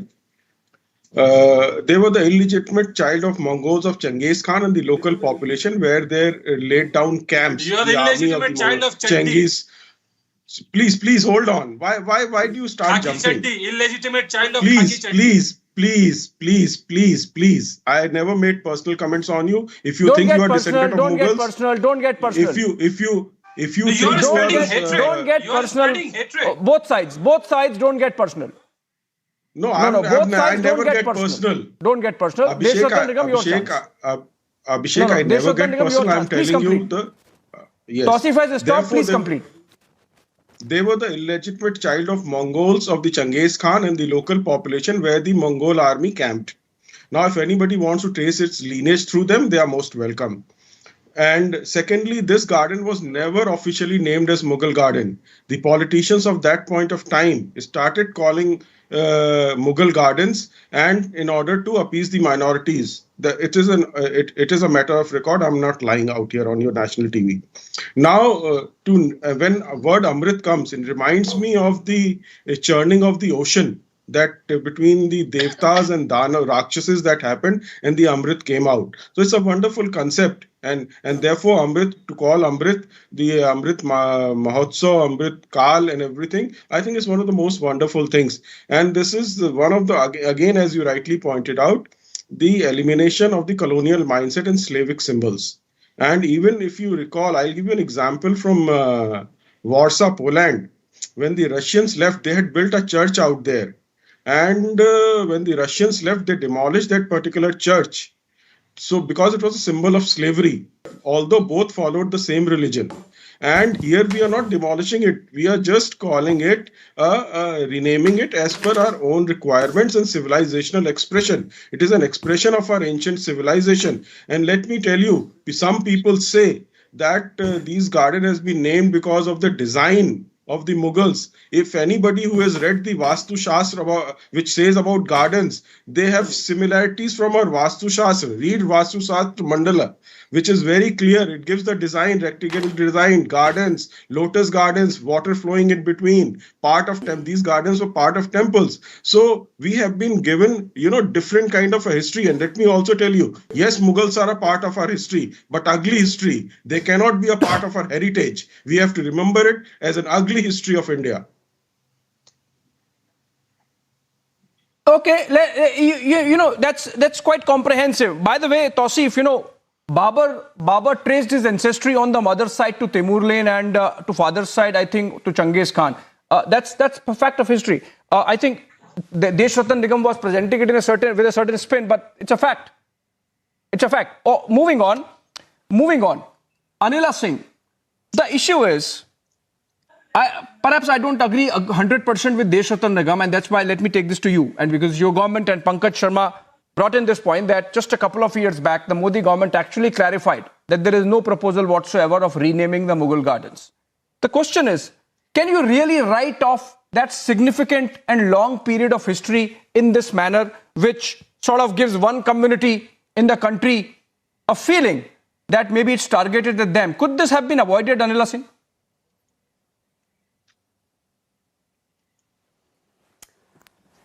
See, I was listening to Mr. Taushif and he was saying that Mr. Modi hates Muslim. This is a very aggressive and a violent statement given by him.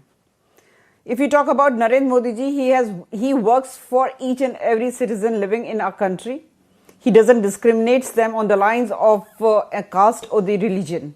But what to say about your Mughaliya or the Islamic invaders mindset? This is the psyche which we want to break off. And that is why Narendra Modi ji had talked about 5 vows from Lal Killa. Panch Pran. And the second vow was that you have to get rid of the mindset of slavery. And this, if we talk about the name changing of Mughal Gardens, again, this is one more step towards finishing the slavery mindset. Why are you questioning it? If you talk about the Mughals, Mughal emperors are everywhere. But there are almost 61 places named after Babur, 11 places named after Humayun, 251 places named after Akbar, 141 named after Jahangir, 63 after Shah Jahan, and 177 named after Aurangzeb. What great they did! What great they did! And we simply ignore the Hindu emperors which ruled in our country for hundreds of years. Whether we talk about the Cholas, Chalukyas, Ahom, so many dynasties, we do not talk about them. Movies are being, they are being made on the names of these Mughal emperors only. And it is so sad to see. It is so sad to see when the political identities, they sit here and they say that if you are going to say anything for the Mughals or any of the Islamic invaders, it means that you are humiliating or insulting Muslims. These two things are not, they do not go together. We are talking about the invaders who attacked the country, who ruled the country, who killed Hindus, who converted Hindus. Between Anila Singh, that's one version of history, Tausif. Between Anila Singh and Deshratan Nigam, what they are saying is only a certain version of history is what we have been taught. Some sort of revivalism, resurrection is happening through this renaming. And that it's not just about targeting one particular religion. So, for example, the King George's canopy at the India Gate C hexagon, that has been now given in to Netaji Subhash Chandra Bose. For example, what was known as Kingsway earlier, then became Rajpath, is now called Kartavya Path. So it's not as much about targeting of a community, Tausif, and you shouldn't fear it. It is about a certain mainstreaming of a history which was buried under the carpet, which was sidelined. That's essentially what the BJP says.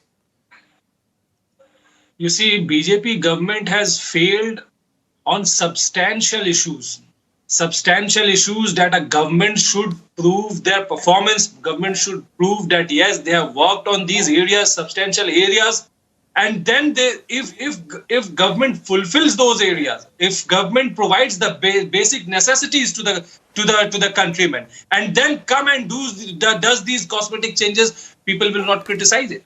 But by doing these cosmetic changes, which has a communal tone, BJP is only trying to wash away its sin. What are those sins? That substantial development of our country. Look at where we are on the how stronger has our rupee become against dollar in the past 7 years. Anila, where is our quickly before I go to Pankaj Sharma and Deshratan Nigam, quickly. I'm left with only 2 minutes, Anila. Okay, Tausif, you made your point. Anila, quickly. Now he has changed the charge is that because BJP is failing in substantive development work, you are taking subterfuge of these kind of cosmetic changes. Anila, quickly. Cosmetic changes with communal tone. He is going to say this thing only. Our country has become the fifth strongest economy in the world, and he cannot see that. Whole of the world is praising that how Narendra Modi ji has come out of Corona, how he has handled the humongous population of our country. What you are talking about, sir? When you say that Modi hates Muslim, what does it mean?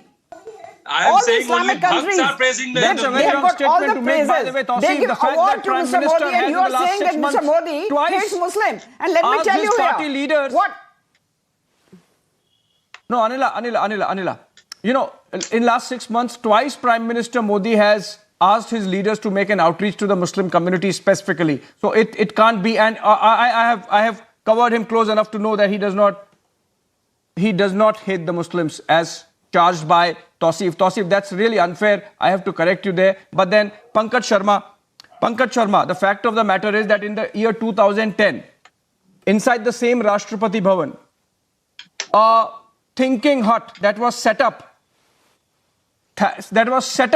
by APJ Abdul Kalam, it was removed by the then government, you know, in the name of restoring the original character of the Lutyens' design.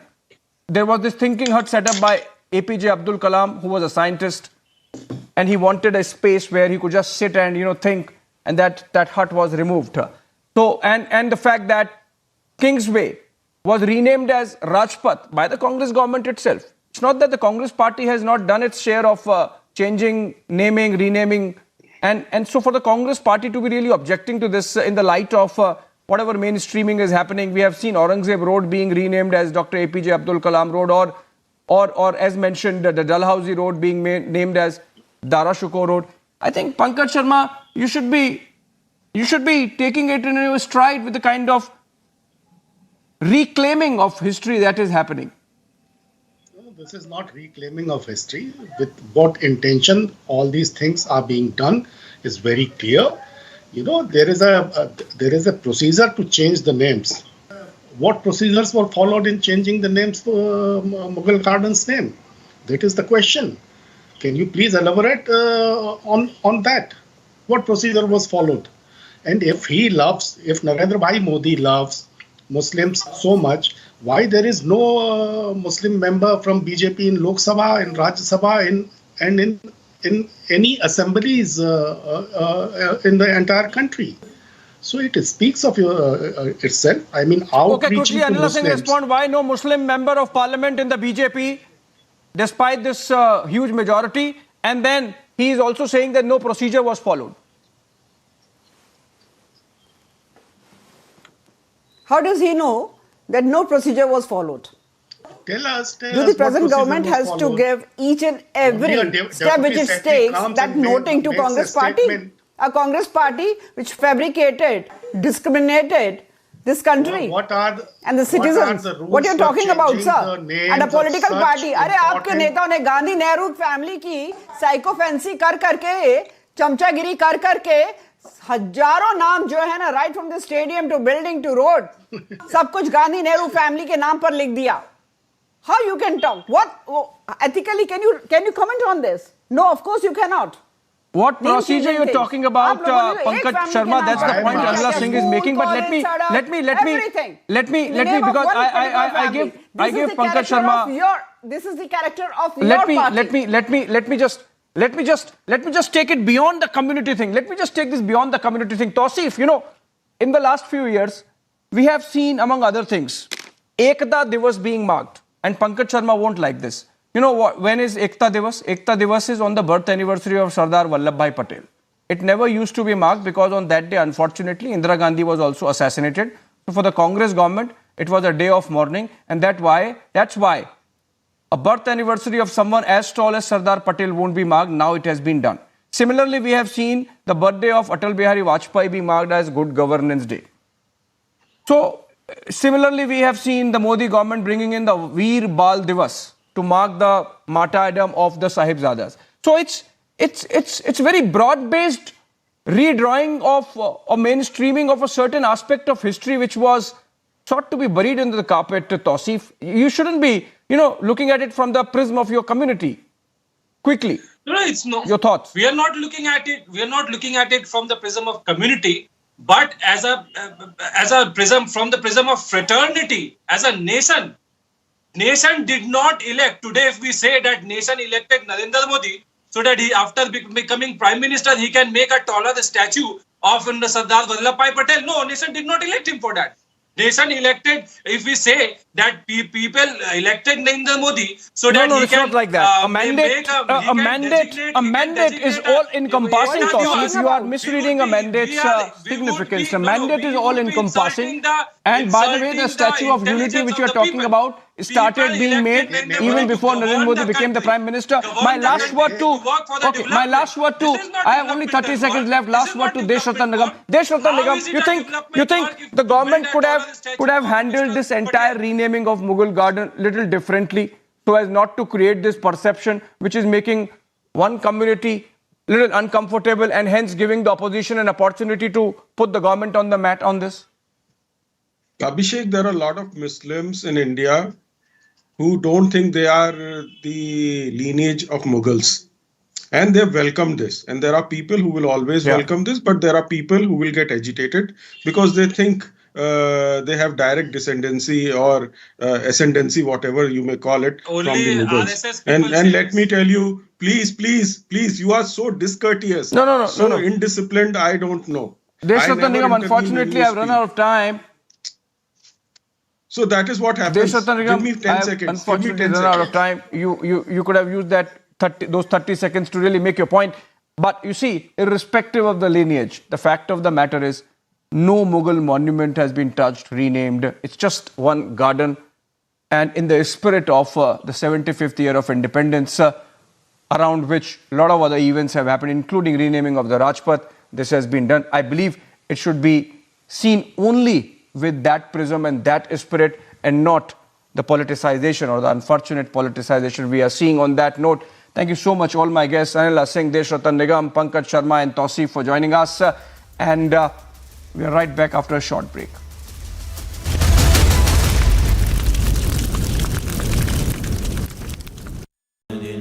Amity has been ranked India's #1 not-for-profit private university for 10 years. With top 10 ranked institutions in management, engineering, biotech, law, mass comm, telecom, hospitality, fashion and more. Yet another top ranking for Amity University. Illicit liquor smugglers attacked the police team of the excise department in Bihar's Bhojpur. The police team was attacked during a raid. Male and female officers were attacked brutally with bricks and stones. As the smugglers resorted to stone pelting, 11 policemen were injured in the operation and 4 police vehicles of the excise department were damaged. भागा नटोली का सूचना प्राप्त था कि वहाँ चुलाई शराब बनाते हैं और बेचते हैं जी। उसमें हम लोग दलबल के साथ वहाँ छापामारी करने गए थे। छापामारी करके 3-4 व्यक्तियों को गिरफ्तार भी किए थे। This is second such incident of attack on the product department team within a month. An FIR has been registered in the case. However, no arrest has been made so far. Multiple such incidents reported in the dry state of Bihar. Questions over law and order have only been on the rise. Bureau Report, Republic TV.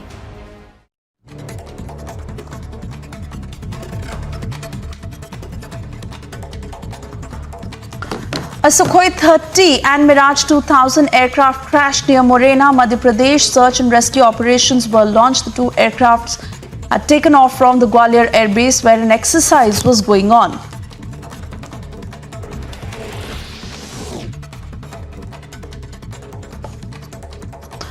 Two pilots were on board Su-30 and 1 pilot was on board Mirage 2000. 2 of these pilots who sustained injuries in the incident had ejected safely, while 1 pilot has been martyred.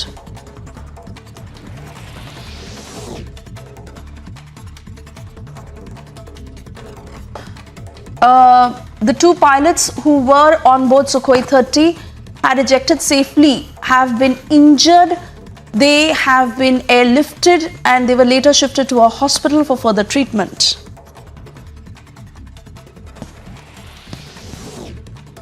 Uttar Pradesh Chief Minister Yogi Adityanath, while presiding over the restoration and desecration of the idol program Neelkant Mahadev Temple in Rajasthan, said that Sanatan Dharma is the national religion of India, which every citizen must respect. हमारा सनातन धर्म भारत का राष्ट्रीय धर्म है। हम सब अपने व्यक्तिगत स्वार्थों से ऊपर उठ करके अपने इस राष्ट्रीय धर्म के साथ जुड़ते हैं. A political storm has broken out over UP Chief Minister Yogi Adityanath's Sanatan Dharm remark. Congress and NCC have hit out saying all religions must be respected in India.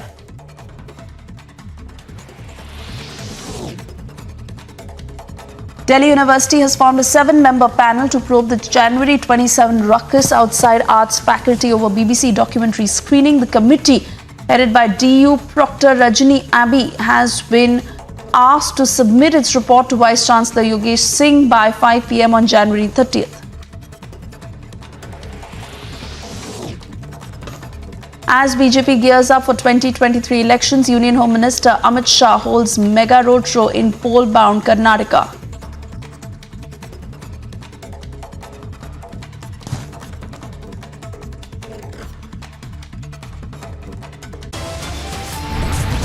Time now for... Illicit liquor smugglers attacked the police team of the excise department in Bihar's Bhojpur. The police team was attacked during a raid. Male and female officers were attacked brutally.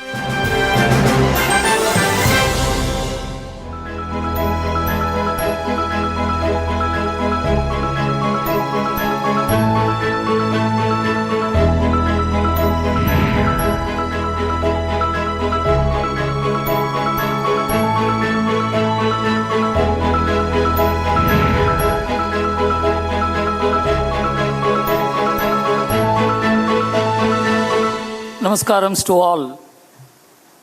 I do not know what transpired from the morning till now. I had a few words exchanged with Arnab. I know it must have been a very focused and a very highly specialized sessions. But I will be talking from a silo-free, a kind of a helicopter presentation. Somebody sent me a video yesterday about a video of Bertrand Russell's discussion with someone. And Bertrand Russell said, what changes have taken place since I began knowing about the world and today? It is phenomenal, unbelievable the world would have changed in such a short time as my life. But applying it to what has transpired in the last 1 year,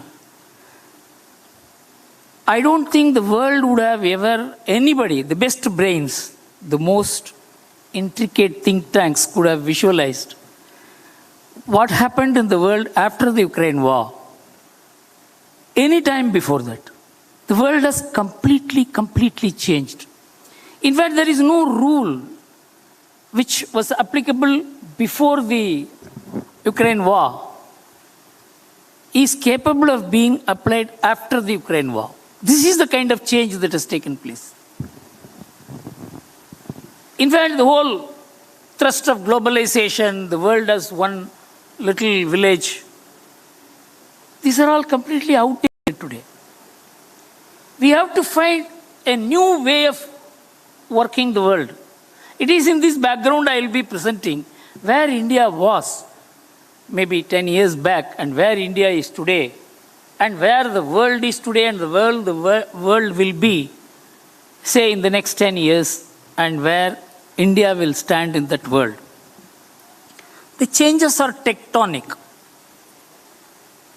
And the post-war geopolitical world order, from being a world led by a hegemonic power, has become a world of diffused powers. Today there is no hegemonic power. In fact, it is much worse than the Cold War rivalry where there were two blocks trying to control the world or being competitive about one another. But today, this is a kind of I wouldn't call it anarchic, but the world is so diverse today in terms of power shared economically, politically, and culturally, and in terms of demography, that the world order which was formulated after the Second World War, which was reformulated after the Cold War, is not under severe threat as many people say. It is not just under a challenge. It has been deformed. Henry Kissinger said that the world order will be restructured permanently. Who is going to restructure it? There is not one axiomatic power or brain or institution which can rearticulate the world today. In fact, George Soros is perhaps very near what can be the true position. He said there is likely to be a civilizational collapse of the West. This is the most appropriate understanding of the world because the world was run by the Western way of doing things. In fact, many people, whenever I have quoted in IIT or IIM or many research institutions, they were not even aware the philosophic and ideological drive for the world that was articulated by none less than the United Nations in the year 1951. I think in the last Republic session I quoted it, but I think it is worth quoting it again because these are not things which are current in the public discourse. So I would like to start the session with how the United Nations constituted an expert committee in 1949 and came out with a report in 1951, which of course had some kind of a representative from India also who belonged to Pune. And they submitted a report in which the core idea is what I am going to quote from what they say. There is a sense in which rapid economic progress is impossible without painful adjustments. Ancient philosophies have to be scrapped. Old social institutions have to disintegrate. Bonds of caste, creed, and race have to burst. And large number of persons who cannot keep up with progress have to have their expectations of comfortable life frustrated. Very few communities are willing to pay the full price for economic progress. This is the extension of the Western anthropology of modernity. Modernity, which we are thinking as something which is progressive about, world always keeps changing. The contemporary world would never be the same as it was 100 years back, but modernity has another orientation that unless the world is characterized in terms of the Western civilization, Western way of life, and Western food habits, and Western etc., it is not modern. There cannot be a Tamil-speaking modern Indian. There cannot be Hindi-speaking modern Indian. There cannot be a person wearing tikka who is a modern Indian. Because modern Indian has a definition. This is how the world was turned into a one-size-fit-all model. Not only in terms of the intellectual orientation, but also in terms of psychological, physical orientation, cultural orientation, and sensitivities, how to eat, how not to eat. The whole way of shaping the world in a particular manner, this was devised. And that is precisely what was not only recommended in 1951, it was accepted in 1990s as the post-Cold War world order. Everybody accepted in the name of globalization. And we began propagating it in a big way. And now what is happening is these tectonic changes have challenged this formulation. In fact, the very idea of modernity has undergone a change in the last 7-8 years in the Western academia. There is nothing called one source of modernity. Every civilization has a way of renewing itself. Modernity is an evolution which takes place within each civilization, and there is no one dominant civilization which shows the way to modernity. This is now an accepted position. Professor Hunt, who did the greatest research in this, has said that every nation, every civilization has a way of modernizing itself in the sense in which they are able to say this will not suit the future. And this is not the discourse in India, because the Indian discourse is still not original. Of course, we have been able to discard this Asiatic model, which was being suggested as a sign of India cannot become a modern society at all. This is how we were put in the category of people who can never modernize ourselves. This is based on this is based on Karl Marx and Max Weber's formulation that a society which follows Hinduism and Buddhism cannot modernize itself and cannot become a successful economy. This was the model that was suggested for our public discourse, for our academia, for our media, for our government. This is a big story which I partly told in my previous session. Now, from there, what is the change that is taking place? Change from a world of one monetary and financial order and one money into a world of multiple monetary orders, multiple finances, and multiple monies. This is something unthinkable. This could not have been imagined 5 years back. And it is now becoming a reality. Japan and China Japan and China are almost like undeclared enemies. But they have come to an understanding that for $300 billion, they will have non-dollar transaction in mutual national currencies. This is not even known outside. You have to Google and get this information. So this one money driving the world is also being departed from. And challenges from autocracies to liberal democracies. In 1990, when globalization came, the West proclaimed that liberal democracy and free market have won the game once and for all, and is the best for the rest to follow the Western liberal democracy and free market economy. This was an open declaration.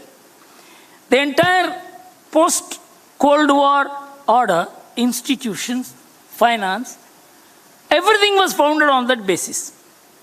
Now that is being challenged. Not because of anything, because in the international monetary, financial and trade order, in which democratic rules operated, transparency operated, for its own selfish purposes, America brought in China, which was non-transparent, has nothing to do with the democracy. They all said we will co-opt. In fact, Clinton went to the extent of saying that when we co-opt China into the world economy, it will not only that we will be exporting our goods, we will all be exporting our ideas, virtually saying China will democratize. That was the base on which China was brought in. Today, China is the biggest autocratic challenge. Making use of the transparent rules through their non-transparent statecraft. A Marxist economy cannot operate in a market economy. So there is a challenge from the Marxist market economy to the free market economy. These are all the challenges which are coming today, for which within the Western formulation, rules, regulations, institutions, there is no answer. It is in this background, India is assuming the leadership of G20. See, G20 was a formulation which was found necessary because G7 and G8 were unable to handle the enlarging dimensions of the world finance, world issues. In fact, terrorism was one of the reasons why G20 acquired a very important place, because these transactions, monetary and financial banking transactions, needed to become apparent if the world were to live in peace, because wrong money and terror have got together. And actually G20 acquired its prominence only after 2008, particularly after 2015. And now it has a certain role to play. Otherwise it was only a debating club. Today it has a value. And we have now become the president of India, and the Prime Minister Modi is now the president of G20. The Prime Minister made two propositions. we have to test whether these two propositions are just slogans or have they any meaning. Is India legitimate in suggesting it? Has it the moral and legitimate power to make these two propositions? One is, he talked about Vasudhaiva Kutumbakam as a philosophy for the world. It would look that he is recalling some 5,000 years of civilizational value for the contemporary and future world. But I will explain to you how relevant it is. And it is in terms of figures. It is in terms of the current and future world. So, because we have not understood our way of working, we have not understood our philosophy, we have not understood our lifestyle, we are not able to understand what the idea of Vasudhaiva Kutumbakam is. So that will be one of the major portions I will be explaining to you today. Second is, he came to a more practical subject, high debt-free and environmentally comforting development model. You see, these are all very freely spoken. Anybody can speak about it. In fact, environment is now the discourse of the West, which is doing the greatest damage to environment for not today, for the last 50, 60 years. If you look at the contribution that the West has made to damage the environment, the total greenhouse gas emission till today, if it is turned into percentages and saddled on the countries which have contributed the maximum, till now, all the greenhouse gases taken together, aggregated together, 25% of the contribution has come from America. Till now, in the history. European Union, 22%. China, 13%. India, 3%. With how much population? 18% of world's population. Russia, 6%.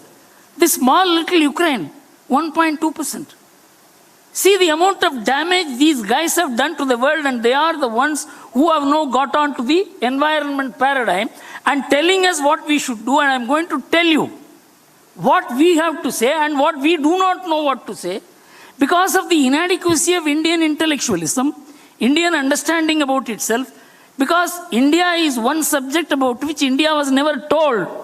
In our academia, in our government discourse, in the public discourse, I am going to tell you this. So are these empty slogans? No. You know, in India, many people, the West, there is say, you precept and practice. What you say, you must practice. But our philosophy is different. Swadhyaya pravachana. This is what the Vedas say. You must practice and then only speak. It's a completely different thing. Unless you practice, you cannot speak. The entire geopolitics today is based on whether you practice or not, you speak well. The articulation, the capacity, the institutional arrangement, the media power that you have, all that has put practice irrelevant, precept more relevant, because the people who are speaking are more capable, more articulate, more powerful. We are not that. We actually practice. How do we practice? This is what I want to tell you. India practices Vasudhaiva Kutumbakam. First point. This Vasudhaiva Kutumbakam is integrated in two aspects. One is environmental culture and two, cultural economics. I'm going to emphasize this because these are not things which, you speak through flowery words. No, you have to support it by hard facts. Now I will take you to the whole idea of environment, because this is the most important paradigm the world is now holding in its hand to keep the rest under check. The rest does not know, including China. I don't see there is any Asian narrative of environment. So how important it is for us to develop our own narrative based on facts, narrative based on undisputed facts. What I am mentioning to you is facts gathered from ourworlddata.com, which is an important, all the Western universities, including Harvard University, are members of this. This is undisputed facts I am mentioning to you. If you look at the world, nature has arranged the world in such a manner. 71% of the world is water, 21% is land. You know, in the body also, 71% of your body composition consists of liquid.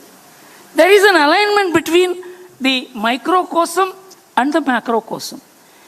It's all, nature has arranged it in such a manner, any disturbance anywhere will ultimately hurt the man. Because nature is very reactive. It's punishing. And it cannot excuse you. So, in this, of the 29% land, the habitable land is about 20-odd%. And of the habitable land, 10% is agricultural land.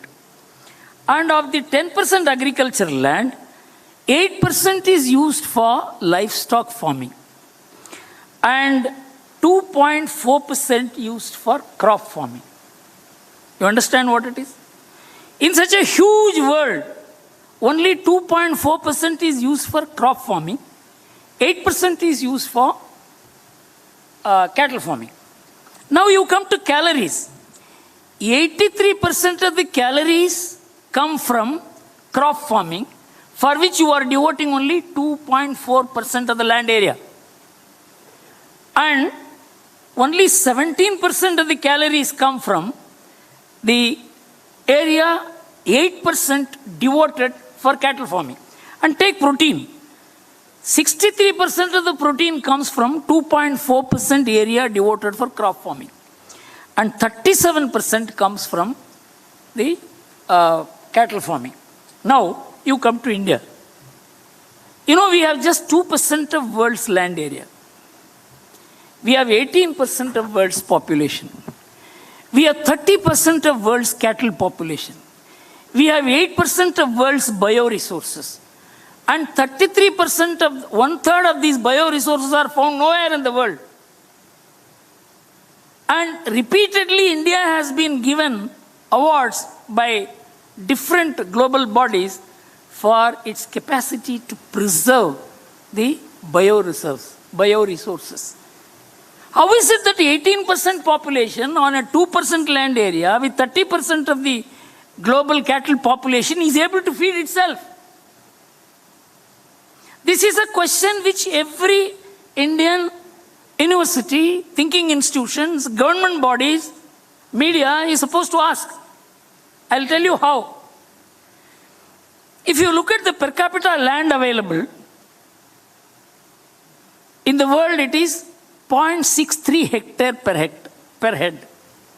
It is 1.27 in America, 0.43 in China, 0.13 in India. We have only 0.13 hectare agricultural land per capita available. Then how are we managing? It is because of our food style. It is our food style which enables us not only to feed ourselves and keep us in comfort, we are also in a position to supply food to the world. How?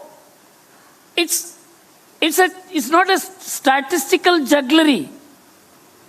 There is a science of taking food. You go to Kerala, they have a science of having food. In Tamil Nadu, there is a science of food. Anywhere you go, there is a science. Food is taken on the basis of the traditional culinary formula.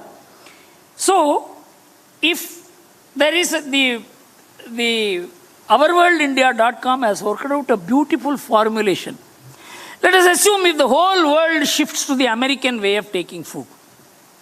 From tomorrow onwards, all Indians, all Chinese, all Asians shift to American way of taking food. Ourworldindia.com says we will need 140% of the agricultural land the world has today. We will need 40% more land than the world has today if everybody were to shift to American way of eating food. You come to India. If the whole world takes to the Indian way of taking food, we will need only, you will not believe, we will need only 40% of the agricultural land we are using for agriculture. This is not my data. This is our world in data.com, which is an undisputed source of information. But tell me, which Indian university, which Indian think tank, which Indian IIT, which Indian government formulated papers bring out this fact? The only thing is, we also eat meat. You know, majority of the Indians eat meat. They say it is as much as 60-65%. There are variations in estimate, but it is somewhere 1/3 of the Indians are not meat eaters. 2/3 of the Indians are meat eaters. But meat is not our main food. Meat is our sabji. Our main food is cereal. It is the reverse in the West, with the result, our per capita meat consumption today is 3.1 kg per head. It is 109 kg per head in America. It is 84 kg per head in European Union. Most environmentally damaging eating habit. The most environmentally compatible food habit we have. Don't you think you must pass laws to preserve your food habits?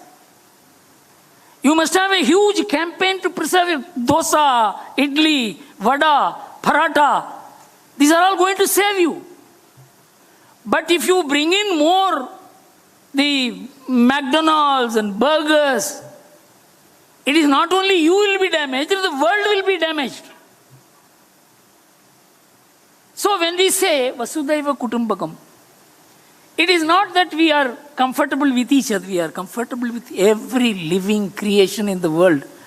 Otherwise you cannot have, you know what is the cattle population of India? 300 million. It is 257 million in Brazil, 95 million in China, 94 million in America, 89 million in European Union. See how we are taking care of cattle 3 times, 4 times, 5 times the number. How? It is not that cattle is just an edible proposition. It is our friend. It's part of agriculture. It's part of homes. It's worshipped. Do we understand? Otherwise, why should we keep 300 million cattle? And livestock is 500 million. These are the implications of the idea of Vasudhaiva Kutumbakam. I come from a village. In fact, I have a feeling unless you come from a village, you cannot understand India. I'm sorry I am making a very judgmental statement because this is how I have come across whenever I have dealt with Indian intellectuals who are very proficient in English. They have a very sad and bad idea about a village. I think that is where you understand the value of life.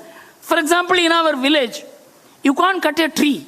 If somebody is pregnant in that village, you have to go and take the permission of the pregnant woman's family to cut the tree. We built a house in Chennai. In fact, any of you can come to my house and see. It is almost in the center of the house. There was a neem tree. We decided we cannot cut the tree. We gave up almost 2,000 square feet of constructed area for the tree to survive. And it is being worshipped in our house. These are not things which you can cultivate by education. This you cannot cultivate by mere giving lectures or reading books. This is part of the Indian DNA. This is what is Vasudhaiva Kutumbakam. When the Prime Minister spoke about Vasudhaiva Kutumbakam, he didn't speak about what was stated in our Vedas or Upanishads, but it is a functioning reality. So, this is the first point. And if, let us assume one more point I would like to mention, if all Indians shift to the American way of eating, we will need 6 times the agricultural land we have today.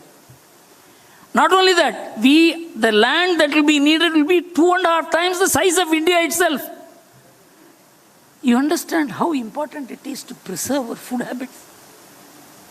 In the interest of your own survival, in the interest of, if all Indians, 1.4 billion Indians, begin eating meat in the way the Americans do, there will be no world. It will be over. But do we understand that? Our meat consumption, which was 5.2 kilos per head, has come down to 3.1. There is a 30% reduction. Did anyone campaign for that? People are feeling that you must touch meat and you should not eat meat. So if you have a desire for meat, you eat. But you don't substitute it for other things. Sabji is the way, vegetables are there, your cereals are there. You know the number of cereal varieties in India, the rice varieties in India, at one point in time 100,000. Today you have 22,000 varieties of rice preserved in India. The cereal varieties in India are almost 200,000. In the entire West, the cereal varieties put together is not more than 200.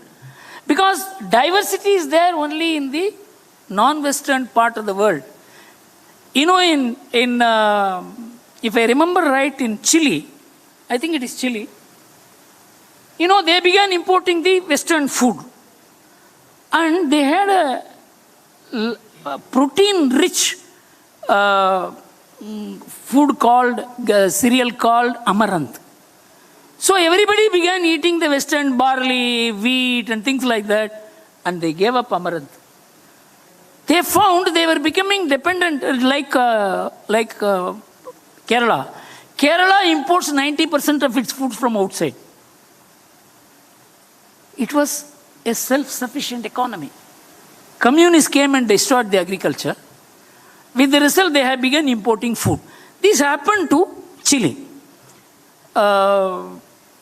Then what happened? They had to take a campaign to bring back amaranth eating habits through the media, through cinema stars, through prime ministers.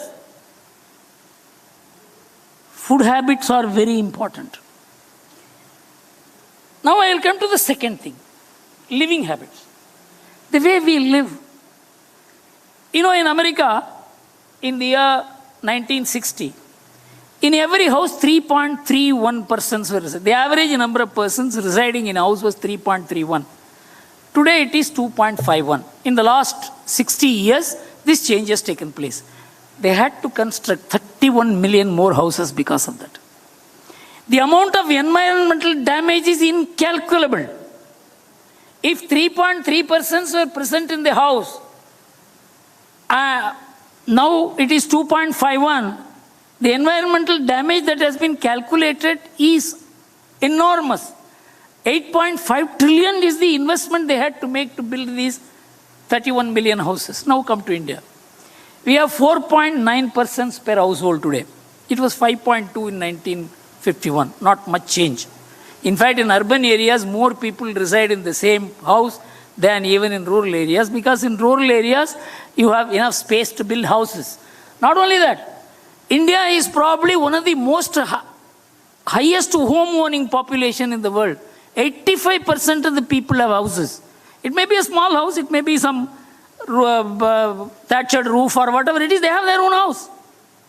It is only in urban areas the housing is less. In rural areas, it's almost complete. Now, if 4.9 per head comes down by 1 to 3.9, we will be needing 51 million more houses. If we come to the American standard of just through 2.51, we will be needing 130 million more houses. Our way of adjusting families, living together, we have problems, we have difficulties.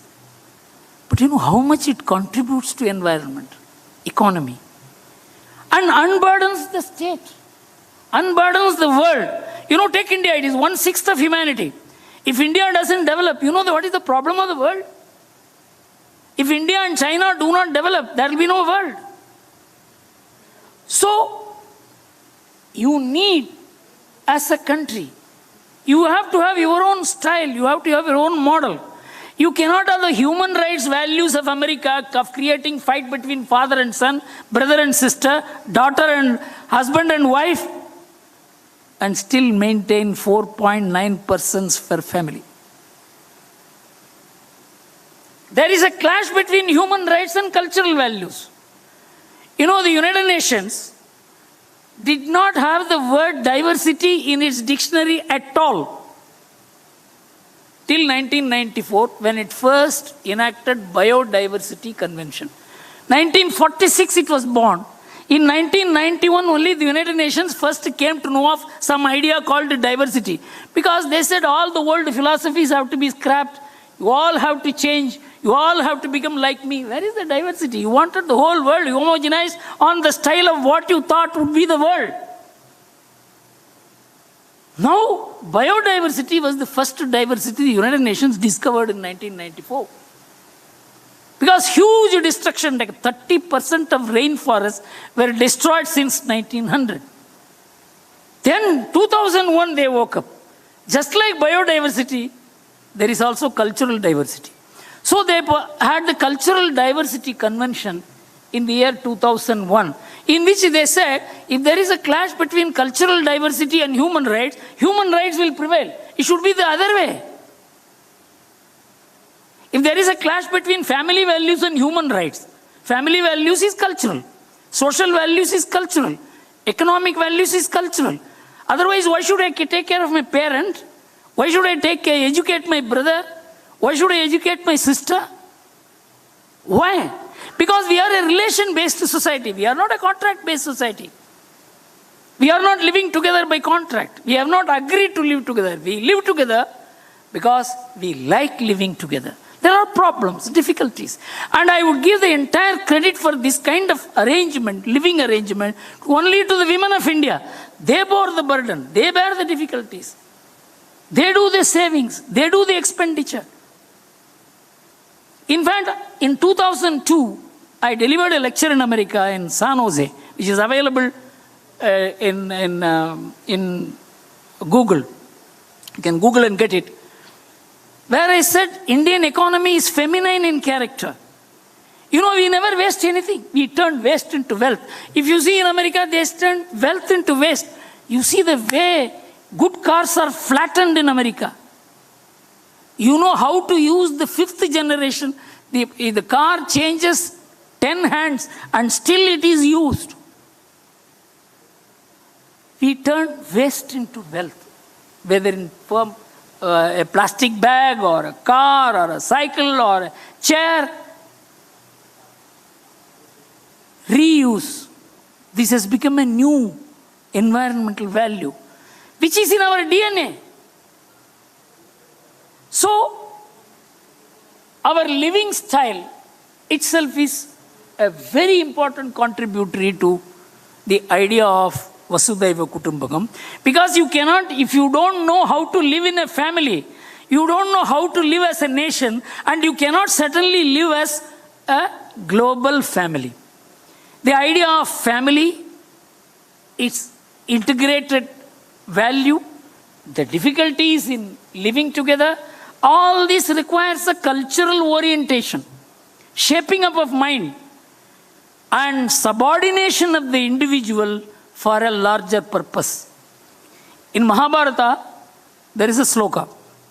Tyajat yegam kulasyarte, gramarte kulam tejet, gramam janapadasyarte, atmarte prithvim tejet.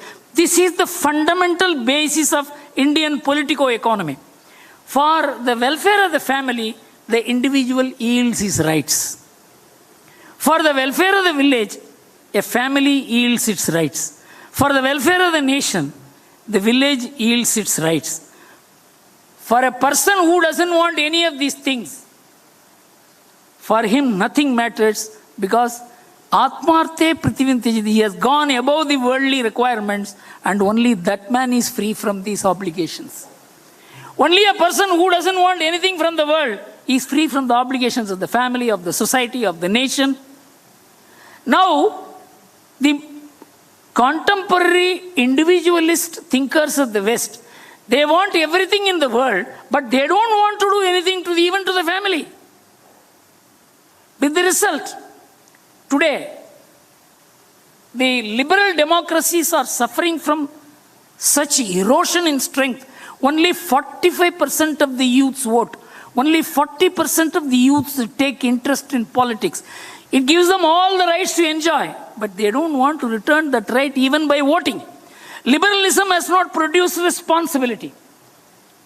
It has not been able to create people who will stand by liberalism. They want to enjoy liberalism. They don't want to contribute to liberalism. But in India, it's entirely different. You know, in the West, if you see, it is the educated people vote. It is the people who have higher income vote. It is the higher strata of the people vote. The lower strata, minorities, uneducated people, they vote less. In India, it is the reverse. 75% of the minorities vote. 65% of the scheduled caste vote. 64% of the backward classes vote. It is 49% of the educated people vote. 45% of the forward caste vote. The Indian democracy's bottom strength is very heavy. You know, this research has been done by a person, Yogendra Yadav. So he can never go back upon it. So there is something very different about India. This manifests in social security. We take care of our parents. We take care of the family obligations. We educate our children. But this is not what is happening in the West. All the responsibilities are transferred to the government. Families have been nationalized. The children are not being educated by the parents. With the result, the unprovided for unfunded social obligations of the West is $62 trillion, against which the government doesn't have even $1 on hand.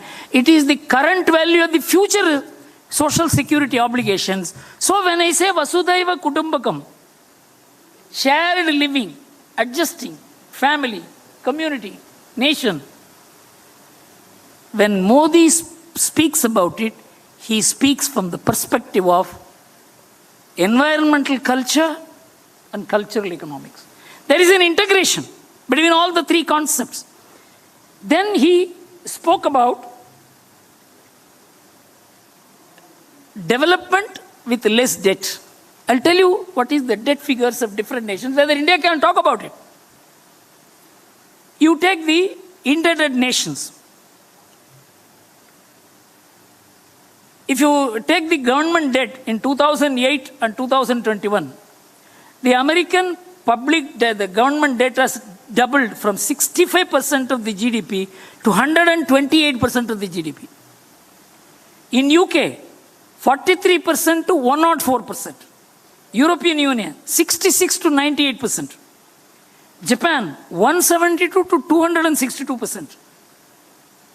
In China, 29 to 72%. In India, 66 to 85%. We have borne one of the biggest public welfare programs during the pandemic. It's not a small nation. Still, our debt is only 85% of the GDP. And our private debt is even less. In China, the private debt is, in 2008, 106% of the GDP. Now it is 197%. In India, 47% to 57% was the improvement in this period, 2008 to 2021. Our people don't borrow unnecessarily. So, when the Prime Minister said we should have growth, we should have development, we should have globalization with less debt, he has had the legitimacy to talk about it. There is a performance. So whether in terms of Vasudhaiva Kutumbakam, whether in terms of environmental culture or cultural economics, I think India has a functioning model to show to the world. This G20 is an opportunity for India to pack its ideas and present to the world. Here is an alternative model, functioning model. It is not a theoretical model. It is not something which we have brought from libraries. It is working on the ground. So this opportunity has come to India. But the Prime Minister is aware. The Prime Minister knows. But how many people in the country know? I don't know. How many academic institutions can present an alternative thought to the Western academic institutions? I do not know. How many in the media can present an alternative living model to the world? I don't know. In fact, we are swallowing and vomiting their own idea of human rights without knowing how much it damages your own family, your own community, your own nation. You know, human rights is now available only for anarchists. The court is concerned with the human rights of terrorists. It is concerned with the human rights of Naxalites. This perversion, which can damage not only the security of the country, but the economy of the country, environment. Do we present it that way? You have to have a human face, an environmental face, a community face, an economic face to the concept of human rights. Human rights cannot stand alone. It has to work with other dimensions of life. This is not the way we think. We just vomit, we just swallow and vomit. Whatever the Western think tanks say, we quote them. I mean, 1/6 of humanity cannot become the carbon copy of 1/16 of humanity. We need very original thinkers, courageous thinkers, who are willing to take the blame for saying the truth and an alternative to what is being assumed as truth, which is not the truth. So we need because India is no more a pushover. You know, India's position today in the world is highly legitimate. India's rise is legitimate. I will just give what are the internal drives to India's legitimate. Any country can rise. For instance, Hitler also rose. It was not a legitimate rise. Now Xi Jinping is rising. It is not a legitimate rise. It's a problem. It's a difficulty. Now, if you look at India's rise in the past 7-8 years, strong government from 1989 to 2014, we had rickety coalitions. Nobody bothered about it. It was in that period China rose. The West did not look at India because it did not have a government. You had 1.5 years government, 1 year government, half-year government. We have a stable government, strong government. Scam-free rule, leak-free government schemes, digital governance, ease of doing business, rise of organized financing and banking. Nowhere in the world you could see a government opening bank accounts for 420 million people, of which 390 million bank accounts are operational with funds in a matter of 6 years. It has never happened in the world. Then, clearance of historical baggages. Article 370, Ramjan Bhumi, we were saddled with this for 6 decades, 7 decades. Settling the past is a very, these are all the things which the West sees. No country will be respectable unless it keeps its house in order. We have been able to do it only in the past 6-7 years. We have never been able to do it in the past. We always saw Kashmir as a problem. Today we are seeing Kashmir as a model. How to develop Kashmir. Today, you must have read about in the newspapers how Kashmir tourism has jumped. A total change of picture. There is no gun-trotting terrorists. They have all been eliminated. And they will continue to be eliminated. And Pakistan, which was always threatening India, it has come out with a statement.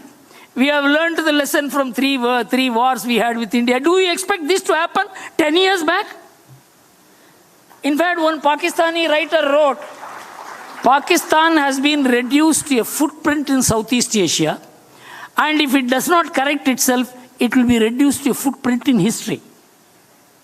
It is no more. We are not hyphenated with Pakistan. We are matching China, whether it is Doklam, whether it is Ladakh, or it is Arunachal. There is no question that you may have economic might, you may have military might, but on the border you cannot win. India has ensured that in a border fight, there will be no victor on this side or that side. If China attacks, it has to attack beyond the borders, in which case it will not be a war between only two countries. In fact, the question came, I heard it on the highest authority. In 2020, China did say the war may not be limited to the borders. You know what was her response? You mean to say you will attack Bombay? I will ensure you there will be no Shanghai. This is the India we are seeing today. An India which doesn't, which will mind others threatening. It will answer. This is not the India we have seen. So, a phenomenal growth of physical and digital infra, firm action against anarchy and terror. We were haunted by terror. Today, a PFI is snuffed out. Just like that. There is not even a whim for a protest. And defense preparedness. Rise of globally accepted national leadership. For 3 years consecutively, the Morning Consult has been rating Modi as the tallest leader of the world. And all other democratic leaders 10 points, 12 points, 15 points below. This is not our assessment. It is their assessment. And victory in the war against COVID. This Swadeshi vaccine, you know, we were beggars of vaccine. Any disease which came from outside, we have to go and beg for vaccine. They will give us 2 years, 3 years later. We made the vaccine, effective vaccine, which has prevented the disease from growing. We are almost free. I mean, today I was seeing our COVID numbers is less than 100. But do we talk about it? The West knows it. They see the rise of India legitimate. You are no more dependent on somebody developing in their laboratories and you are going and begging, please give me. You are exporting. You have given vaccine to 100 countries in the world. Now, the external thing. I told you about handling of neighbors. Terror, Uri and Balakot. Afterwards, there was no cross-border terror of a magnitude India had to fear about. And then I told you about Ladakh. And amid COVID time, Jaishankar, who had come for the Tughlaq function, he told me, he told the audience, when the Chinese thought if they attacked India at the time when COVID was raging in India, India will not be able to repulse the attack. We gave them back. It was shocking for China. It's a different India. And India has a global pharmacy, now handling geopolitics. We have the traditional ally in Russia. We have the strategic ally in US. US can't give us up. You know why? The liberal democracy in India or in the world is only 13% of world's population. More than half the world is under autocracy. If we don't stand with the liberal democracies, there will be no liberal democracy in the world. These guys were rating Indian democracy. It's not liberal. Now they say, come on, you are part of us. Why? We are not a liberal democracy. We will not be a liberal democracy. We should not be a liberal democracy. We are a civilizational democracy. We recognize all the constituents of there are caste-based parties, there are religion-based parties, there are language-based parties. These are all completely anti-liberalism. But we recognize all that. We have a functioning democracy. We are able to tick together, work together, speak together, travel together, grow together. It's not a joke. Nowhere in the world, you know, when France was formed, when Italy was formed, less than 2% of these people spoke French language. Less than 1% of these people spoke Italian language. They were all constructed as state by the might of the king. India evolved because of its civilizational model. Mahatma Gandhi mentions it in Hind Swaraj. You must all read. The man who understood India, he told the British how India remains one. It remains one because of its civilizational values. People travel from one end of the country to the other. M.J. Akbar wrote, the greatest unifier of India was Adi Shankara. Do we understand all this? This cannot happen by army. It cannot happen by state power. It's an evolution. That's why every time the West thought India would collapse, it never obliged them. It's now rising. It has shaken the West. Now special relations with, will anyone with Modi, BJP, Hindutva, RSS, all the campaign. Middle Eastern countries are our closest allies. Then Pakistan being reduced to footprint in history. Emergence as a regional leader. Today, nobody can challenge us in the region. I am not going to Upper Asia. I am talking about down. Then civilizational and strategic ties with Israel. I mean, we have ties with every one of consequence in the world. We have special ties with France, which is vetoing any attempt of the European Union against India. See the geopolitical strategies we have made. So, on the Ukraine stand, the world was shaken, Western world, by the stand that Modi took. Because it has a history. The West kept on expanding the NATO. Russia begged. He said, we will join the NATO. Please don't expand the NATO. We are willing to join the European Union. These were all the appeals that Russia was making. Yeltsin and all these people went, don't expand. The Cold War is over. The Americans thought they had won and it is their responsibility and the duty and the obligation to rule the world. It was, in fact, Henry Kissinger, who knew about geopolitics more than anyone else in the world, advised the Americans not to go for NATO expansion, not to go for grabbing Ukraine. But some joint secretary wrote a note, this is an opportunity for us to rule the world. A joint secretary in America wrote a note that was accepted and that landed in America in a mess, the world in a mess. We knew the background of the Ukraine war. And so we said in Ukraine war, you cannot say it is unjust. We are not going to say it is just or unjust. With the result, we have been able to manage our energy crisis so well. We have been able to reframe the energy economy of the world. If India had not taken that position, I don't think Middle East countries would have been able to stand up to America. You must understand how it is like an echo. So, India is at the center of geopolitics today. India, as the largest and the powerful country in terms of geography, in terms of technology, in terms of every other thing which the world values today, we are now a very important factor.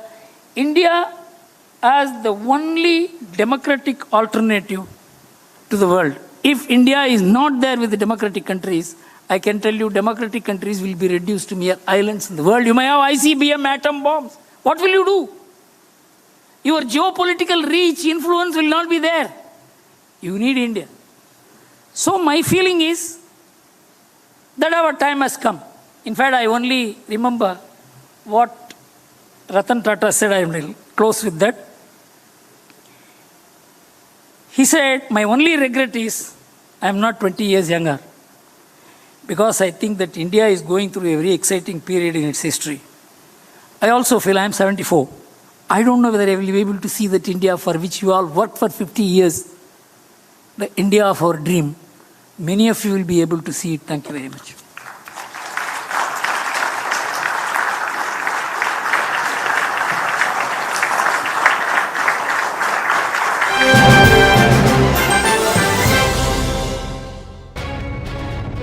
Illicit liquor smugglers attacked the police team of the excise department in Bihar's Bhojpur. The police team was attacked during a raid. Male and female officers were attacked brutally with bricks and stones. As the smugglers resorted to stone pelting, 11 policemen were injured in the operation and 4 police vehicles of the excise department were damaged. भागा में टोली का सूचना प्राप्त था कि वहाँ चुलाई शराब बनाते हैं और बेचते हैं जी। उसमें हम लोग दल बल के साथ वहाँ छापामारी करने गए थे। छापामारी करके 3-4 व्यक्तियों को गिरफ्तार भी किए थे। This is second such incident of attack on the product department team within a month. An FIR has been registered in the case. However, no arrest has been made so far. Multiple such incidents reported in the dry state of Bihar Questions over law and order have only been on the rise. Bureau Report, Republic TV.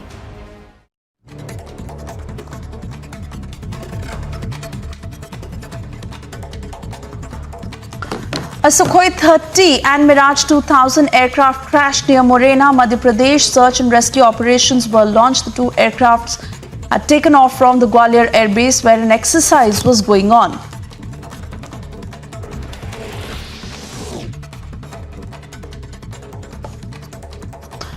Two pilots were on board Su-30 and one pilot was on board Mirage 2000. Two of these pilots who sustained injuries in the incident had ejected safely, while one pilot has been martyred.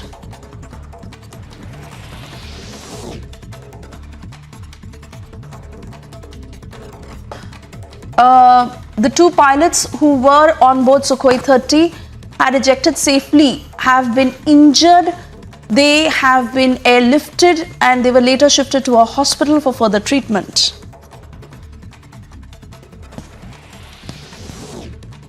Uttar Pradesh Chief Minister Yogi Adityanath, while presiding over the restoration and desecration of the idol program Neelkant Mahadev Temple in Rajasthan, said that Sanatan Dharma is the national religion of India, which every citizen must respect. हमारा सनातन धर्म भारत का राष्ट्रीय धर्म है। हम सब अपने व्यक्तिगत स्वार्थों से ऊपर उठ करके अपने इस राष्ट्रीय धर्म के साथ जुड़ते हैं। A political storm has broken out over UP Chief Minister Yogi Adityanath's Sanatan Dharma remark. Congress and NCC have hit out saying all religions must be respected in India.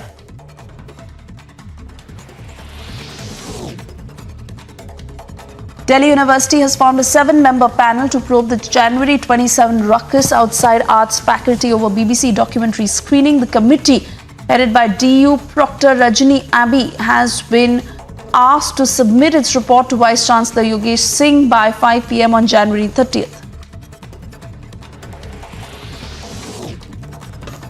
As BJP gears up for 2023 elections, Union Home Minister Amit Shah holds mega roadshow in poll-bound Karnataka.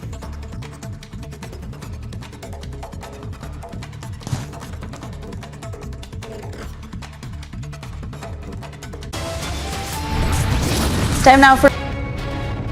Illicit liquor smugglers attacked the police team of the Excise Department in Bihar's Bhojpur. The police team was attacked during a raid. Male and female officers were attacked brutally with bricks and stones.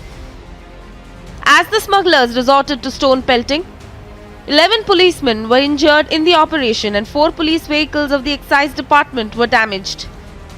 भागा में टोली का सूचना प्राप्त था कि वहाँ चुलाई शराब बनाते हैं और बेचते हैं जी। उसमें हम लोग दलबल के साथ वहाँ छापामारी करने गए।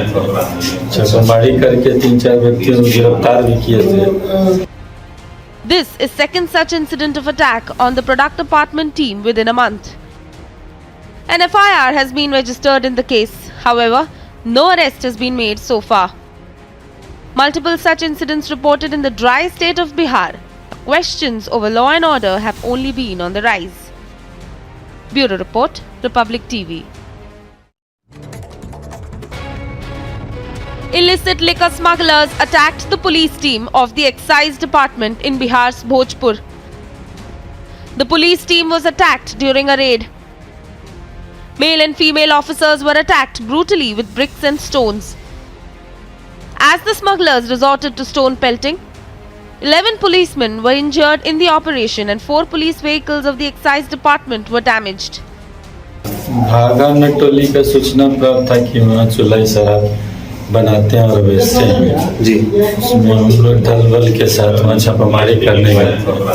छापामारी करके 3-4 व्यक्तियों को गिरफ्तार भी किए थे। This is second such incident of attack on the product department team within a month. An FIR has been registered in the case. However, no arrest has been made so far. Multiple such incidents reported in the dry state of Bihar. Questions over law and order have only been on the rise. Bureau Report, Republic TV. illicit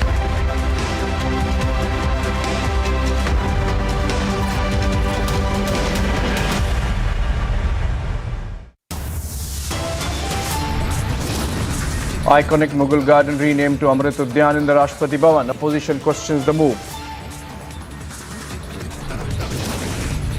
If you read next time in a foreign newspaper, but they always, foreign newspaper, they like using words like Hindu nationalist come. Ask yourself, how wrongly are they reading? External Affairs Minister calls out Western media over Hindu nationalist government narrative. One pilot succumbs to injuries as two IAF jets crash in Morena. Two injured airlifted from the site. Prime Minister Modi lauds and congratulates NCC cadets as NCC commemorates 75 years of its inception. Union Home Minister Amit Shah holds roadshow in pole-bound Karnataka.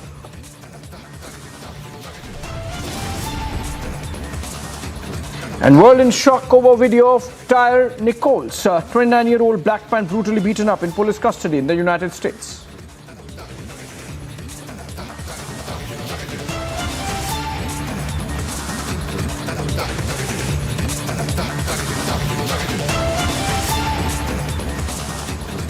Big political face-off has broken out after Mughal Gardens inside the Rashtrapati Bhavan were renamed as Amrit Udyan. The opposition has hit out at the centre for renaming.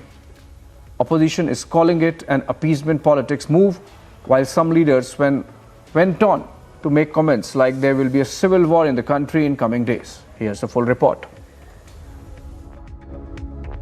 The occasion of the celebrations of 75 years of independence as the Azadi Ka Amrit Mahotsav, the President of India is pleased to give a common name to the Rashtrapati Bhavan Gardens as the Amrit Udyan. It's official. Mughal Gardens is now Amrit Udyan. This was a British colonial building much after the Mughals came in, but the Congress government kept the name Mughal Garden. So this much awaited and much welcome step by the Modi government, where the Mughal Garden will be named now as the Amrit Garden. Last year, India renamed Rajpath, Racecourse Road, Aurangzeb Marg and Dalhousie Road are among the various other iconic locations that have witnessed renaming. But some are politicizing the move. ये खेल कब तक खेला जाता रहेगा?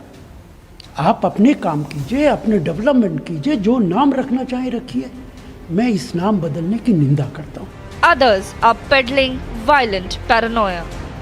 मेरा मानना ये है कि नाम बदलने से अगर देश का विकास होता हो तो मैं भी अपना नाम बदलने को तैयार हूँ, लेकिन देश का विकास नहीं हो रहा है ना.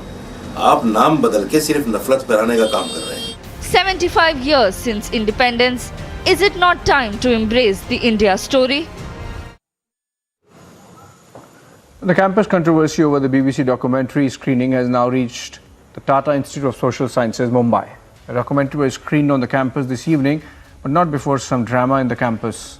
BJP carried out protests in front of this over the screening. Here's a report filed by our correspondent Sandeep Singh. Despite of the ban on the controversial documentary by BBC over Gujarat riots, the TISS students, in fact, the Progressive Students Forum, the Students' Union carried out the screening on the laptops here at TISS premises, and in fact this is the Tata Institute of Social Sciences University, wherein the screening on the controversial documentary took place, and in fact heavy security is also being deployed out here. Massive police security has been deployed out here to make sure that law and order remains in place. But despite of several warnings by the TISS management, the screening took place on the laptops of students, and more than 200 students took part in the screening that took place at TISS premises. Remember, in the early in evening, BJP youth wing party workers in fact carried out a massive protest. They demanded that screening should be stopped, but at that point of time an assurance was also given by Mumbai police stating that if any kind of screening take place, then they will book people and an FIR will also be lodged. But so far there is no confirmation whether Mumbai police has lodged any FIR or not. But at this point of time, Zone 6 DCP Hemraj Rajput is still inside the premises of Tata Institute of Social Sciences, and it will be very much crucial to see whether Mumbai police books the organizers of the screening who held the screening in the premises of Tata Institute of Social Sciences.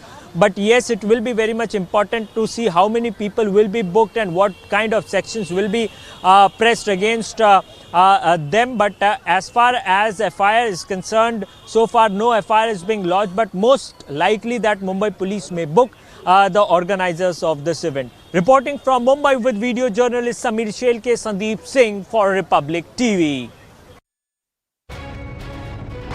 There has been massive furor in India over the screening of the banned documentary, the BBC documentary, which focused on the 2002 Gujarat riots.